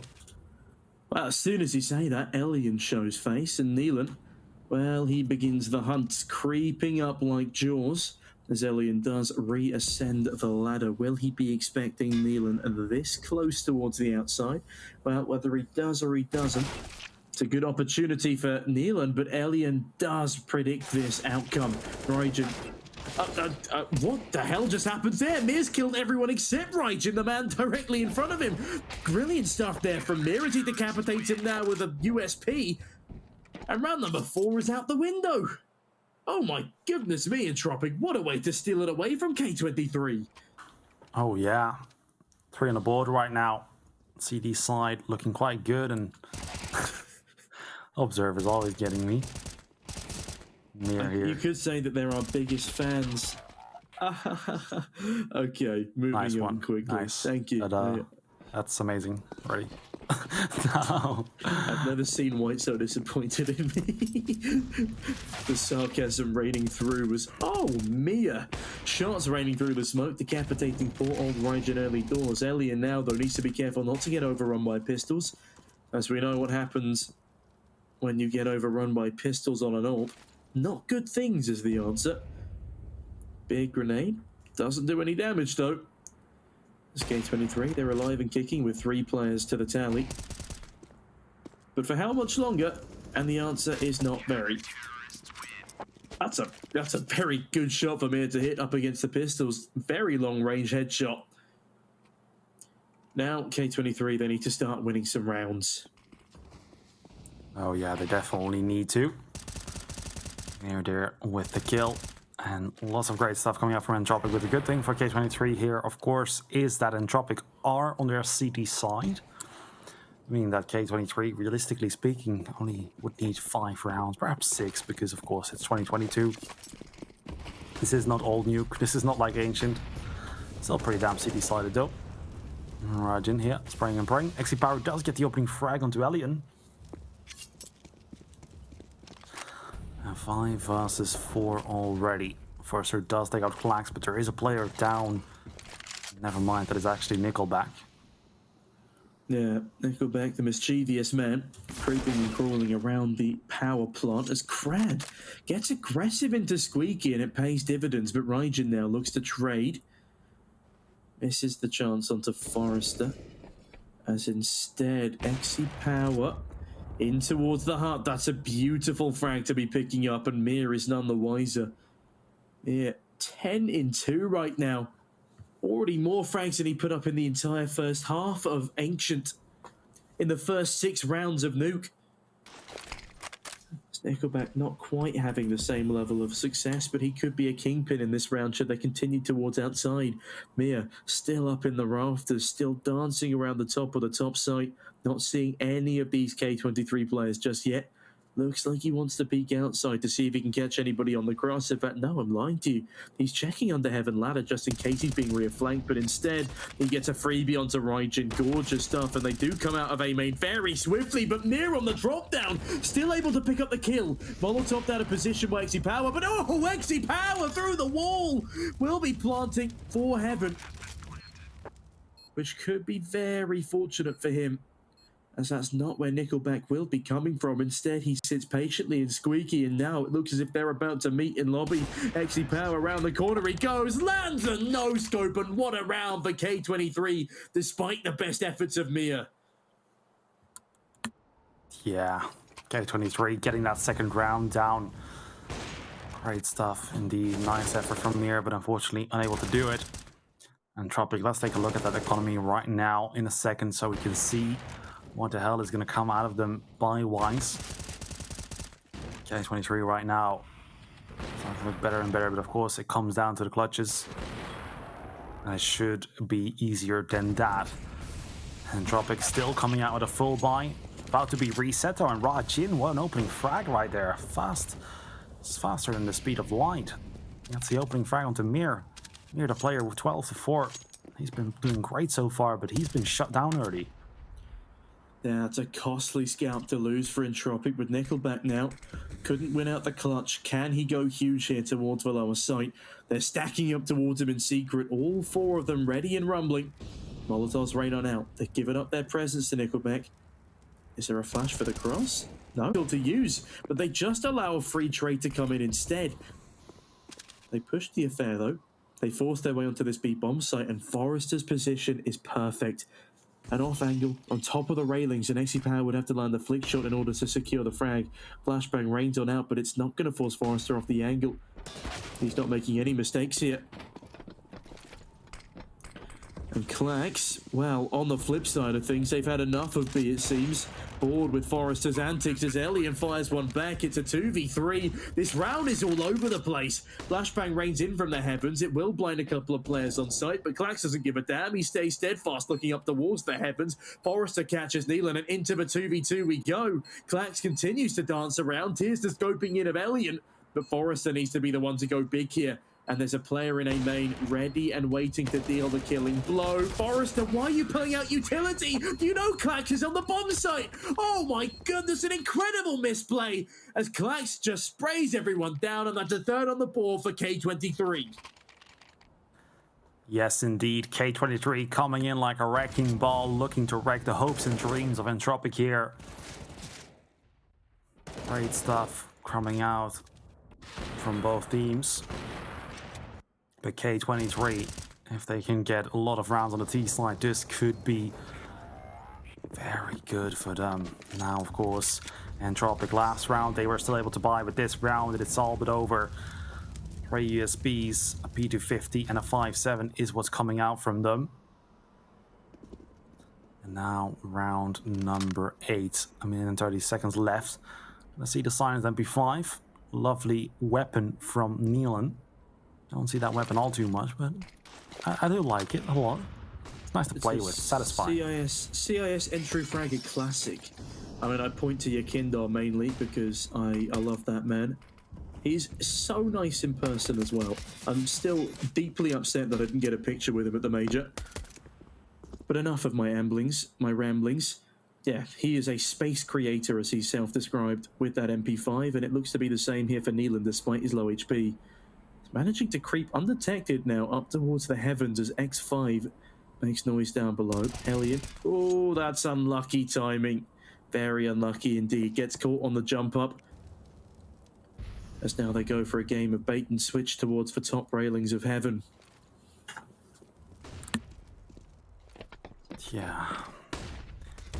Neelan here in heaven. Gonna go down, and Nickelback gets a kill as well. What is going on? It's a full eco with a USB indeed. 2 versus 3 right now, but look at these K23 players are so low. This shouldn't be possible. It shouldn't be allowed even. Nickelback about to get the final 2 kills here, and that's going to be 5 on the board for Entropiq. K23 absolutely threw that one away. Are you kidding me? There's no way he gets a double like that. That is disgusting in towards heaven. Beautiful round there from Entropiq. No way in hell they should have been able to win it, but the flashbang is so good from Nickelback. Manages to get 2 with a USP in the same magazine. My God. And Forrester sealing the deal with that MP5. Well, that's a round if I ever saw one. That's probably the best pistol round we've seen today. Certainly, impact-wise, it keeps Entropiq firmly back in the swing of things. And now the buy for K23, I'd say miserable is a decent description. The Hero AK, 4 pistols side by side. As they do look to surprise on ramp, a bit of a faster one here as Forrester does get a ding for his troubles, drops a Molotov, and he will just have to try and survive for as long as possible now. Teammates come on in to help. Elian finds a frag. Forrester one more, but X5 overwhelmed. But X5's on 31 HP, and Raijin walks straight into the open arms of Krad. Meaning this round is said and done as well. It's a 6-3 scoreline as Krad... Oh, the decapitation is beautiful. Double the round count. And K23 are going to be kicking themselves. All of this off the back of that one massive choke.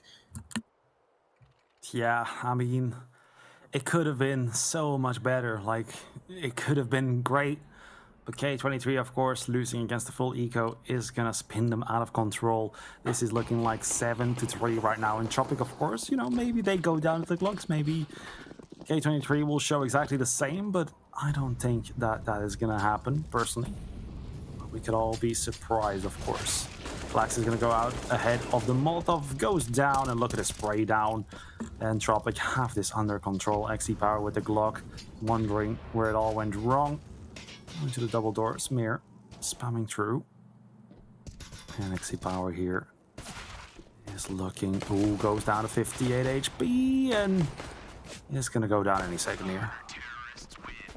Big up Krad the Chad. Firms the spray towards the hut. Puts his 11th kill on the board. Who doesn't love a good couple of eco frags? That means Krad now has 7 of his kills against enemies with pistols. To be fair to him, 1 of them, or 4 of them, were in the pistol round, which is pretty impressive as a feat in itself. But yeah, Krad, he's been a pretty good player so far this game. Mir on the flip side, 14-4. And those have been majority against rifles. Absolutely storming through. He's got nearly triple the kills he had on the first half of Ancient. Raijin bags Mir on an entry. Alien quick to trade though. And this round is at least kept competitive for now. Utility rains down all over the shop, and Raijin, well, he's going shopping for some CT craniums. Will he be able to catch one off? That is a good question here, Raijin. Going down secret, Alien with the AWP holding down the angle, going to be falling right off. And Forrester here with the Molotov in hand will be Molotoving, well, mollying, rather. There.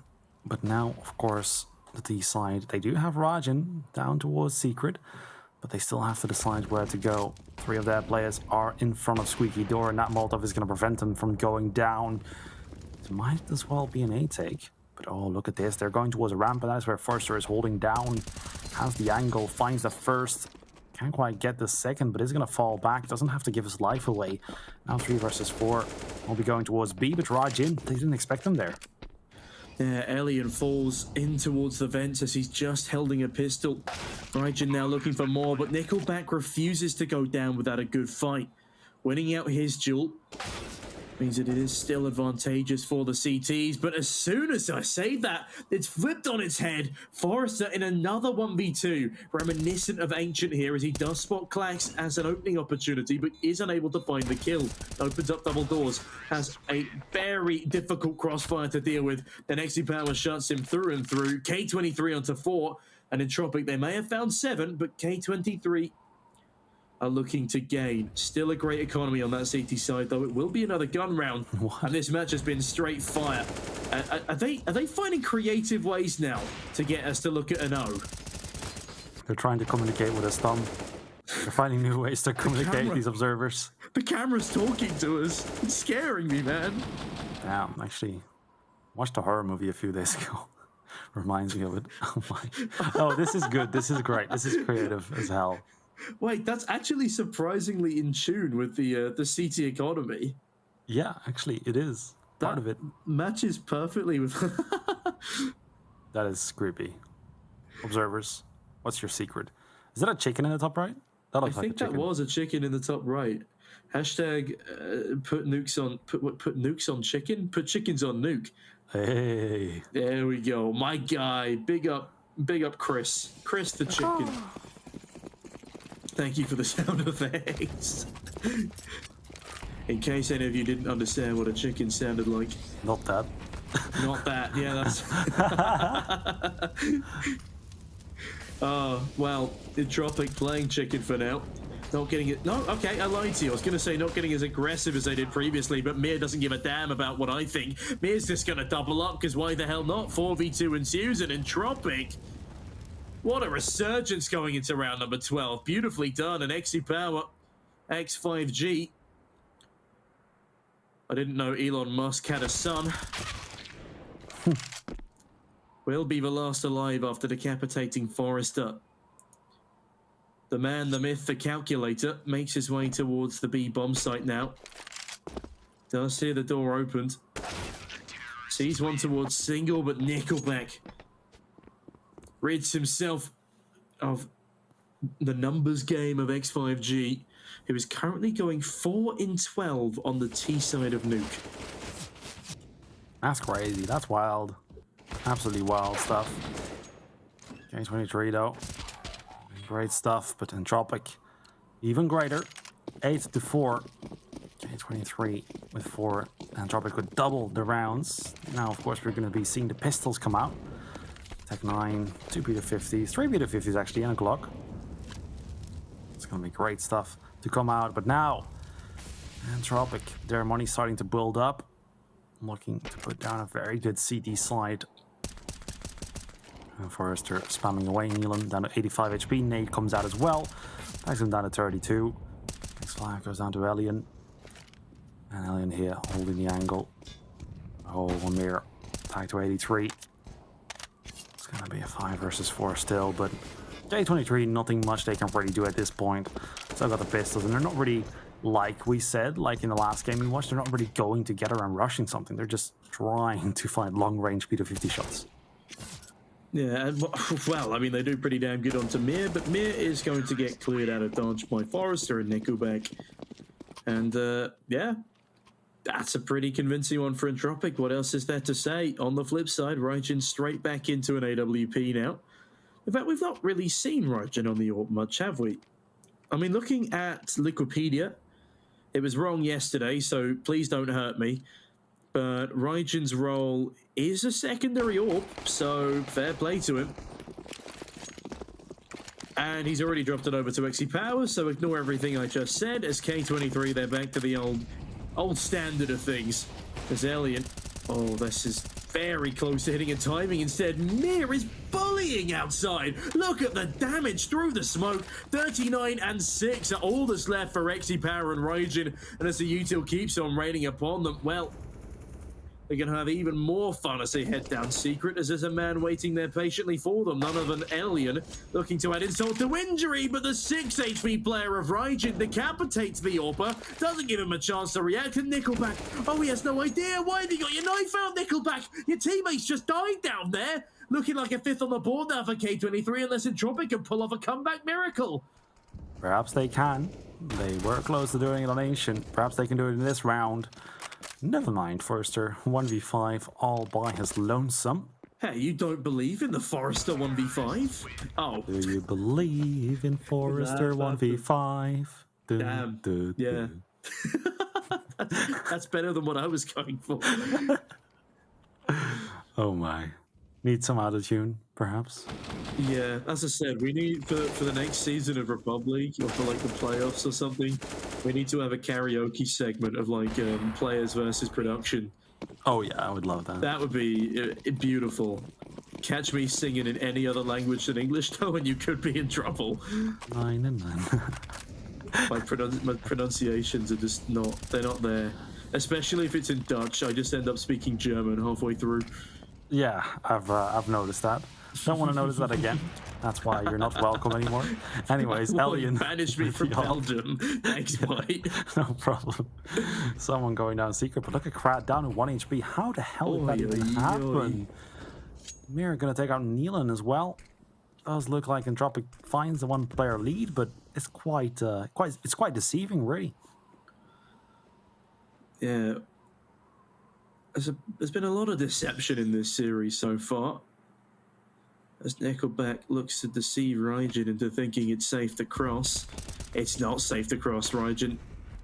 But he doesn't give a damn. He's going to try it anyway. Keeps on 100 HP as the shots are missed. Good util usage on the A site though by Entropiq. It keeps things delayed. And oh, Alien so narrowly missing the shot. Thankfully has Crowd there to support. Big kill to find. Man advantage gained and 45 seconds left on this clock. Another flashbang to keep the K23 squad at bay. They're not going to cross through Squeaky Door. Instead, Raijin is going to open up B. This could cause a surge towards the ramp, but instead Forrester creeping on through. Oh, it goes to look the wrong way. Mir now has to pull things back together, and he will. Crowd find another, and oh my god, Raijin, are you kidding me? What a shot! Only 18 seconds left though. Mir is toying with his prey. Just needs to play time as Raijin, he's rushing on in. Mir isn't going to peek it, and Raijin has to be a plant on the A site. Mir spams on down. 19 HP left on the young man, and he will get the plant down in the nick of time. Mir spamming on down. He's not going to find him. Raijin almost finds the headshot, but Mir, he will deny. Even goes to pick up an AK for good measure, even though it is the last round of the half. But Entropiq, they find that 10-5, the golden number. And K23 are slipping on their own map pick, but with the half switch, who knows what's going to happen? Don't go anywhere, ladies and gents. We'll be right back after this break.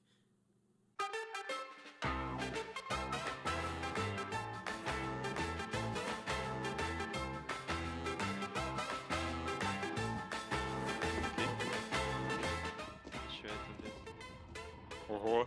Пизда, блядь. Все, он не сможет нажать, по-моему, блядь. Ой. Подожди, он может? О, Леха, Леха тебя ждет, не торопись. Security push, Леха. Он нажимает опять. А он не может нажать. А как я... Тут только бухом конкретно или можно так? Не, можно. Когда красным горит, только попа. Ой, блин, флешка. Он потерялся. Короче, все, проходи. Вот тут красным сложно. Такое. Ебать, там еще раз. Ёп. Бля, кто это вот этот первый, сука, все портит? Я переиграл.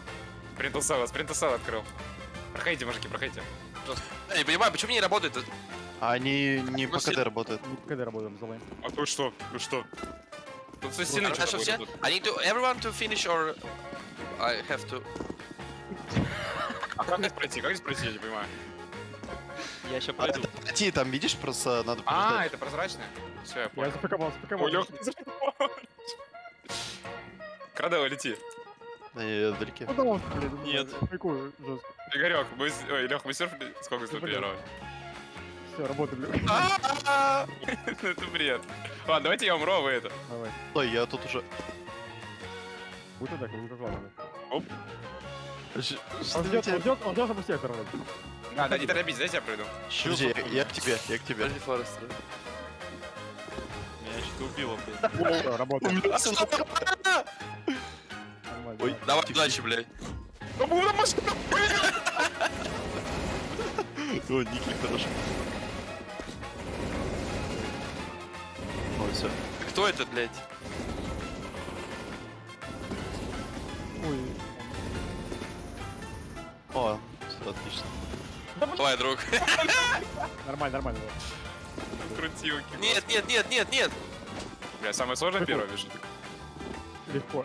Бля, что я сделал, ГФН? Ой, я правый. Долго. А, нет. А, все, нормально. Никель, возьми Ой. флешку там.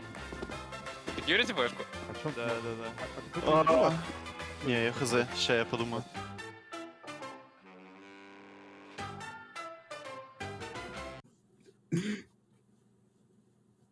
Ten to 5 was the score after the first half.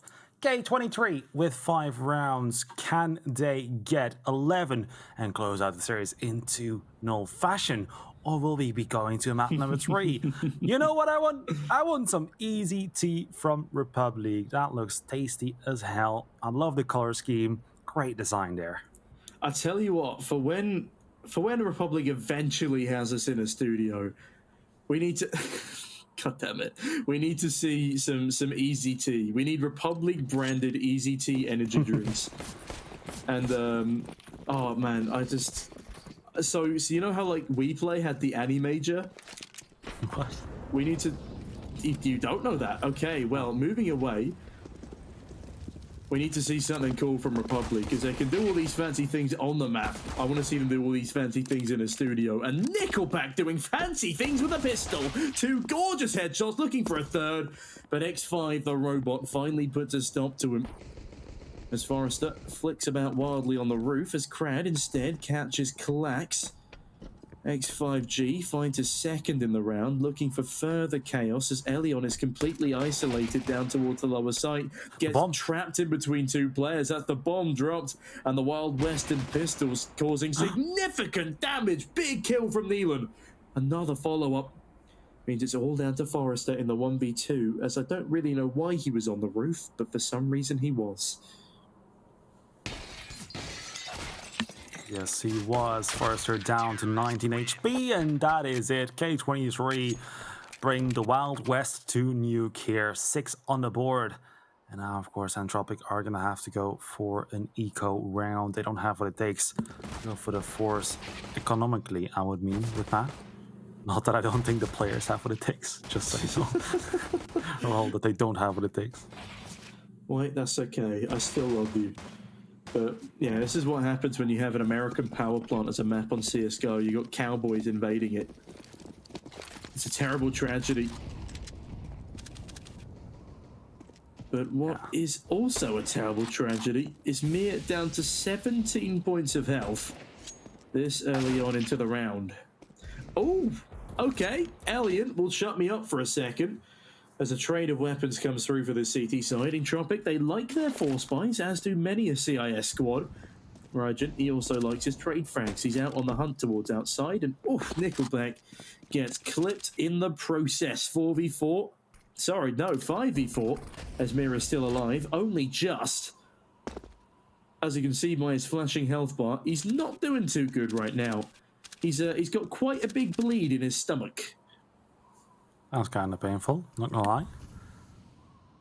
That's here, round number 17. And X5 takes out Krad. Gets 2 as well, makes it 4. And Mir now in a 1v4. And he's, 17 HP. About to go down. Wanna know a fun, completely unrelated fact, by the way? I like unrelated facts. What's the unrelated fact? So, you know Winnie the Pooh, right? Is this about the horror film that they've just released? Yeah, but you know why that is? Why is that? Because like the copyright or something expired for Winnie the Pooh, and now it's like in the public domain. But the same thing is supposed to happen for Mickey Mouse in 2024. Oh, but it was already meant to happen in like the 2010s.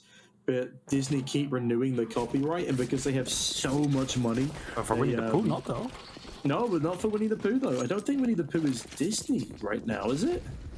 I mean, it was Disney, but they didn't renew it. Well, yeah, they didn't renew that. Damn. So, if anyone has a Chinese factory and wants to pump out some cheap quality Winnie the Pooh t-shirts, then hit me up.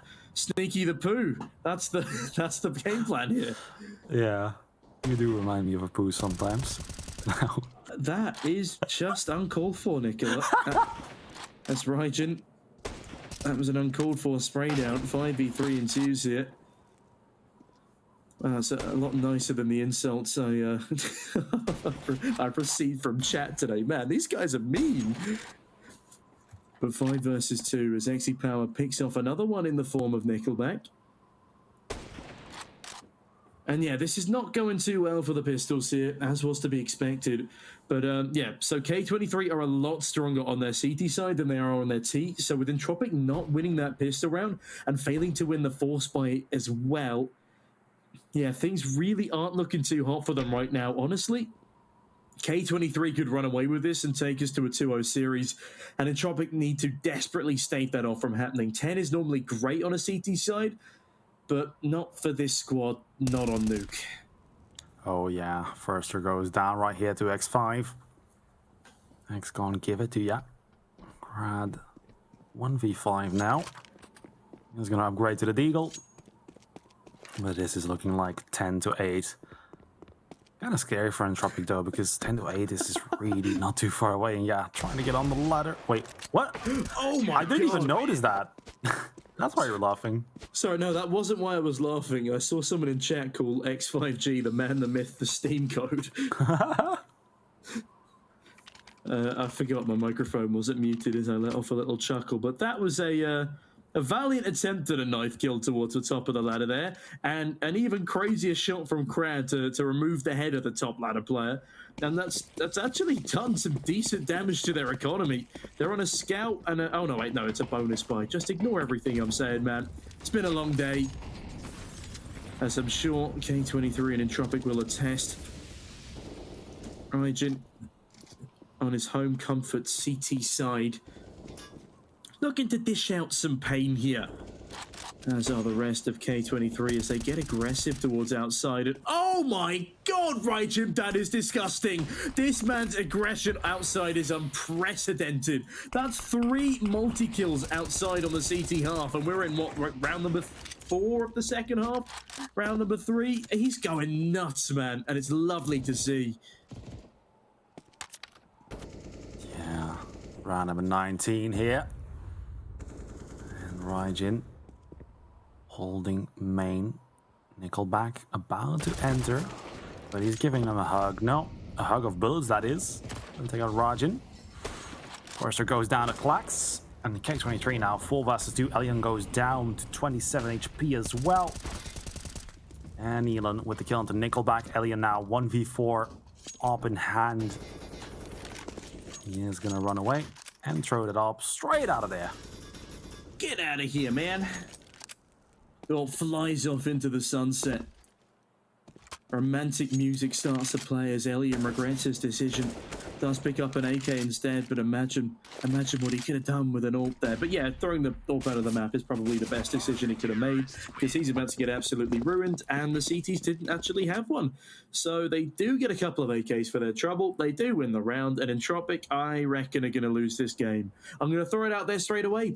They had a great CT side, had a miserable start to the T, and with the statistics, I know statistics mean nothing in Republic, But with the statistics in favor of K23 and how they're playing right now, especially Raijin outside with his unprecedented aggressive success, yeah, this CT side just looks super, super good. Man's just jinxed it right here. And who the hell? Blue chips? Where? I think this is just a Valve dev that just got lazy and just inverted the colors. And changed the text. Hey, I mean, yeah, fair enough. That's probably exactly what happened. I'm not even going to try and question that. It's making me kind of hungry, though. The Soul Natural, it makes me want some Doritos, man. Did you not eat enough? No, I mean, I did. I still have half a bowl of pasta left. I didn't have enough time to eat it in between the games. Oh my god, you remind me of the fact that I have some Doritos and some dip in my fridge. Oh, nice. Thank you, Tom. You're a lifesaver. You're just a horrible person, man. God damn it. But yeah, enough of our food talk. Instead, K23. Well, the time for talk is done for them. The time for shooting people in the face is very much still in contention. Clack's dancing around the back of these smokes as Mir is sneaking through that wall. That's a nice frag from Forrester, but it is just the pistols, and immediately the pistols are overwhelmed. Elian has been spotted, his elbow peeking out. Down he goes. Mir has an A1S, but Mir also has two players to deal with. That's a little cheeky flashbang that actually does help out Mir. And look at Exy Power jumping so his toes don't get shot off. Buys enough time for the Steam code to come on in. And X5G deals quite promptly with Mir. 5 in a row now for the CT side, and they look like they want to make this one over very quick and easy. Oh yeah. Wow, it's already tied, huh? Thought it was It is 10-5 indeed. a few seconds ago. Time goes fast. K23. I'm about to make this comeback story happen. Entropiq coming in with an upgrade. Mir, well, that's what they thought. K23 won 2-1 last time they played. Now 2-0 perhaps. Don't want to jinx it though. But talking about Mir actually, he's been playing quite good. 20-11. In great form once again. But I'm sure that they have practiced with him for a while already. And now, Max reloading his weapon gives the sound cues away. But in the end, the greater scale of things, I don't think that's going to matter much. Raijin here in a garage. Flashbang comes out. And he is going to go towards a ramp room. Actually, never mind. He's going to stay. Of course, outside doesn't hold itself. Clax gets the wall bang. Well, gets the spray through the smoke, actually, onto Forrester. True squeaky door. Outside smokes. Coming out outside. And apparently blue corn chips are actually a thing. I'm assuming because pebbles are real that this is all just like terrible American food. Yeah, they did a test actually. They had English chocolate, Belgian chocolate, and Swiss chocolate, and they asked random strangers to try it. And then the fourth chocolate was American, and universally everyone hated the American chocolate except for the 4 Americans that they found in the street. And they're like, "Oh my god, I used to have this as a child. I love it so much." And that's just further proof that America is crazy. They have no taste in food. As Raijin, well, he's got a taste for Mir's blood, cuts him down swiftly, and, well, K23, they keep on dominating as I tell a very weird story about chocolate experiments. I like chocolate. I also like you chocolate as well, Tom. Oh, thank you, White. I like you. I actually got given some Belgian chocolate for my birthday when I got home after the major. It was quite funny. It tasted very nice, and it reminded me of the time we spent together over the weekend, man. I miss you. Yeah, you were too busy the whole time, man. I was super busy, to be fair. I was running around in a suit in like 30-degree temperatures because it was so hot in that press room. The question is, why were you in a suit, though? Because I like to look smart when I give interviews. That's my one. reasoning. I was the only one, and it paid off because it meant that people could find me so much more easily. There was like 20,000 plus people in that arena, and you got to stand out somehow, you know. Yeah, you were the suit guy. I was the suit guy, and I plan to do that again for this. I'm in Sweden this weekend. That's going to be pretty spicy. That sounds spicy indeed, even though I don't think the food there is spicy. Anyways, no, it's 11 to 10. It's all salty. Yeah, I remember going salted licorice, man. Ugh. And they don't put too much sauce on their burgers in McDonald's. That's what I remember from Sweden. Anyways, enough about That's food. all you remember from Sweden. Yeah, McDonald's burgers. pretty much it, and a crazy night. But enough about that. Glax is going to be in that bomb site. Oh, Nickelback! Headshot onto Rajan. K23 now, 4 versus 5. Entropiq with a nice shot right there. Glax is going to go down the stairs. Here, Nickelback. Slowly moving up. They're going to try to get towards that B bomb site, but they don't want to overstep because the bomb is still outside. XC Power is going to get a shot out. Nickelback down to 69, Mir down to 75. Power tagged here, but X5, oh my. That could have been a beautiful spray down. And now 3 versus 4, K23. Can they hold this one down? Nealon does get the kill. And oh my, Glax! What the hell? This guy just coming out of cleanup duty. Can he get to last? He's got the name of a Star Wars battle droid, but he's got the aim of a Jedi. Glax, oh man. Just decimates everyone towards outside there. Shuts the round down in about 3 seconds. And, well... That is so sad to see after such a great entry from Nickelback. But as I said, Entropiq, they are miserably bad on their T side of Nuke, as they are on the T side of Ancient, it seems. Mir, a very strong CT side, has not been replicated in the second half. And honestly, yeah, this is kind of crazy. I didn't expect it to be this dominant from K23 on the flip. This is 7 rounds in a row now, White. And finally a tactical timeout called. It definitely couldn't have come soon enough. Oh yeah, and Entropiq now on quite a weak buy. Pistols coming out from these guys. 2 Tech 9s, 2 Glocks, and a Mac 10. That is, of course, what's gonna be coming to the party. And K23, what a comeback. Is this now 7 rounds in a row? I'm sure it is, right? Wasn't it a 10-5 half? Yeah, it was a 10-5 half. It is 7 rounds in a row. Like, they're just dominating right now. K23 dominating. All they needed was a Steam guard code. Yeah. And now Rajan spraying and praying to the smoke wall. One player will go down into the lower tunnels. That's Mir. Has a Mac 10 in hand. Has been quite dominant already so far. 20 kills, 13 deaths. He's going to have to do it right here. And Nealon, with the AK-47, is in the A-bomb side. But Entropiq already putting down the pressure. Will be going towards the ramp room. Have full control of that. And XC Power here. Oh, Rajan doesn't spot Mir. Beautiful stuff right there. Entropiq now 5 versus 4. Have a free M4 in hands. And they also have a free B-bomb side. I love it when the B-bomb site is free. Although X5G clearly doesn't, as he cuts through Alien in the bottom of the vent. A nice round. So I've been so distracted by like American food that I've just not been paying attention to the round. This is really good for Entropiq. This is a massive chance for them to put 11 on the board. And X5G, he finds a first. And no guarding there from Forrester. It gets so damn down to the wire. But Craddy seals the deal. 11 on the board. A long, long last for Entropiq. And finally, they put K23 to rest. They were heading towards $16,000 a piece at the end of that round in the back of their bank pockets.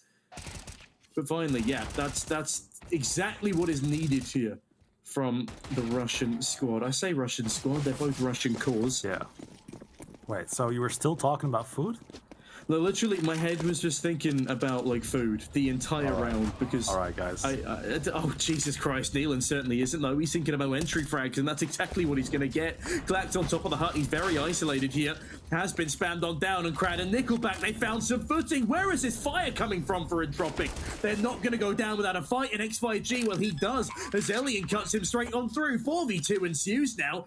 And XC Power and Rajan, they've got a bit of money left, but there's no point in going for this. That is incredible stuff from the Entropiq side. I feel like I kind of jinxed them. I was like, wow, K23, 7 rounds in a row. This is going great. you know? I mean, I already said there is no way in hell that Entropiq win this, and I just watched everyone in chat go like, Caster, please no curse, man. I bet my children on this game. And I'm like, oh, I mean, Freichin. Best that he'll find Mir, and he will. He eliminates him quite swiftly. And as that bomb timer will go off, that's a 12-12 scoreline. We're back to even numbers, and there's an economy behind Entropiq for the first time in a while. As well as a couple of rounds, some convincing ones as well, with that previous one coming through. Then K23, they can afford another buy, and they will be able to afford a buy in the round after this.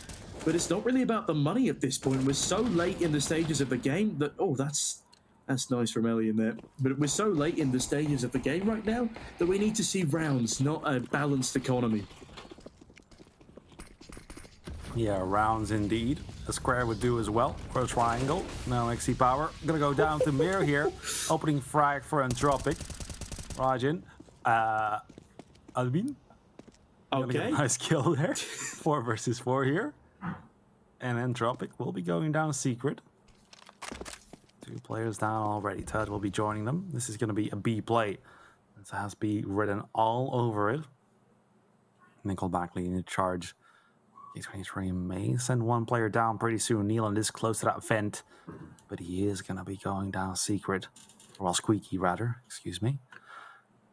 But look at Forrester. This is a great position. If Entropiq get the bomb down without being contested, he's going to be able to do a lot of damage, make a lot of noise.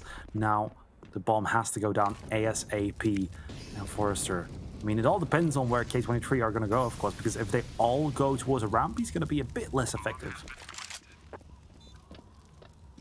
Well, with all of K23 going towards the ramp, the nade narrowly misses the mark. Alien still waiting patiently for them to push on in here. But no, K23, they're going to call the save here. They've got the util, they've got the manpower to try and retake down towards B, but they've clearly lost confidence in themselves. That's 3 in a row now for Entropiq. Wow. And that's a surprising turn of events here. Neelan might get one on the exit, but no, Forrester's still alive and kicking, at least for the time being. Realizes that the bomb radius won't reach that far. There's no need for him to push up secret. And Mir, he started the round strong. His teammates come to comfort him as they pick up their 13th. And well, I did not think Entropiq would have another lead in this game, but here we are. 3 on the trot. Can they make it 4? K23 have done everything in terms of economic management to ensure that that won't be the case. In Entropiq, wow, they've used their 3rd tactical timeout of nuke. Yeah. Good guy, Sneaky Beaky, cursing K23 for all Entropiq fans. Oh, it's what I do. That's the name of my game, you know. I am the Curse Meister. Oh yeah. That Gasser's curse coming out. I think one of my favorite content pieces ever was in terms of like the IRL acting stuff was the ESL sketch where they got all of the casters to dress up in robes and just talk about the caster's curse, and then Heku comes in and spoils it all. Oh, wow. I think that was Pro League a few seasons ago. Yeah, Entropiq, bro, hit me up. We'll come to the studio. We'll film some great stuff next season. It's happening. All right. That all paid by you, of course. Now, I mean, honestly, at this point, I'm just down to have fun. Like, I will fly myself out to Slovakia. Oh wow, what an offer! Yeah, and can't resist that one. I'll sleep on the floor of the studio. Jesus, might join you in that. Without sleeping on the floor, though. Get me a Hilton at least. Now, yeah, White's got standards. I have very little. All right, Alien here on top of the roof. Ooh, Forrester has an idea to perhaps go towards the A-bomb site. Gonna be smoked off though. Rajin died down to 67 HP. The buy of K23, or well, the save of these weapons will mean that if they lose this one, they will be able to buy up again. It doesn't even matter at that point. They've gotten all this way just to fall at the final step. No way. Stairs go a bit higher still. And Klax is going to take out the first, gets the second, blinded onto Nickelback, and Neelan with the flank, 4 versus 1 all of a sudden. It's falling apart in front of the eyes of Entropiq. Still have 13 on the board though, so losing this one not too bad. But it does still go to show they've only had 3 rounds on the Steez side so far, but Elian does take out Neelan. It's a 1 versus 3. X5 goes down. But yeah, K23, let's go back to reality for a second. They have won 5, 6, 7, 8 rounds on the board for K23. Entropiq, 3 rounds for them. But yeah, K23, another round for them. That's what the doctor ordered. That is certainly what the doctor ordered, and prescribed it shall be. As K23 make a mockery of Entropiq in that one, completely outflanking them towards lobby. Really impressive, aggressive plays there. Entropiq, they've been allowed to get too comfortable over these past couple of rounds, and that was immediately disrupted by the vigor of these CTs.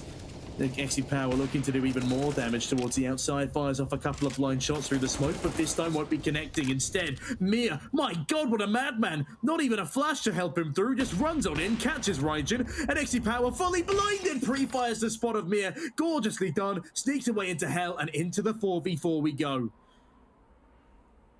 Oh yeah, Tom. 4v4, but Exi Power is on low HP, but with an AWP, does it really matter? Neelan timing! Oh, no. This is scary! Uh-oh, is he gonna make sound? Doesn't look like it just yet. No, he's not making smooth. He's not making any noise. A smooth criminal, Neelan. If only he had his X-ray vision. Doesn't know. Oh my god, Clax, he could get... Oh, this timing is beautiful. This is beautiful. Nickelback does take out X5 though. Gonna put down a bomb. That's gonna be 2 versus 3 for Entropiq. Elian does take out Clax though. And now K23 are gonna have to retake this. Will they do it is a question. They have money to buy in the next if they lose this one. Now Elian is gonna... Ooh, Exi Power. He's gonna hear the jump. Throws a flashbang. He's gonna go in very aggressively. And this is going to go down the timing. Nickelback finds Neelan, and Exi Power is going to have to save this weapon. Entropiq find their 14. It will be 14 to 13 right now. And K23 will still be able to buy. Is this the beginning of a reverse sweep? Or will K23 get themselves together? As you said, they've still got the money in the bank. They could still make this one a reality. They can still win in regulation. But Mir's opening kill there, what an incredible display. But the trade from Exi Power, full blinded, man. Oh, it's just off the scale.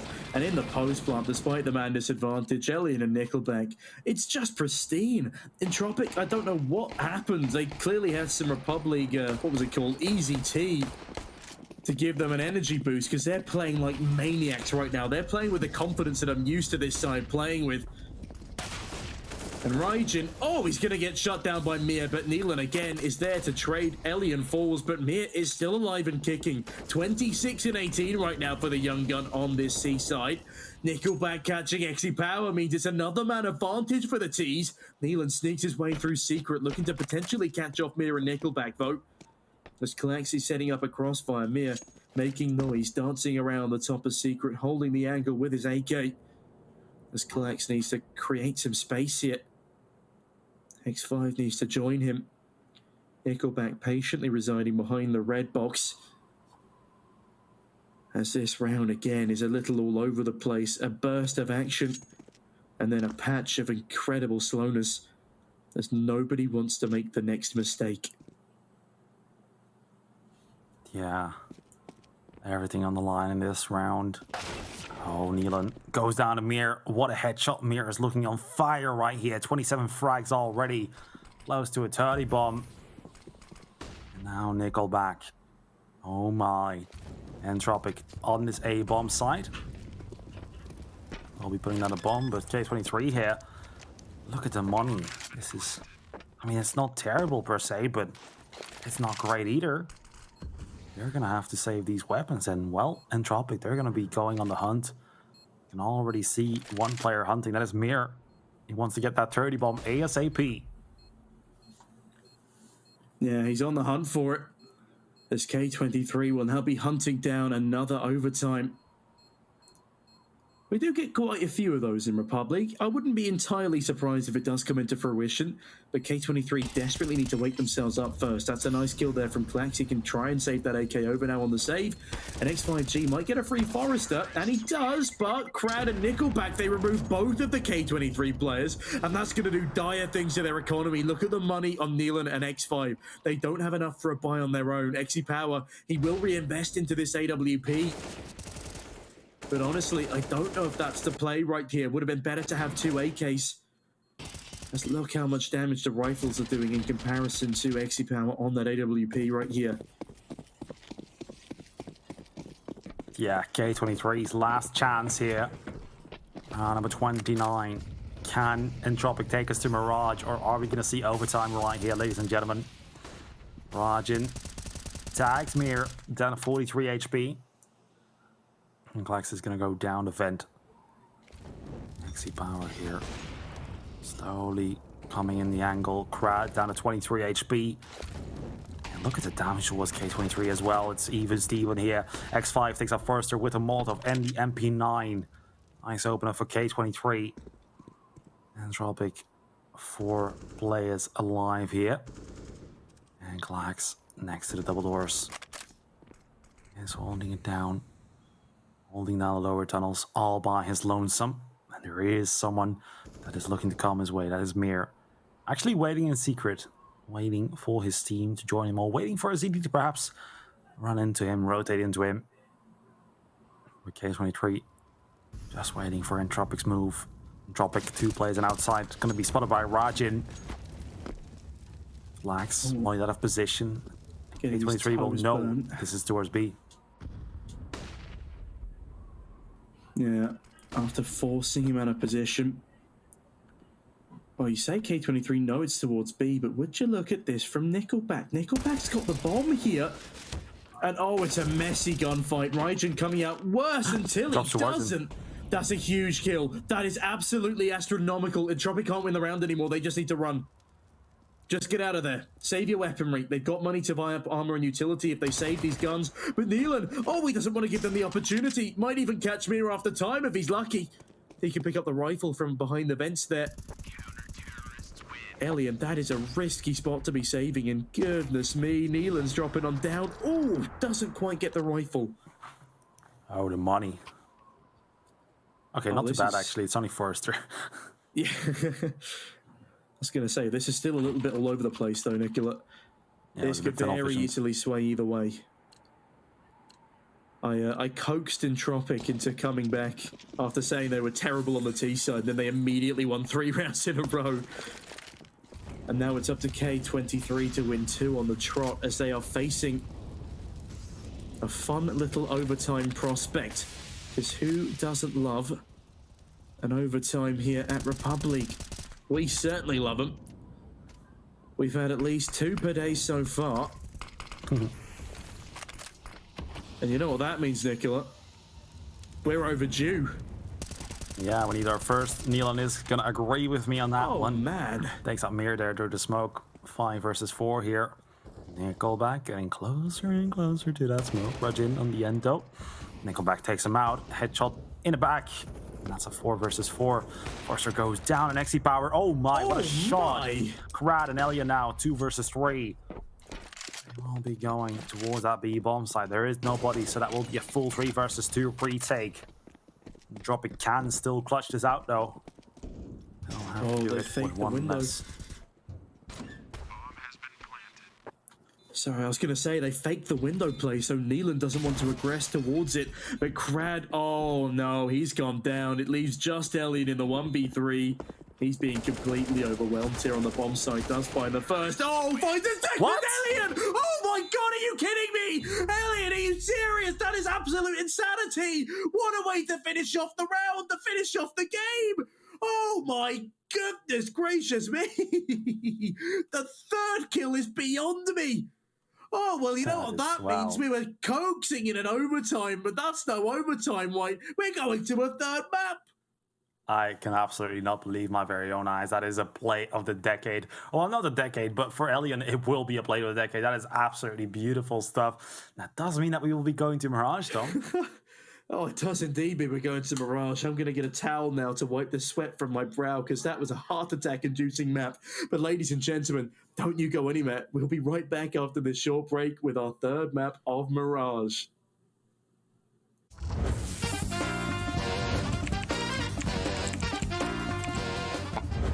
It's Astralis.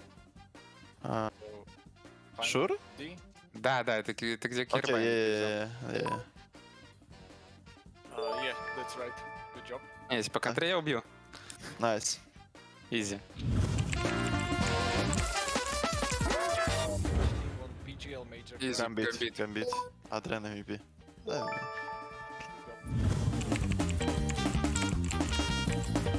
I hope it was Pasha's or Snacks or Wait. 2014, yeah? It's... Okay, in 2013, Get Right was first, I think. 2014, Pasha Bitus was MVP of Katowice. They won Katowice Major. Yeah. Seems like Pasha Bitus plus Snacks, but... I really don't know. But I don't remember. Pasha Bitus was top 3 in the world or no? Snacks was top 4, 100%. Let's go. Pasha Snacks. Pasha Snacks, final decision. Yeah. Я думаю, Kenny Snacks. Yes, nice, easy. Easy, крот, easy. Okay, I think it's really, как сказать, дорогой-то, забыл. Very expensive. Knife. It's not C, it's not B, I'm sure. It's a unique knife. But is A or D? 100%. But D it's so much. I think I think A. Yeah, but because these numbers are not real. А если он full с двух бой? Can you? Other side of knife? If other side full blue, I don't know. It's but 1.4 million. It's maybe someone offered for him 1.4, but he didn't sell it. Sold it. So If I can jump in, someone offered him 1.4 million in Bitcoin, but he declined then. No, D. Thank you for D. Yeah.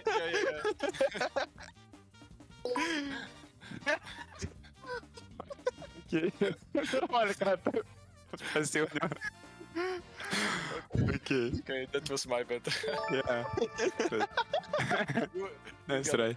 You got a point. It's a lot. Wait, we are changing in rubles. Окей, 350, допустим, 30 тысяч рублей. I think B. Yeah, I think B too. Хотя... You gifted me this info. Окей, B.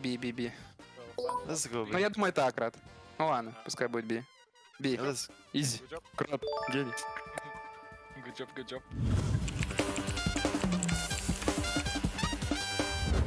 I think no one will buy these stickers from the beginning for 400.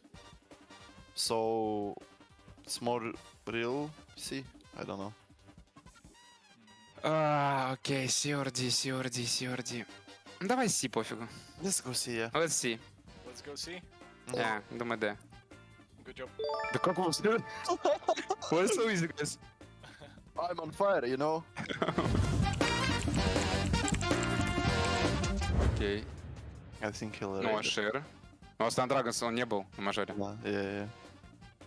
Not Navi, not Liquid, not Stun Dragons. Hellraisers. Yeah, I hope Hellraisers too. Final answer B. B, yeah. Yeah, good job. It was Hellraisers.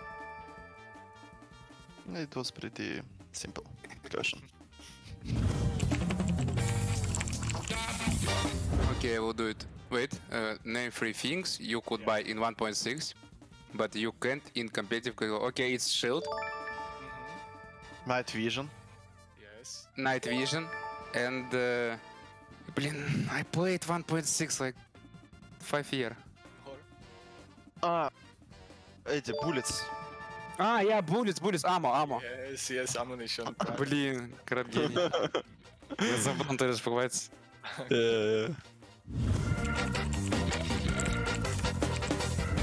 Underheaven, you see this? It's like photoshopped, or no? Oh, yeah. Underheaven. Ракета вот эта? It's rocket. But from which map is it? No, looks like nuclear as well. No, не, подожди. Maybe Mirage from B side? Там ракета такая есть? I didn't see it. No, подожди, ладно. Dust 2, no. Inferno, Rocket, I think no. Probably. Inferno? On B side near temple.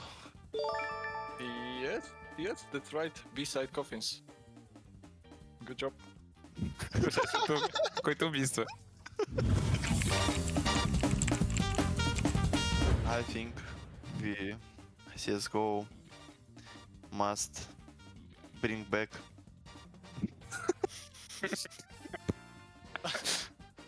like I don't like Mirage nowadays because it's so simple and everyone know everything on this map, and on this map starting to find some bugs, and I don't know, it's like so old map, and Valve should update it or change it to maybe new Tuscant. I saw that someone released that map, and I don't know, Mirage is so simple and everyone really knows everything on this map. Okay, thank you very much. I think I don't like Vertigo because it's too simple to play on this map. It's you can split anything or like just simple map in like strategy and this stuff. I think I like when I play like 7 years ago or 5. It was Cobble and Cash, but updates I think not good. After no, I mean this Cobble is don't good, and new Cash is not good too. They need update this map because I played in 1.6. For example, Tuscan was really good, but in CSGO he's not looking like in 1.6.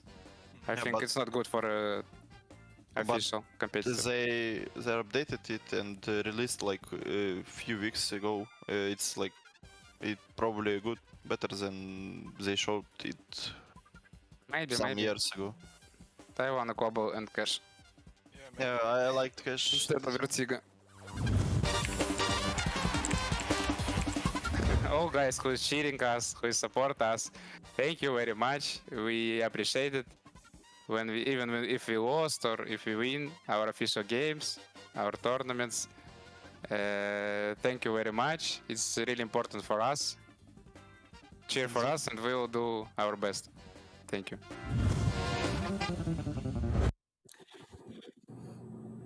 Hello, ladies and gentlemen, and welcome back to Entropiq versus K23. It is time for map number 3, Mirage here, and oh my, I didn't even think we were gonna make it this far.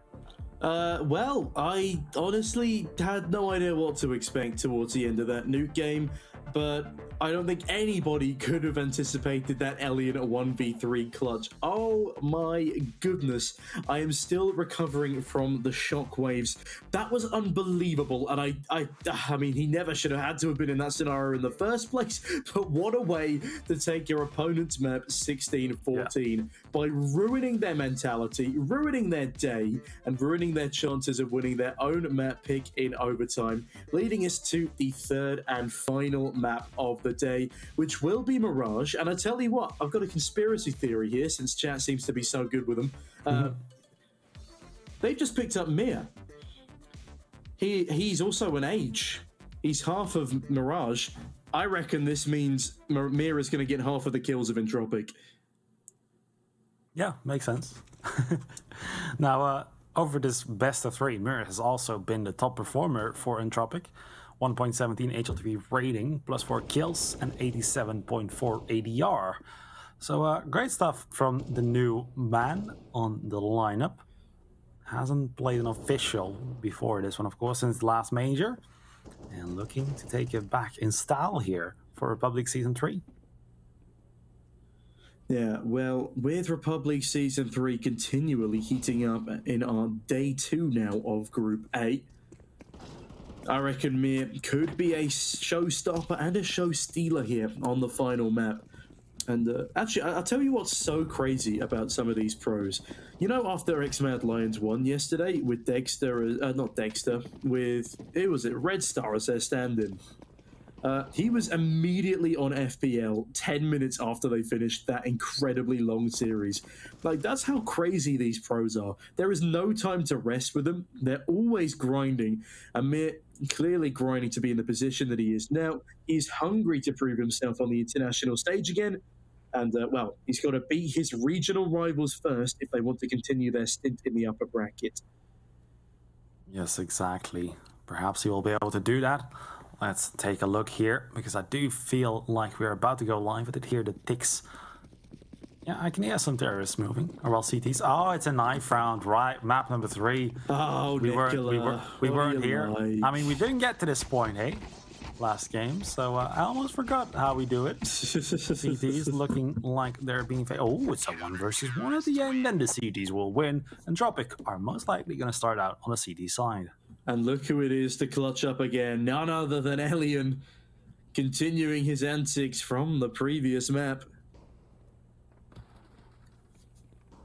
But as we head into the pistol in just a couple of moments, well, there is a lot residing on it here. It will, of course, be K23 starting on that T side, as you correctly pointed out previously. And it will be a decent spattering of util behind them. Lots of utility. Ready and raring to go early doors on Neelan. As he will be making his way downtown, walking fast, but all the way to the other bomb site than his teammates. He's going to try and sell an A fake here with his util. But Entropiq have gone for a B stack. They've got 3 towards this site, and the util has done nothing. I think they even realise now that this is a fake, so K23 have just shot themselves in the foot, as Leland is now on the rotation to join the 5-man apps push. And Nickelback gets the opening frag onto XC Power. Trade comes out from X5. 4 versus 4 right here. And Forrester on the B balcony. Holding down the site. K23 falling all the way back. Still have Rajin though towards the B apartment. So if they do go towards A, he's going to try to shoot them from the back. But K23, yeah, sending 3 players towards that A bomb site right now. But they're being slow about it. They're not making any noise. And Entropiq are also not going for any information plays just yet. So no one knows anything. Just like us, White. We know nothing all the time when we're casting, and it's great fun, but obviously it's a lot more stressful for both of these 2 teams. As Crad, oh, he's in a bad spot right now, I tell you. He's going to have to pull off a mad level of kills here in order to keep things afloat as that util rains on in. Does he opt for the swing now? He sees them running to his left and he isn't able to find the frag. Instead, it's Klax on the double entry. Elliot only good for the single trade. Forrester jumping in towards the window, goes down to Klax again. The man's got a triple. All up to Mir now. He was the hero of the previous game, especially on that CT side, but he doesn't realize where the bomb is planted. He smoked himself off from finding it. Oh no! Tragedy strikes and in towards connector. Raijin will dance. Not a chance in hell for Mir here. He can't stick the 10-second defuse. He's out in the open, and he can't find either of these isolated frags either, because Raijin is just jumping around like a maniac. Mir goes to save his armor in towards T-spawn, and that's a very convincing round towards the end by K23 off the back of Klax's miracle work. Yeah, here we go. Bomb goes kaboom. And K23 find the first round at 1 round that they needed at the end of Nuke. Most people still traumatized from that. Now here we can see the replays of this round. Great stuff from Klax there, helping out his team a lot. 3 kills right there. And that is going to be the round. Entropiq, I'm going to go for the force buy though. 2 Eagles, a Scout, 2 MP9s. That's what the doctors ordered. They will be sending 2 players. Actually, I believe 3 players towards the B bomb side. A bit unusual. I'm very interested in to see what they're going to try to do. K23 putting most of their players in front of the A bomb side early on. So it's going to be an A play early on. Rajin going lower tunnels. Checking out everything. But this is quite a default play, really. Yeah. Rajin and Klax far from default, just harking back to that pistol round. The new dynamic duo. Clutching it out against Mir, a formidable foe indeed. As K23, they are taking plenty of map control with this one. Off the back of their bomb plant and their success in the round. They've got a far superior buy, a nice arsenal of utility. And honestly, I like this force buy for Entropiq with the 2 MP9s in tow, but they're just not in the right place. I've never seen a crossfire towards ladder room from MP9s before.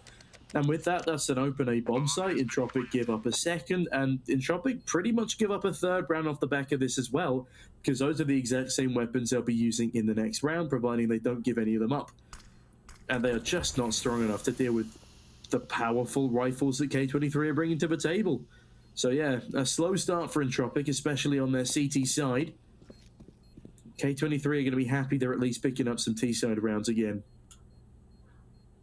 Oh yeah. Bomb ticking away. That's going to be round number 2 for K23. Entropiq, of course, saving these weapons into the next. Luckily enough, they're on the CT side, so they will still get that loss bonus in. Enough money to buy into the next round, and saving this, pretty good idea, because now, of course, they have another chance into this, but they're also letting K23 build up their economy quite huge, though, because XC Power, $4,600, this is starting to perhaps getting run out of hand if they lose no players right now. Sexy Power, the Orb God, coming in the next round. It's going to be a tough one for Entropiq to deal with. Mirage's home turf for these guys after all. Back in his Forza days, he was privy to a Mirage pick or two. I think, what, Dust 2, Mirage, and I can't remember what their third map was because it was way too long ago. But I think he was still on the lineup that Forza used in Season 2, where we had the incredible stairs cross. Do you remember that? Where 2 players just walk past each other on the staircase up towards B. Underpass. Ringing any bells, White? Sorry? Oh, he just wasn't listening to me the whole time. Awesome. Well, if someone can bring up that clip, that'd be awesome. And in the meantime, what would be awesome for Entropiq is if they can find at least 2 or 3 frags here up against the far superior buy. Forrester, he's got his Desert Eagle. Dancing around down towards the truck and immediately dealt with by none other than XC Power. Farming up some extra cash for that orb, maybe even some armor and util to go with it. A nice garnish to an already delicate main course. XC Power finds even more. And Mia in from the short side, almost good for a second. Crowd does help him out though. And actually, we're into a 2v2 here. This retake is a possibility. Grab with that Galil and Nickel back in the apartments. Just needs to make sure he deals with the truck player, but doesn't catch him in time. Klax on the AK seals the deal and forces Crowd into hiding.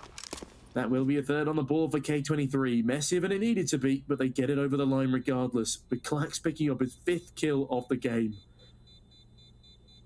Yeah, these T-side rounds, of course, worth their weight in gold. Mirage, pretty 50-50 these days, but still a little bit CT-sided, I would say. So Crad holding the murder hole, saving that Galil into the next. It's going to help their economy quite a bit. And here we go, spinning right round, maybe right round. Now Crad... go down. As XC Power puts Crad down. Yes. That's all right. I'm chiming in with you this time. We love our pop culture references here. Oh, yeah. It's a nice song. Now, round number 4. Sorry, I'm dead inside. Do you notice? I just a little bit. That's okay. we can put the golf on afterwards. Thank you, Tom. That's all right. I'm sorry. I'm being mean now. As Forrester. Well, he's looking to be mean in towards the B apartments. Molotov onto X5, and oh my goodness, X5 jumping through the smoke, lands the headshot onto the man. 5v4 ensues. As Entropiq have the Blues down by 3 rounds. They've lost a man early here. K23, well, they're looking to capitalize. Exy Power on that AWP, looking rather dashing as he brandishes the $4,750 pick-me-up. Entropiq on the flip side, well, looking a little deflated, as I said, with that first loss, and they've had to go for the 2-2 split. No mid-control at all now. As Crad does go on a little adventure towards the T-Ramp. That could be interesting. Yeah, X5 here. Goes down to Crad. 3 versus 4 for K23 all of a sudden. Because Alien gets 1 as well. And now here we go. K23 on this bomb side. Entropiq gonna try to retake this. 2 places was the CT spawn. But K23, ooh, they don't have a smoke. This is gonna be very difficult to get this bomb down because while the bomb is being planted, might as well be a 2 versus 4. And well, right now it is. You were saying? Gonna go down right now. And well, there goes XE Power. And Neelan goes down as well. That's gonna be a first round for Entropiq. Woohoo. Yay! Yay! Entropiq are finding their footing early doors on the CT side, a side that they clearly favour, as they showed us over on both Nuke and Ancient. In fact, let me have a quick look. Let me have a quick look at the stats here, as you get a nice recap to see which side they really do favour when it comes down to it. So, Entropiq on Mirage, 58% of their rounds on the CT side are won. And they win 61% of their overall rounds on the CT side. Yeah, this is a very CT-sided map for Entropiq, so they do need to start pulling things back together. But last time I said that, I jinxed them and they won 16-14 anyway. So as I said, I enjoy not being in the know. It makes things far more entertaining, unless you're XE Power. Not expecting to get shot in the leg there by an ult, putting him on to 21 points of health. The Jinx Master at it again. Go back in connector. We have X5 can be smoked off here, but before the smoke even pops, Forrester takes him out. Now Entropiq 5 versus 4. Nickelback here in the top of the connector, holding the lower tunnels. But K23, they're getting ready to go towards his B bomb side. Rajan gets the headshot onto Nickelback. 4 versus 4 now. And K23 looking to go towards B. There's only 2 players here though. That should be enough. But K23, as soon as they hear the bullets starting to fall away, 58 seconds on the board, they still have time to play with. Time to move away. Connector gonna get smoked off. K23 looking like they want to go towards the A bomb site, want to use this connector smoke to their advantage. Perhaps flash through it. But they have to be careful. There is someone from short, and that is Mir. An attack Neelan down to 25 HP. With 33 seconds left, K23 really have to explode on this bomb site. Yeah, that's a bit of an understatement. And explode they shall, but Mir cuts down the first. Alien stays alive. And XE Power does some damage of his own. Into the AWP. They force the AWP. Into the molly. They force the AWP. Sorry. Crad does catch another. And Crad has cemented this round. Absolutely. Great stuff there. Disciplined hold from the Entropiq guys. And you know where I recognize Raijin's name from? Where? He played in the RMR with ASG. Ready? Did we cast together there? Yeah, we did cast the RMR together. But No. Like the recent RMR. Oh, okay. Not that one. Yeah. The PGL Antwerp Major RMR. Oh, I like that event. 12th to 14th. I also liked that event. It was pretty fun. They had nice water bottles. Nice. In the press room. Jesus, man. Did you get a tour of the RMR then? No. The RMR is in Romania. Oh, right. Yeah, of course. Ignore me. There's a qualifying stages in the hotel, but Raijin, he doesn't need a qualifying stage anymore. They're here in the main event, and they're here to play. With the P250, cuts one down. Alien trades on back with a USP and dinks Raijin in the process. Nickelback catches another, and it looks as if these pistols have now been outgunned. Forrester swinging to mid as Crad sees one towards Palace. Quickly deals with Klax. Grenades rain on through. Crad, oh, well, yeah, this grenade rains on through. Does exactly what it says on the tin. And that will now be a 3-3 scoreline. It's Entropiq. They've found their footing absolutely. 3 in a row now. And Raijin, it's a nice opener, but that's all he'll get before he's closed on. Yeah, 3-3 all tied up. Entropiq looking to get back to their winning ways. K23 on the other side do have a buy for a case, an op. That's what they have to come to this battle with. Alien, one holding a ramp. No kills have been found just yet.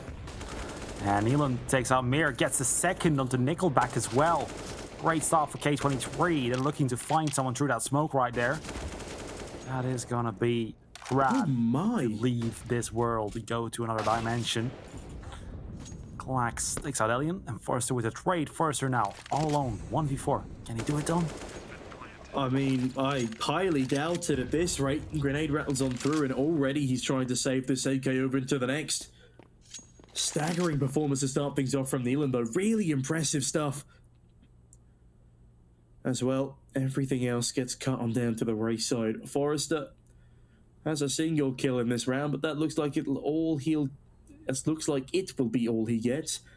I promise you I know how to speak English occasionally. But Klax and Raijin, yeah, great start for these young guns as Neelan in middle. What a way to start a round, man. Insurmountable entries as Forrester. Nice little jump up shot there towards the apartments. Shuts things down before they can even begin on the hunt. K23, though, regardless of the hunt, they put 4 up on the board. They've got a decent economy behind them now. They can reinvest. And Neelan, man, just look at it again. It's so spectacular, especially that finale onto Crad and Klax's entry to A. Yeah, it's just great stuff through and through for K23 here as Forrester. His drop in middle, that's a lovely frag. It's a shame it doesn't do more. Yes, indeed. Mir here, peeking window. Molotov towards the boxes.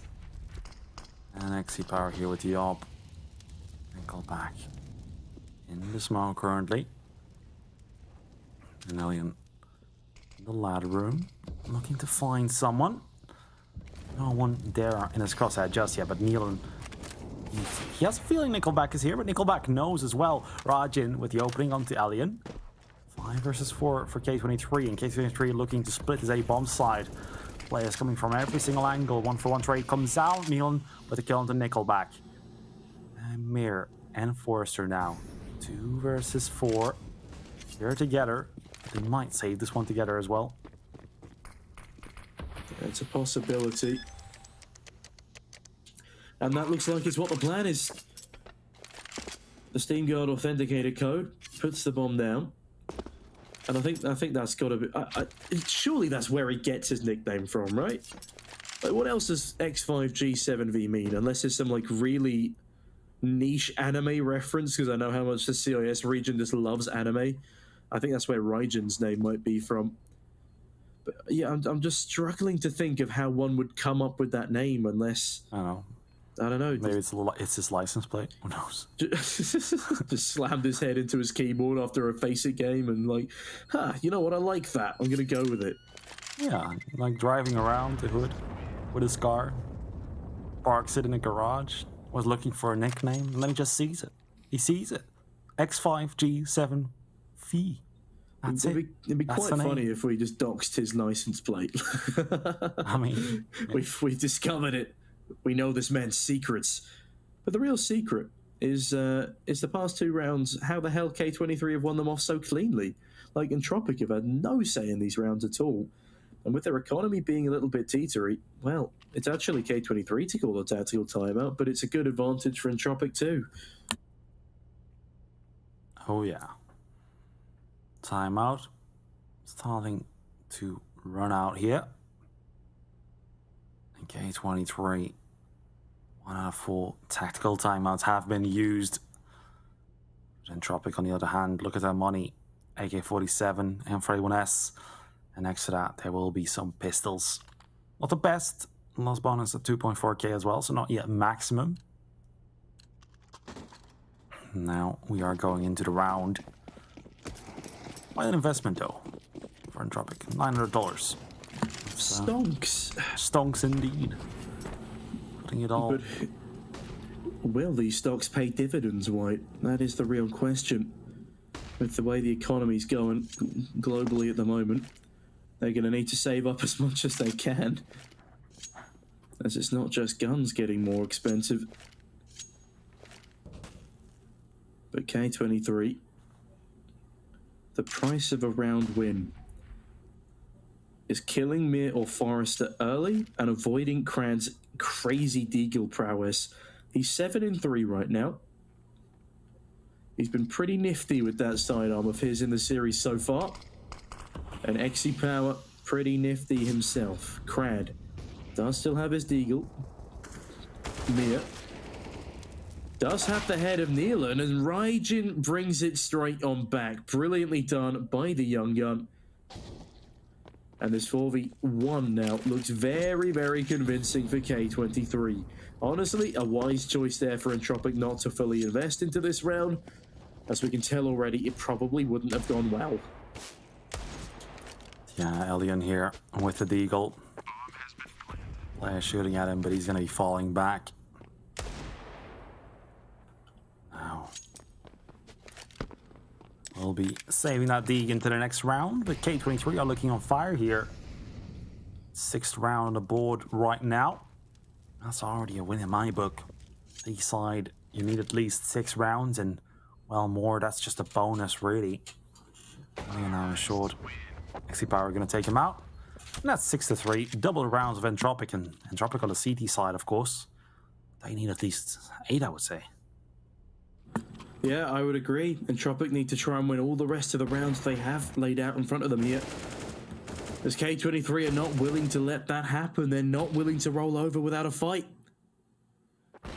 And now, with Xe Power finding his prime again on that AWP.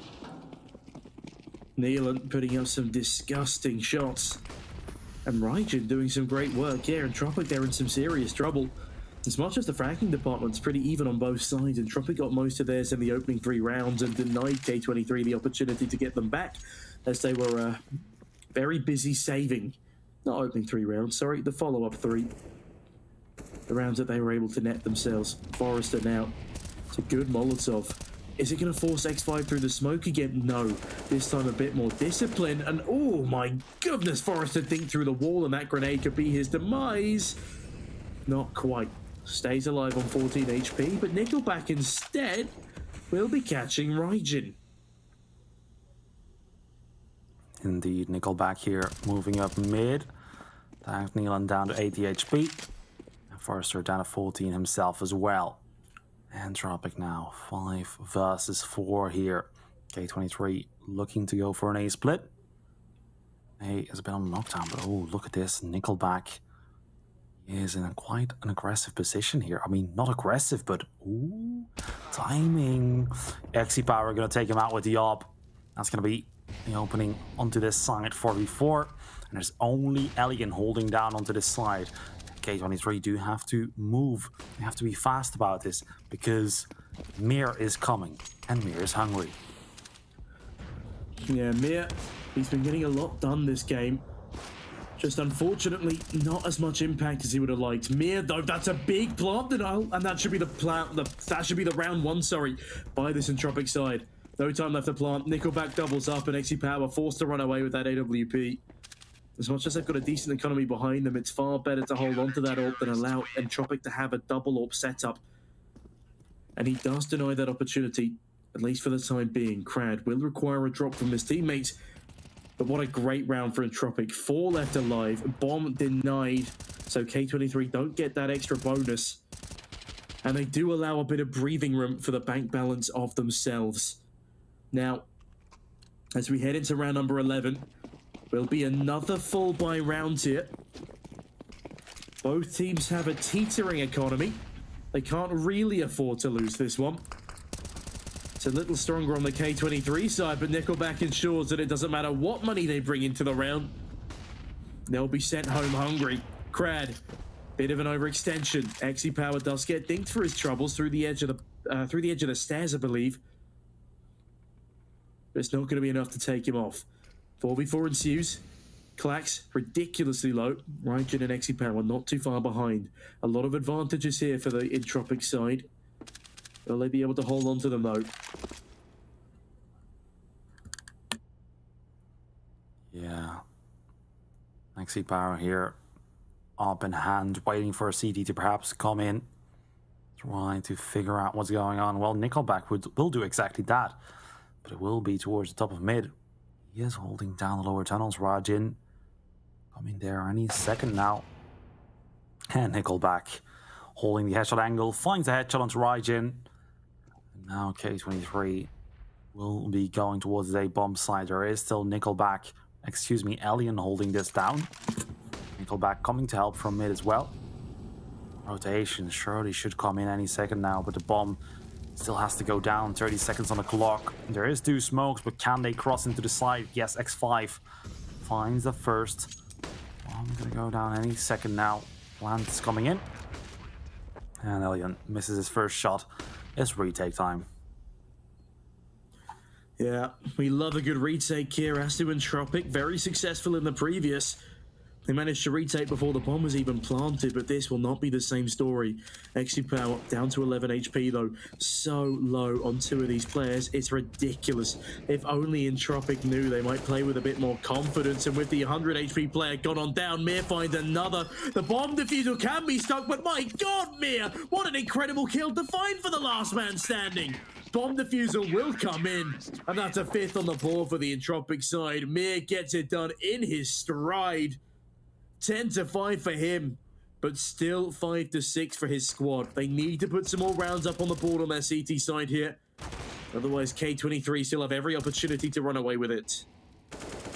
Yeah, they're really getting all the opportunities here. Entropiq. Oh my, Mir. What a kill. I have to call him Super Mir from now on, because this guy, yeah, thumbs up for that. Not sure how they keep doing it. But Alien gonna take out Exy Power on the opening frag. 5 versus 4 here. And Klax in the palace. Oh, Krat takes out Raijin. Great openers for Entropiq. They're just absolutely dismantling this, destroying K23 in the first 30 seconds of the round. That is 4 kills on a buy round in 30 seconds. That is just disgusting from Entropiq. They don't give the poor K23 side a chance. Klax now.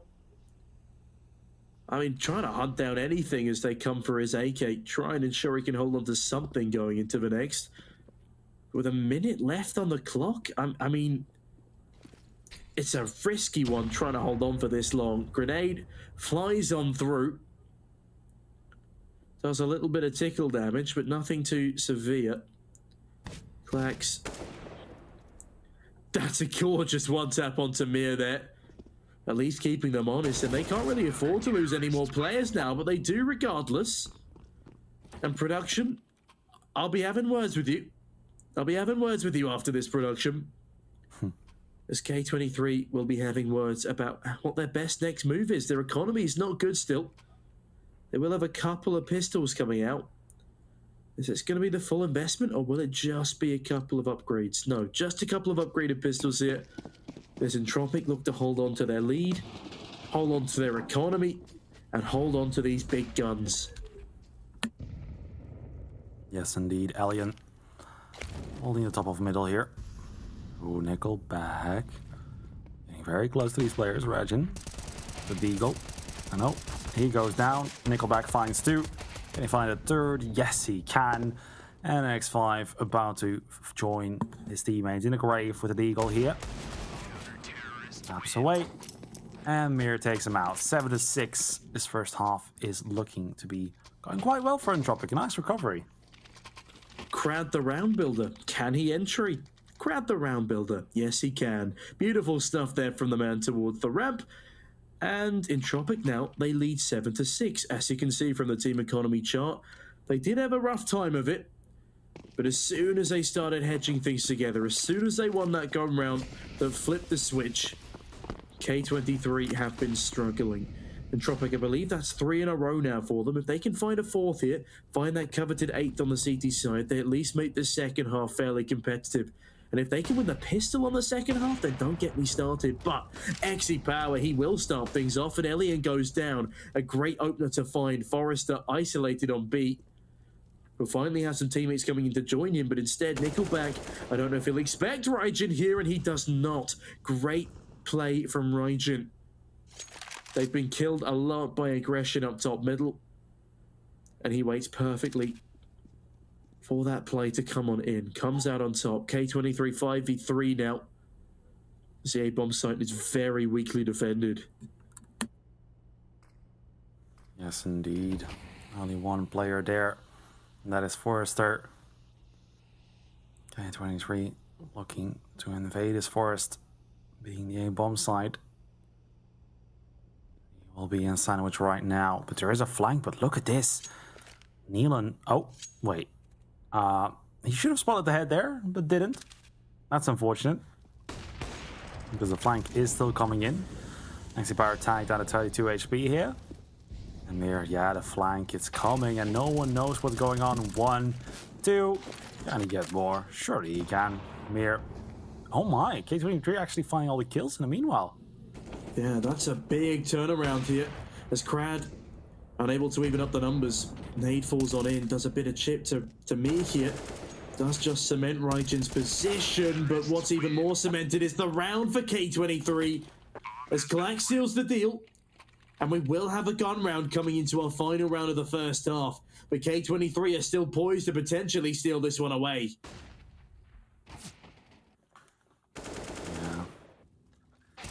K23 really dominant T side right now. If they get an 8, that's going to get scary. It's all very much possible. Both teams coming out with pretty much an identical buy.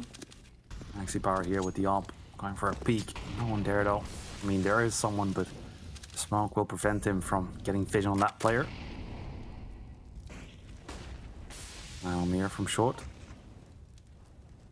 Holding short end connector. Neil here with the AK. Switching to the knife. Waiting. The battle for mid. About to go down pretty soon, I imagine. X5 here. Towards the B side. Does hear the shots being fired his way. Nice information for the player because he does want to go towards B. He is slowly moving up. Gonna stand still though. Gonna wait for his teammates to join him. Forrester holding the window. With 58 seconds left, this round is looking like it's going towards B. The thing that's crazy for me though, White, is how much more convincing Bad News Eagles looked than any of the other teams in this group so far. Like, the upper bracket is going to be a tough one for whoever comes up against them, but whoever comes up against Clax is going to have their head ripped cleanly off. The final round of the half still very much up in the air though, as Nickelback finds one more on the entry to B. The retake is on before the bomb even goes down. Clax finds another. Krad doubles up, and that's beautifully done there by Krad. A 3K to his name to seal the deal, an 8 on the board to Entropiq, but we're not going to a break this time. We're going straight back into the second half, where we see if K23 now on their CT side. Well, that was a short break. To pull things back, yes. Thank you. Very funny. Yeah. Already back. No breaks needed. Going into the second half. Any second now. Brad, what a kill. I didn't see that first one. That was disgusting. Yeah, X5 with USB. Firing off a few pot shots. But Entropiq, they got the A-bomb side in their eyes. They want to go and they want to take control. Going for the strat where they take control of the CT spawn. That's what these smokes are giving away. But X5, oh my god, gets 2 there. 1 jumping, 1 running. That's gonna be 5 versus 3. Exy Power? He's just killed his teammate. We're down to a 4v3 off the back of that. And Neelan, oh well, he's gonna field a couple more frags, and well, I guess a valiant effort from Entropiq, but X5G, my goodness, what a double opener of dreams. Find his third as well, and as much as XE tries to put the favour back onto Entropiq by killing a teammate, very convincing round win by the CTs. The bomb does go down though. That does allow for the opportunity for an investment here, a force buy to come on out.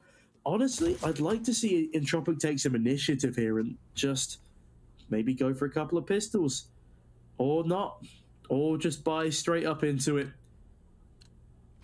And of course, K23 are looking to push them straight back into a disadvantaged position. I believe it was K23 to find the first 3 rounds of this map, and then things got a little bit skewed. But Forrester, well, he doesn't really care what the round count is. He's just looking for another kill to Vitali, running straight down middle, narrowly misses the connector player. But Mia this time boosted up as XE peeks on him. It's a decent bit of damage dealt. He's now one-tappable by any of these weapons. But Entropiq, for the meantime, they've slowed down to a halt as they've got a bit of mid-control, but not much else. Yeah, 8 rounds is all what is needed for both of these teams now to win the game. Alien down to 9 HP, but Rajan not expecting another peak so soon after that. Lots of low HP players on Entropiq though. And Neil here near the B-bomb side. Entropiq, oh, Forrester and Nickelback getting the 2 opening frags here. Opening frags, the second and the third, excuse me. Look at the HP still, but it looks like they're gonna win this anyways. They look like a Christmas light malfunctioning down there in the bottom left, and yet they're still fighting tooth and nail, finding all the necessary kills at Forrester. Gorgeous kill to pick off, as XE looks like he might have landed that shot, but instead it's Crowd to put a bullet straight through his skull. Entropiq onto 9, and well, K23 not going to be too happy with how that one turned out. On the flip side, oh, we get to see a battle of the Force Spies, and there's no better Mirage. There's no better Mirage. There's no better map to see the battle of the Force Spies on than Mirage, because it is such a puggy affair, and you never know what you're gonna get. Just like you never know when you're gonna get headshot by Crad. Yeah, when I want to get headshot by him myself, quite deadly. Right chin. Oh my, that's quite a headshot to find as well. Wow, great opening to the start of the round. Forrester looking to find a trade frag perhaps, but no one is going to give them anything. It's a perfect start for K23. Rajan gets snagged down to 68 HP himself. Quite dangerous, this guy. I'll be rotating towards the kitchen. Down to 44 HP. And XE here with the P250 in the corner. Window. I get smoked. Now Entropiq all looking to go towards this B-bomb site. They have one less player. These Deagles, they can be deadly, man. Yeah, especially when you run into a stack of them like this. Especially when the aim is so good off the back of them. Bomb is stuck in the apartment as XE cuts down Elian. Oh, it's not looking good.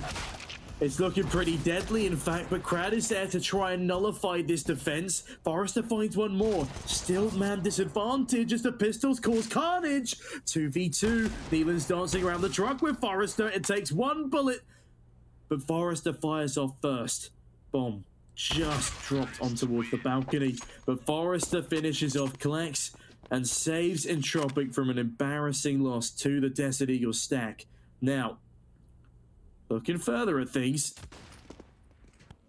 this should be a more convincing round for K23. Yay, Rojan, what a headshot. And sorry, I mean Entropiq, not K23. Definitely not K23, as they just force bought with pistols into that one. Yeah. Round number 19 coming up. We're getting into the later stages of this game, and Entropiq are starting to slowly run away with it. K23 now. 4 USBs and a P250. That's what the doctors ordered. They're going to be pushing mid now. X5 takes out Mir. Trade frag comes out. But yeah, no way K23 gets something else here. Perhaps they can overwhelm the crossfire. Yeah, the crossfire is too strong. 11. 5 more for Entropiq. Yeah, 5 more indeed. I'm picking up your bad habits now, saying indeed after everything. Oopsie. Right, 3 rounds in it. K23 though, they've got a goodbye. And they're looking to not say goodbye to the upper bracket this early on in the tournament. This is only day 2. And this is only Group A. We've got 2 groups to get through, in fact. And they could not be more exciting. Already some spicy games today. But in classic CIS style, it is definitely a slower pace for both of these 2 teams, which is why we've had the fun talks about blue crisps, or chips as you call them in America, easy tea. It gives us a little bit of a time to recover our voices, and it gives both of the teams a little bit of time to recover their thoughts. The CIS teams always favouring that slower style of play, championing a few years ago in Na'Vi. Virtus Pro have definitely taken up that mantle now under the IGLing of Jane, the man with the patience of a saint and the hair of Jesus himself, as Klax finally strikes with the opening kill of this round. After the bomb has gone down, Nickelback trades on back, 4v4 ensues. There's still util on both sides, but only a single flash and a single smoke. And jumping across like madmen will be the CTs as they try and get presence. Ellie and Dinked without even being spotted, and Crowd follows suit as Raijin finds one more. Raijin with a double, great spray down. And Nickelback, he's fighting for time, fighting for his life as he's the last one left. Picks up one, can he find another? They're encroaching on his position. Oh, Nickelback, he might have done enough. No. There's no kid on XC Power. He's got to run all the way in towards CT spawn. And will he even survive the blast? Just about, it seems. But K23, they really let that one slip towards the end. And Nickelback shout out for the 4K in his name. Yeah, and this starting to look like 13-8 because, of course, the money of K23 is absolutely terrible right now. And we'll be investing in a few pistols, I would assume, but nothing much more than that. Let's take a look at the buy ourselves here. Yeah, exactly. A few pistols rounded up to make sure that they can get a nice buy going into the next. But here we see XC Power together with his teammate going into the lower tons. Oh, the flick could have been nasty. But yeah, opposition has been given away. And Mir here towards middle. Grad holding his heels, but Mir finds that onto Rajan. Into window, of course. XC Power going into connector. Stag down at 22 HP. 22 HP is more than enough to get something mischievous done. Ooh, but Nickelback, that's even more so. As Neelan falls to the wayside, White, are we seeing the beginning of the end here? As Entropiq, they just come out swinging. And it's not even Mia, it's Nickelback leading the charge. 22 and 13 right now. A few frags off a 3 KD as K23, they just can't get back into this series at all. After losing out on Nuke, I mean, they're clearly still demoralized. They're clearly still reeling from that loss. No way in hell should Elliot have ever brought that to a 16-14. But he did, and now we're here. And Entropiq arriving that wave. As they've got the bomb down, they've got a 13th, and now a 5-round lead with 5 players surviving, all on 100 HP. And unless XC Power has anything to say about it, well, he does. It will still be 4 convincing saved. As X5G, there's no gun for him to pick up. Instead a bullet. Oh, I tell a lie. He does about manage to sneak an AK. And that'll be great for the CT economy coming into the next one. But Mia, what an entry, man. As Nickelback does further craziness over towards that B site. Yeah, round number 22 right now. 3 more rounds needed for Entropiq to close things out and take this game back. Beautiful stuff. That would, of course, be a reverse sweep from the Russian side. Rajin with the opening frag onto Mirdo. He doesn't want to have anything to do with that Entropiq win. He wants to take it right from under their nose. And of course, you know, this map's supposed to be CT-sided. K23 had a perfect D-side. And now look at this. Where did it all go wrong, K23? I'm personally not too sure, but Entropiq, they are setting up shop towards the B-bomb side. It looks like they don't want to move anywhere else. Well, with the success they've found on it so far, they wouldn't really need to. But XE Power does have a better weapon this time, does have a better angle. And X5G, that's a saucy kill to find. X5G finding more.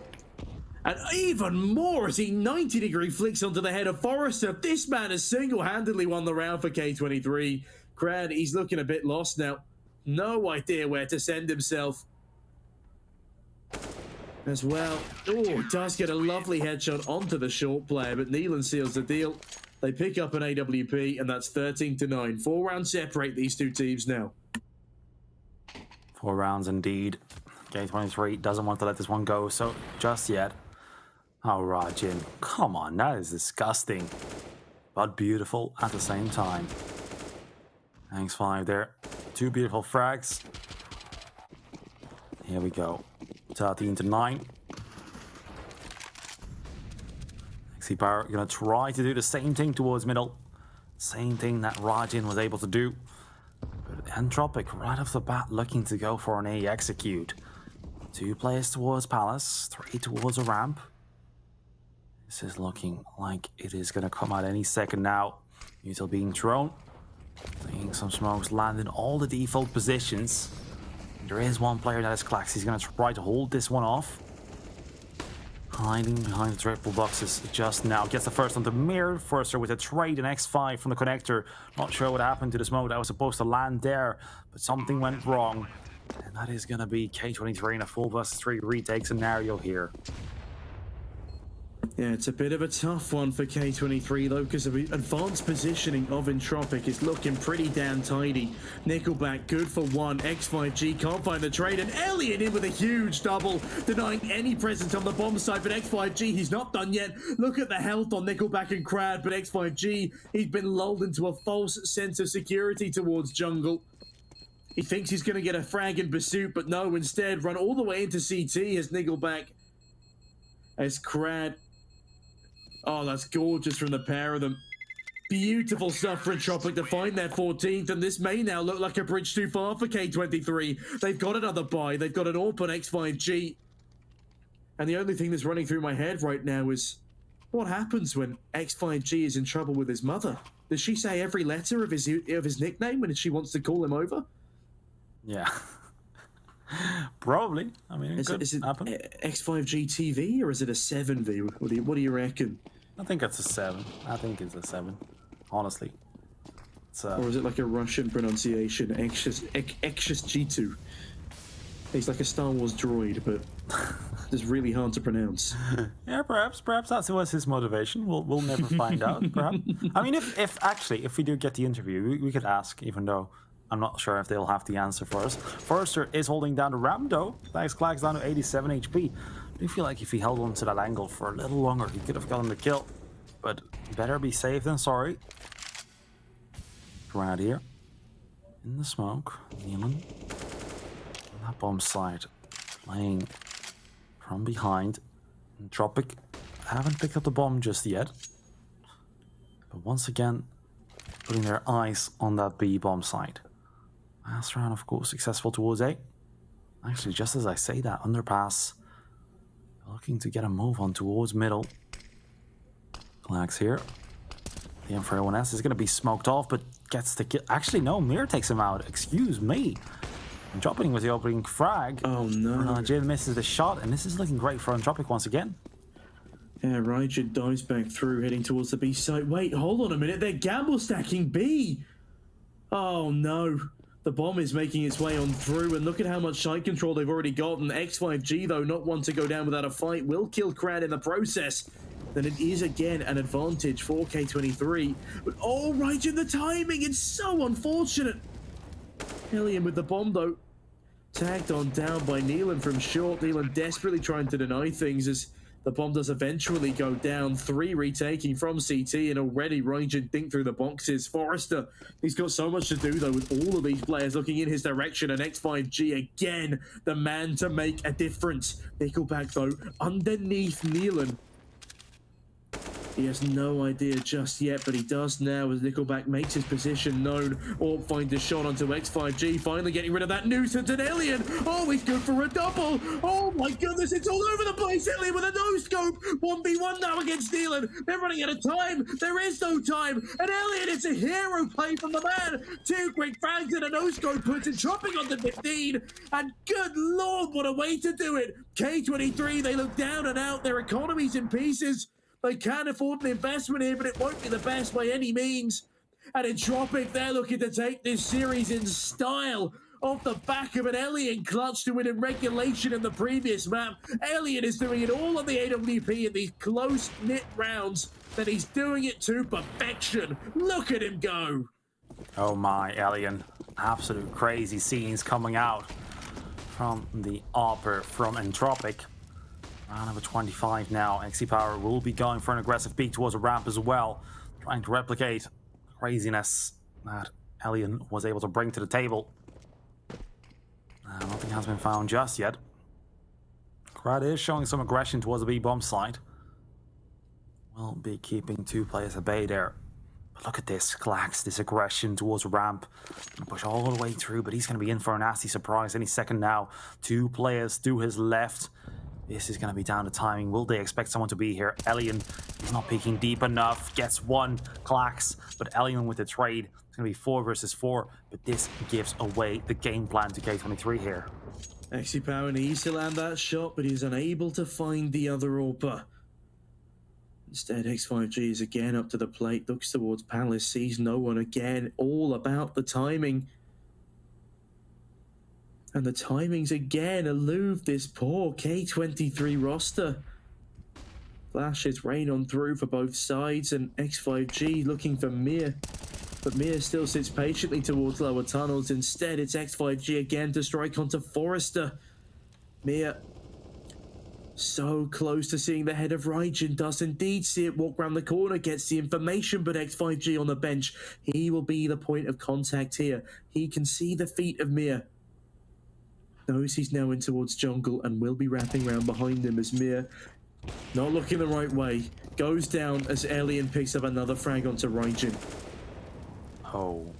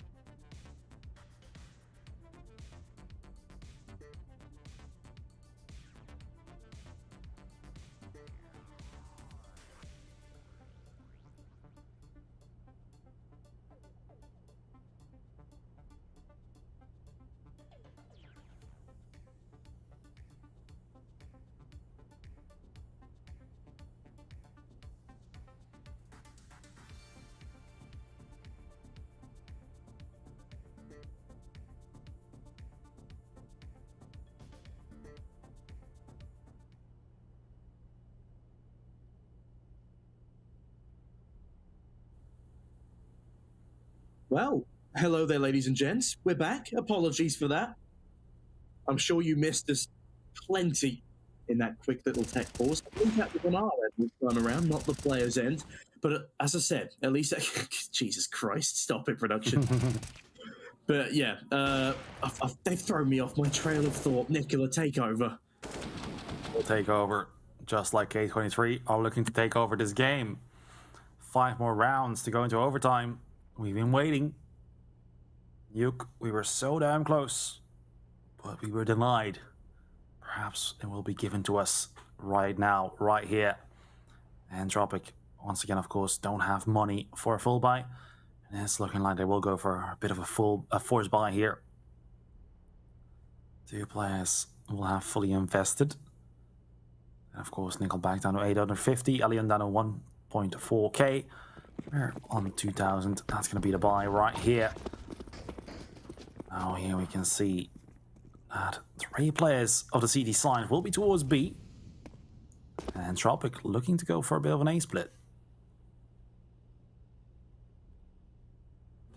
As soon as we get into what could be one of the final rounds of play, my flatmate starts blasting Mika behind me. I hope that's not coming through on the microphone. But either way, Raijin looking to blast a couple of Entropiq players with that grenade. Instead, it's X5G with the rifle onto Nickelback to deal a sufficient amount of damage to his cranium to catch him off, catch him out the round. 5v4 ensues now. This K23, they have allowed a bomb plant to go down, and no, I take it back, they haven't. Nealon's good for a double, and that's a fairly quick cleanup there from K23.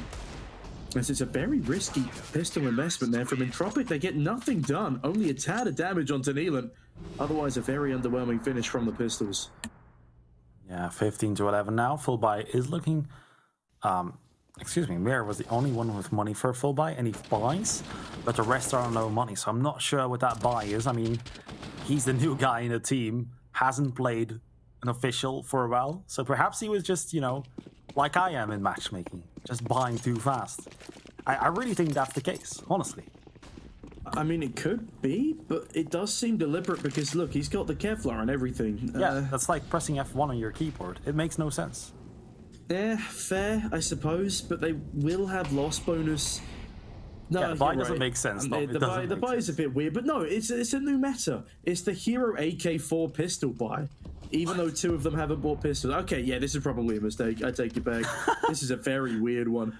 It's a bad I guess they do have that 4-round buffer, though, so this is just going to be a damage-dealing mission.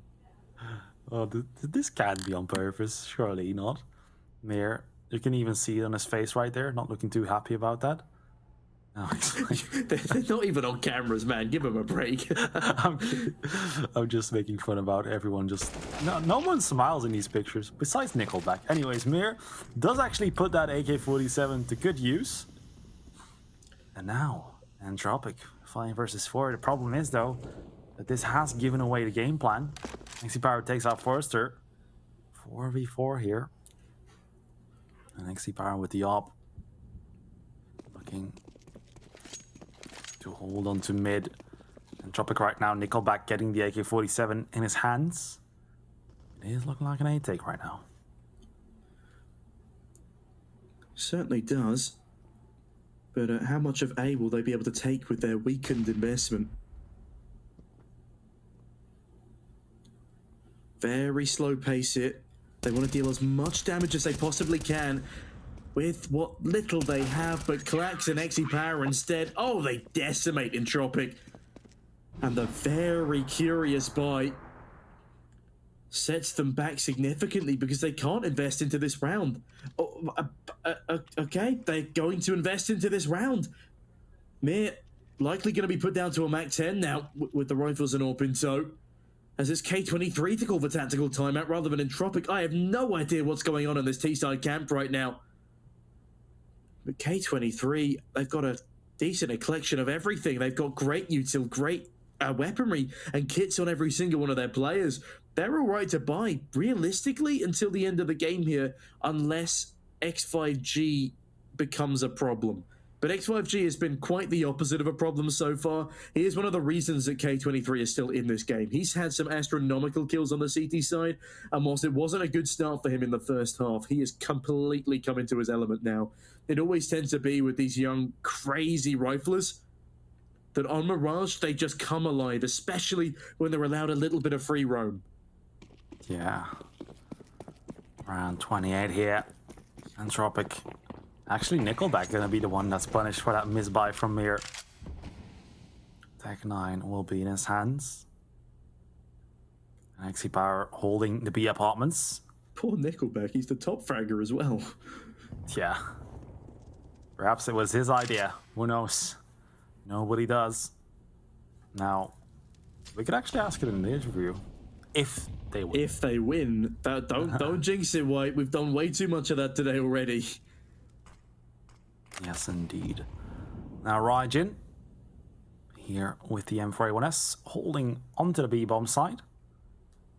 And now Entropiq, they have Krad in the underpass, going all the way towards middle.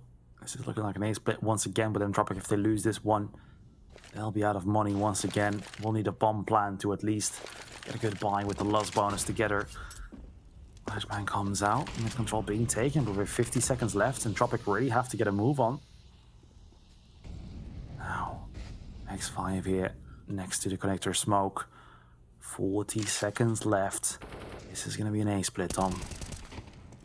And Mir splits straight through the head of XC Power to start things off, but that Tech 9 is just not good enough for poor old Nickelback. Cut down cleanly, and Elian, oh, he goes down to Clax as well. This is a disastrous round for Entropiq, and they won't have enough money in this one either.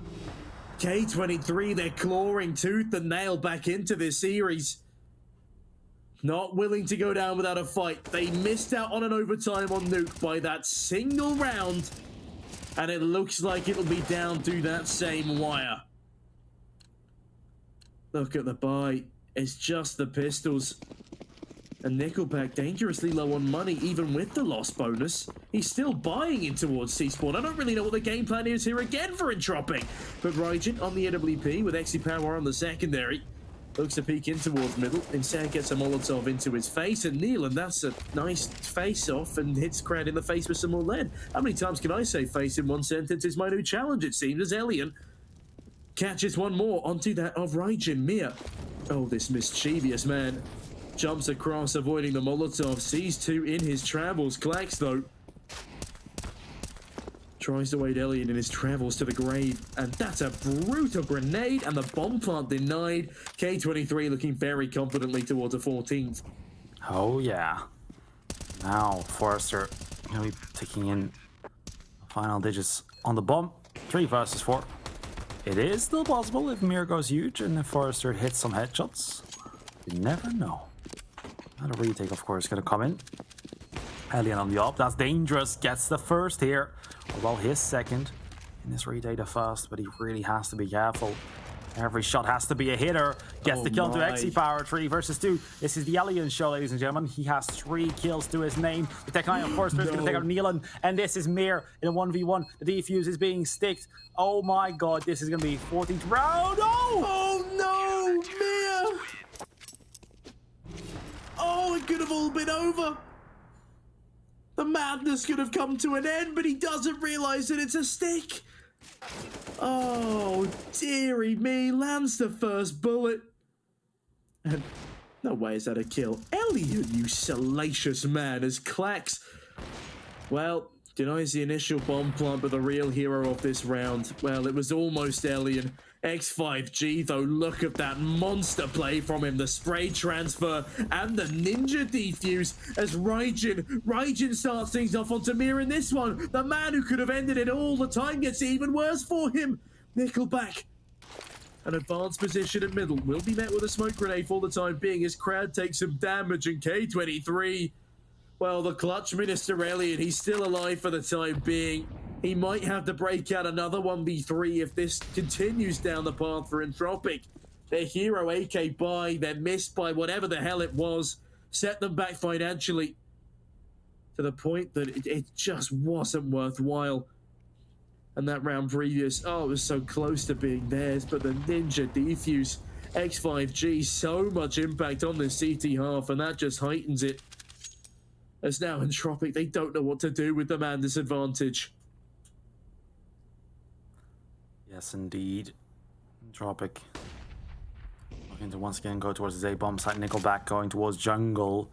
Oh my, he has to find X5. This is a crossfire that's being held, and no kills have been found. Entropiq in a 2 versus 5 right now. This has overtime all written on it. Krad and Elian now.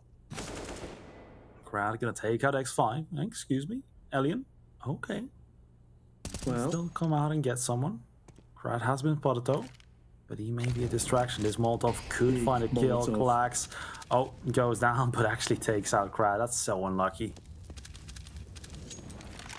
Yeah, but what's unlucky here is the fact that Elian jumps straight into Raijin, and ladies and gentlemen, well, oh, you know what that means? It's an overtime. And with this overtime coming on in, we don't need a break. We're just getting straight back into the action. A big throw for Entropiq there. They had so many rounds to close this with, but they're just not able to get it over the line. Big kills there from the CT side, and X5G, what a clutch to keep things in contention. Mir will still be kicking himself after throwing away what was the golden opportunity in a closer. And now, as we carry on, at this 15-15 scoreline, Elian straight back into the fragging department, catches the first. Oh, wow. Will he be able to catch a second? Krad sits patiently in the underpass as the 5v4 ensues. Entropiq still on the T side, a side that doesn't normally favour them, and a side that they were unable to close things out on. A deeply tragic turn of events as some motorbikes roar past my window. Goodness me. Speeding at 100 miles an hour as Entropiq, they try and speed things through in that second half at 100 miles an hour, and it comes back to bite them significantly. Trying to go for crazy buys, wacky plays, it comes back to ruin them financially, ruin them in terms of the round count. And X5G, that's a glorious double, almost a triple, but Elian saved by Krad. Flashbang rains through the smoke onto this A-bomb site, and Neelan, oh, it's a beautiful double in towards middle. Forrester 1v3, and despite Elian's lovely entry, that will be all she wrote for Entropiq in round number 31. As overtime number 1 keeps on heating up. Wow, look at that. Oh my goodness me. Poor old Raijin, bullied by timings through and through in this series. X5G though, he is a menace, and Neelan again from top middle. Klax cuts another.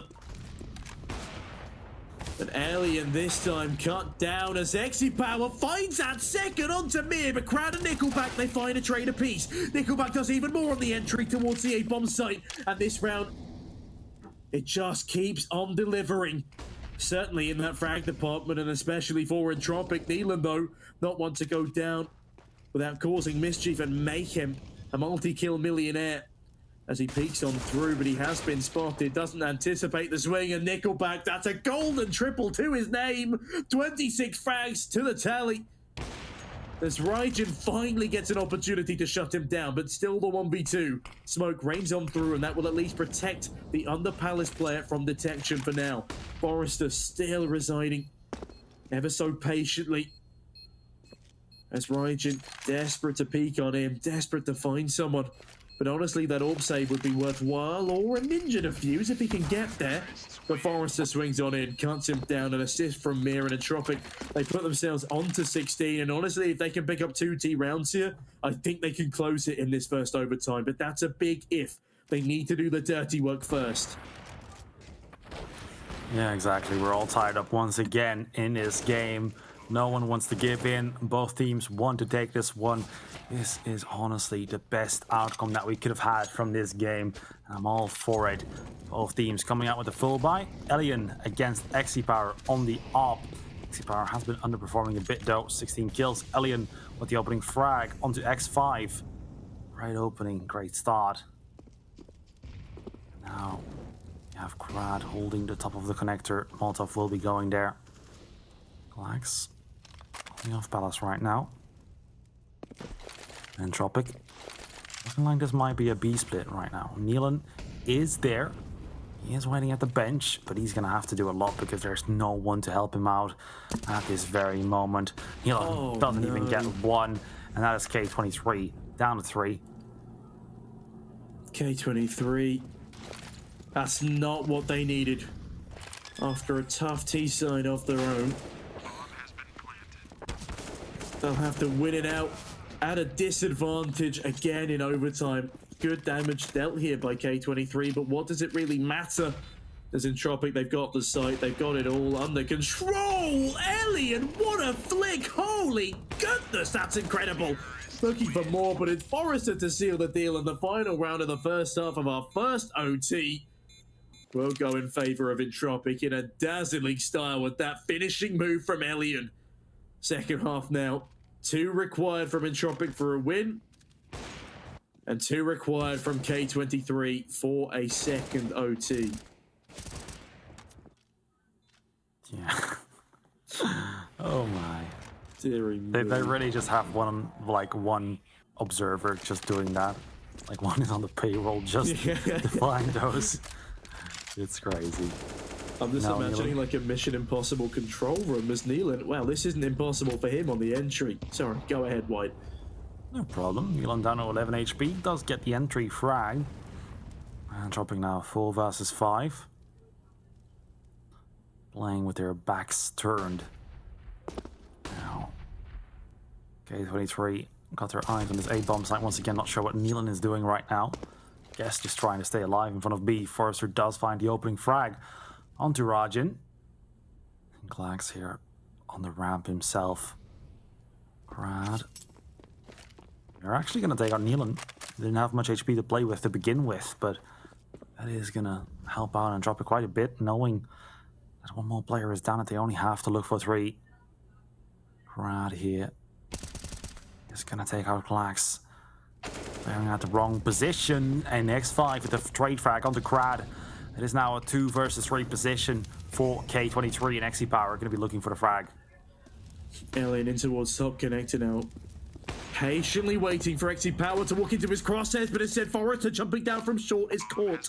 2v2 ensues though, and Mir in the backlines could shut this entire round down. Sees the head of the first, trigger discipline, and he catches the second as well. Entropiq, they're on to 18. They need one more round to take this map in the first overtime. K23 are going to be kicking themselves. They managed to bring it all the way this time. Something they should have been able to do on their own map pick of Nuke, but no, Entropiq, they stay fighting, they keep on kicking, and Forrester and Mir, they do a fantastic job, and the rear flank that shuts it all down is impeccable. I got that fighter spirit. And the bomb, of course, not gonna go down. Entropiq, 18 to 16. They're of course 1 round away from winning this game. Can they finally do it? That's the big old question. We're about to close it in regulation, but it went all the way to overtime. Crad here, already very close towards a ramp. The other side of the smoke, there is Clax holding it out. And going into lower. Now Nickelback. Neelan flashbang out. And mid control once again being taken here. Entropiq only having 1 towards the B bomb side though, so they are expecting something to come towards A. Beginning, of course, they had 2 towards B, so they have adapted towards K23's playstyle quite a bit already. Yeah, I would have to agree. As Elliot, well, he's looking to do more than adapt to the playstyle, but find a frag in towards ramp as Nickelback, he opens up, can't find the second, X5G to trade, Crad spamming down towards the T-ramp. As Alien gets another to Vitali, Crad 1 more, Alien to shut it all down with Forrester, and look at that from production, they're overjoyed as well. Big win for Entropiq, a bit of an anticlimactic finish as all of the kills come through in about 5 seconds as K23 are completely dismantled, but White, overall, goodness me, what a way to send us off. Yeah, exactly. Oh my, I honestly had no idea who was going to win this one. Second map, I personally thought that Entropiq was just going to close it out, but look at this. Oh my. Well, K23, excuse me. No, that's fair. I thought K23 would have closed it out on Nuke, in all honesty, until Alien just decides to become a god of the game. And then he continues that prowess over from the second map into the third, where he is one of the main pieces to the puzzle of Entropiq in keeping them alive in so many scenarios. The amount of 1vx's, 2vx's they won in their post-plant situations on that T side was absolutely disgusting. And the quick double kills he picked up consistently as CTs would run through choke points in order to retake, it was just incredible to watch. Really entertaining game through and through towards the end especially. And K23, well, it's a valiant effort, but they just could not come back. Yes, indeed. And of course, soon we will be having an interview with no one else other than the top fragger of Entropiq, that being Nickelback, of course. But for now, we will, of course, be looking at this game, refragging what's going on with the no refrags. There's been a lot of Counter-Strike to be casted, but yeah, K23, they had X5 with a great performance as well, but it wasn't enough. Yeah, it just wasn't enough, as you said. And it's a shame because that young gun was going all out. He was putting his heart into this game and was so damn close at being the difference maker. Like, if X5G had maybe 2 more players performing to the same level as he was, especially towards that overtime, then yeah, this could have been a very different story. We could be in triple OT by now. But no, that is it for now. We will have a quick look at what has happened throughout the rest of this day so far. So to start things off, we have the wonderful Bad News Eagles versus Sprout, a 2-0 there, and probably one of the most convincing games we've seen this entire tournament, including the open and closed qualifiers. And, well, Entropiq with that 2-1, it gets very, very dicey, especially after Entropiq failing their opening map pick. But otherwise, man, they really came alive in these final 2 series, or final 2 maps, sorry, and they will be facing Ecstatic in their upper bracket finals, whilst X-Mad Lions and Bad News Eagles. It's a jungle out there, White, as the Battle of the Animals comes on through in our second semi-finals matchup. Oh yeah, but of course, when you have a winner's bracket, you also have a loser's bracket, or well, a lower bracket. Let's not call it a loser's bracket. Lower sounds a bit nicer. Then we will have another CIS showdown between K23 and OneWin, as Sprout taking it up against Eternal Fire in the lower bracket, of course. Honestly, I have no idea who's going to come out on top in any of those maps. I think OneWin might be able to wedge out K23 and Eternal Fire if they play like they did when qualifying for the major. Then yeah, they can take it against Sprout. They did it in the RMR. Why wouldn't they be able to do it again? But Sprout, I don't know. Today just felt like an off day for them. They didn't expect the puggy playstyle of the Bad News Eagles, and they definitely didn't expect how good they were on the pistols. Like, man, what a crazy ride we got there in order to get 15th on the second map with those pistols running it down a long, finding what 3-4 kills. It was just gorgeous to watch, and I love it when a pistol round comes together. As well, clearly, so do K23 and Entropiq. They had a couple of fancy, flashy pistol rounds themselves that they won on out. But overall, Entropiq, they take it in 3. It was very on the edge of your seat all the way through, even with those slower paced rounds. But as soon as Entropiq, they found their footing, they found their confidence in themselves. Even though it does go to an overtime, they looked in command for the duration of it, if you get what I'm saying.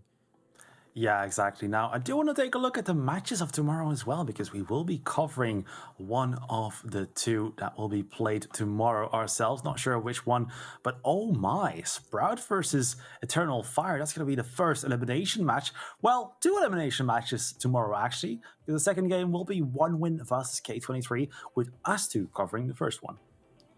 Ooh, yeah, I've unfortunately got a train to catch, so I won't be able to catch the second match with you. But Nicola, it is always a pleasure casting REPUBLEAGUE with you, so I am very excited for that opening elimination game. And yeah, Sprout and Eternal Fire, as I said, I really don't know who is going to take that one.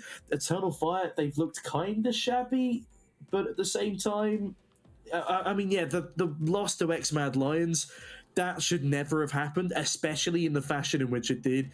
But the triple overtime Dust 2 game was just a little bit too much, and with their mentality going into the map pick of their opponents, they fell to pieces. But enough again of my rambling of previous matchups. We are now joined by Nickelback for an interview for the wonderful Entropiq side. Hello, hello guys. there, Nickelback. Yeah, welcome to the interview, and congratulations on what was a couple of very, very close games, but you do win it out in the end. And the opening question, what's it like playing with Mia? It's hard to play because we're practicing only like 1 week, something like that. We practicing like 3 maps or something like this. It was hard, but I like to play with him. He's a good player, very high individual skill. And whose decision was it for Lackey to lead the lineup? Was that his own personal choice, or was it an organizational decision or a team decision because of, and was it because of performance, or was it because the team just wasn't working? It's more like it's team decision, I think. I like an organization and team all together. Like we need something. Yeah. No, that's fair enough. And I mean, Mir looked great today. So, is he a valuable replacement? Do you think? I think yeah, because we lost our major. It was crucial for us, and we need something like some replacement or something new air, like No, that's completely Fresh air, yeah. understandable. There's a lot of expectations on you guys, and you were one of the highest ranked teams to not make the major. But White, I've left you in the dark here. Is there anything that you would like to ask? Yeah, now a little silly question is, somewhere towards the end of regulation on Mirage, we saw that you guys were going for a full eco, but we saw Mir coming out of nowhere with a full buy. Was that planned, or was that just Mir a bit too fast to buy? he just misclicked. I say, guys, go full echo. He said like, oh, I bought already. And I thought, okay, let's win this round. Yeah, I do love how you guys are playing as a team, though, because in the next round, he wasn't punished for it, because you were actually the one that was with a Tech 9. Yeah. I dropped Himeki because he's mid player. He need to rifle. I can lurk or something. Do with smokes, flashes, this stuff, yeah. Yeah, that's absolutely beautiful. Now, on map number 2, on Nuke, towards the end, we thought it was going to overtime. I think everyone thought it was going to overtime. Alien with a huge 1 versus 3. What was the team speak like at that moment?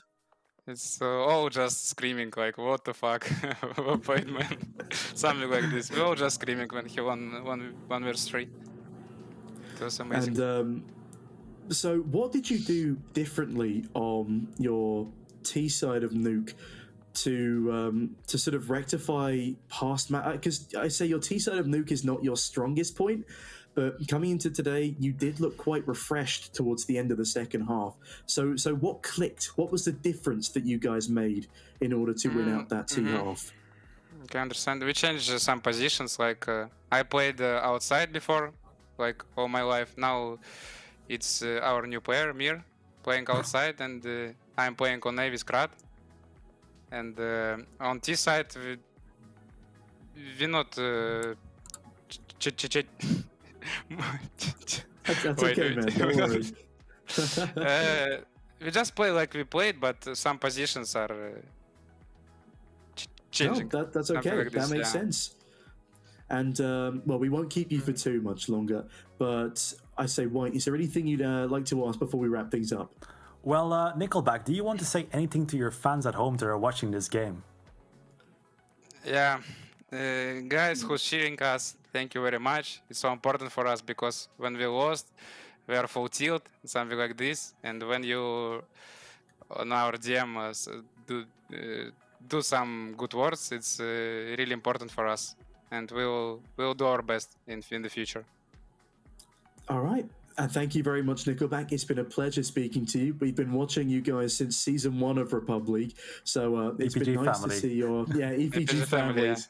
Yeah. It's been nice to see the journey. Yeah, and thank you guys. No worries. It's been a pleasure to finally speak to you in one of these interviews. And well, now we'll let you go and celebrate your victory with the team. Best of luck in your next matchup, and we will see you shortly, no doubt. Thank you guys. See ya. Good night. Night. Well, that was lovely, wasn't it? Nickelback, he might not be the rock star that he once was, but he's a god in the server, it seems. Yeah, he very much is a god, and I do believe that Republic are one of the teams in this league that, of course, can make it all the way. But there is going to be some, some very difficult teams to play against, because this season, the names we have in this league, oh my, you got NIP, Imperial, Bad News Eagles, and the new Fnatic lineup. I mean, there's more teams, of course, but those are the scariest ones, in my opinion. Yeah, just to chime in, Fnatic beat Heroic today, 16-14, now that Messi is IGLing, and that's with Forest. Forest is a stand-in, and if they can do that to Heroic with a stand-in, then think of what they can do when, Nikodos, Roy, I mean, when they're all meshed together, this is going to be a very exciting lineup to watch, and could we see back-to-back Republic champions here for Fnatic? That would be quite spicy. Yeah, well, pretty well done by Fantic. Aha. Don't know if you saw that. I did, yeah. I love the language that they communicate in for that whole Copenhagen Flames lineup. All smiles. Yeah, RIP to Falmez, but honestly, the players have gone on to bigger and better things, and it's nice to see that such a legacy organisation as Fnatic has finally found what looks to be an actual good roster, rather than just throwing the kitchen sink and praying that they'll make it to Pro League. But enough of other tournaments. Here, we're still with Republic, and we will be back for more action tomorrow. Same time, same place, me and White once again. So if you're bored of our wonderful faces, well, tough, because you'll get us for one more map in this Group A. And tomorrow, it's going to be my last map, possibly, of this entire season. So let's make it a good one. And thank you to everyone who came and watched today. It has been a pleasure, but from myself, Sneaky, and White, and from all of production, hope you have a wonderful rest of the night.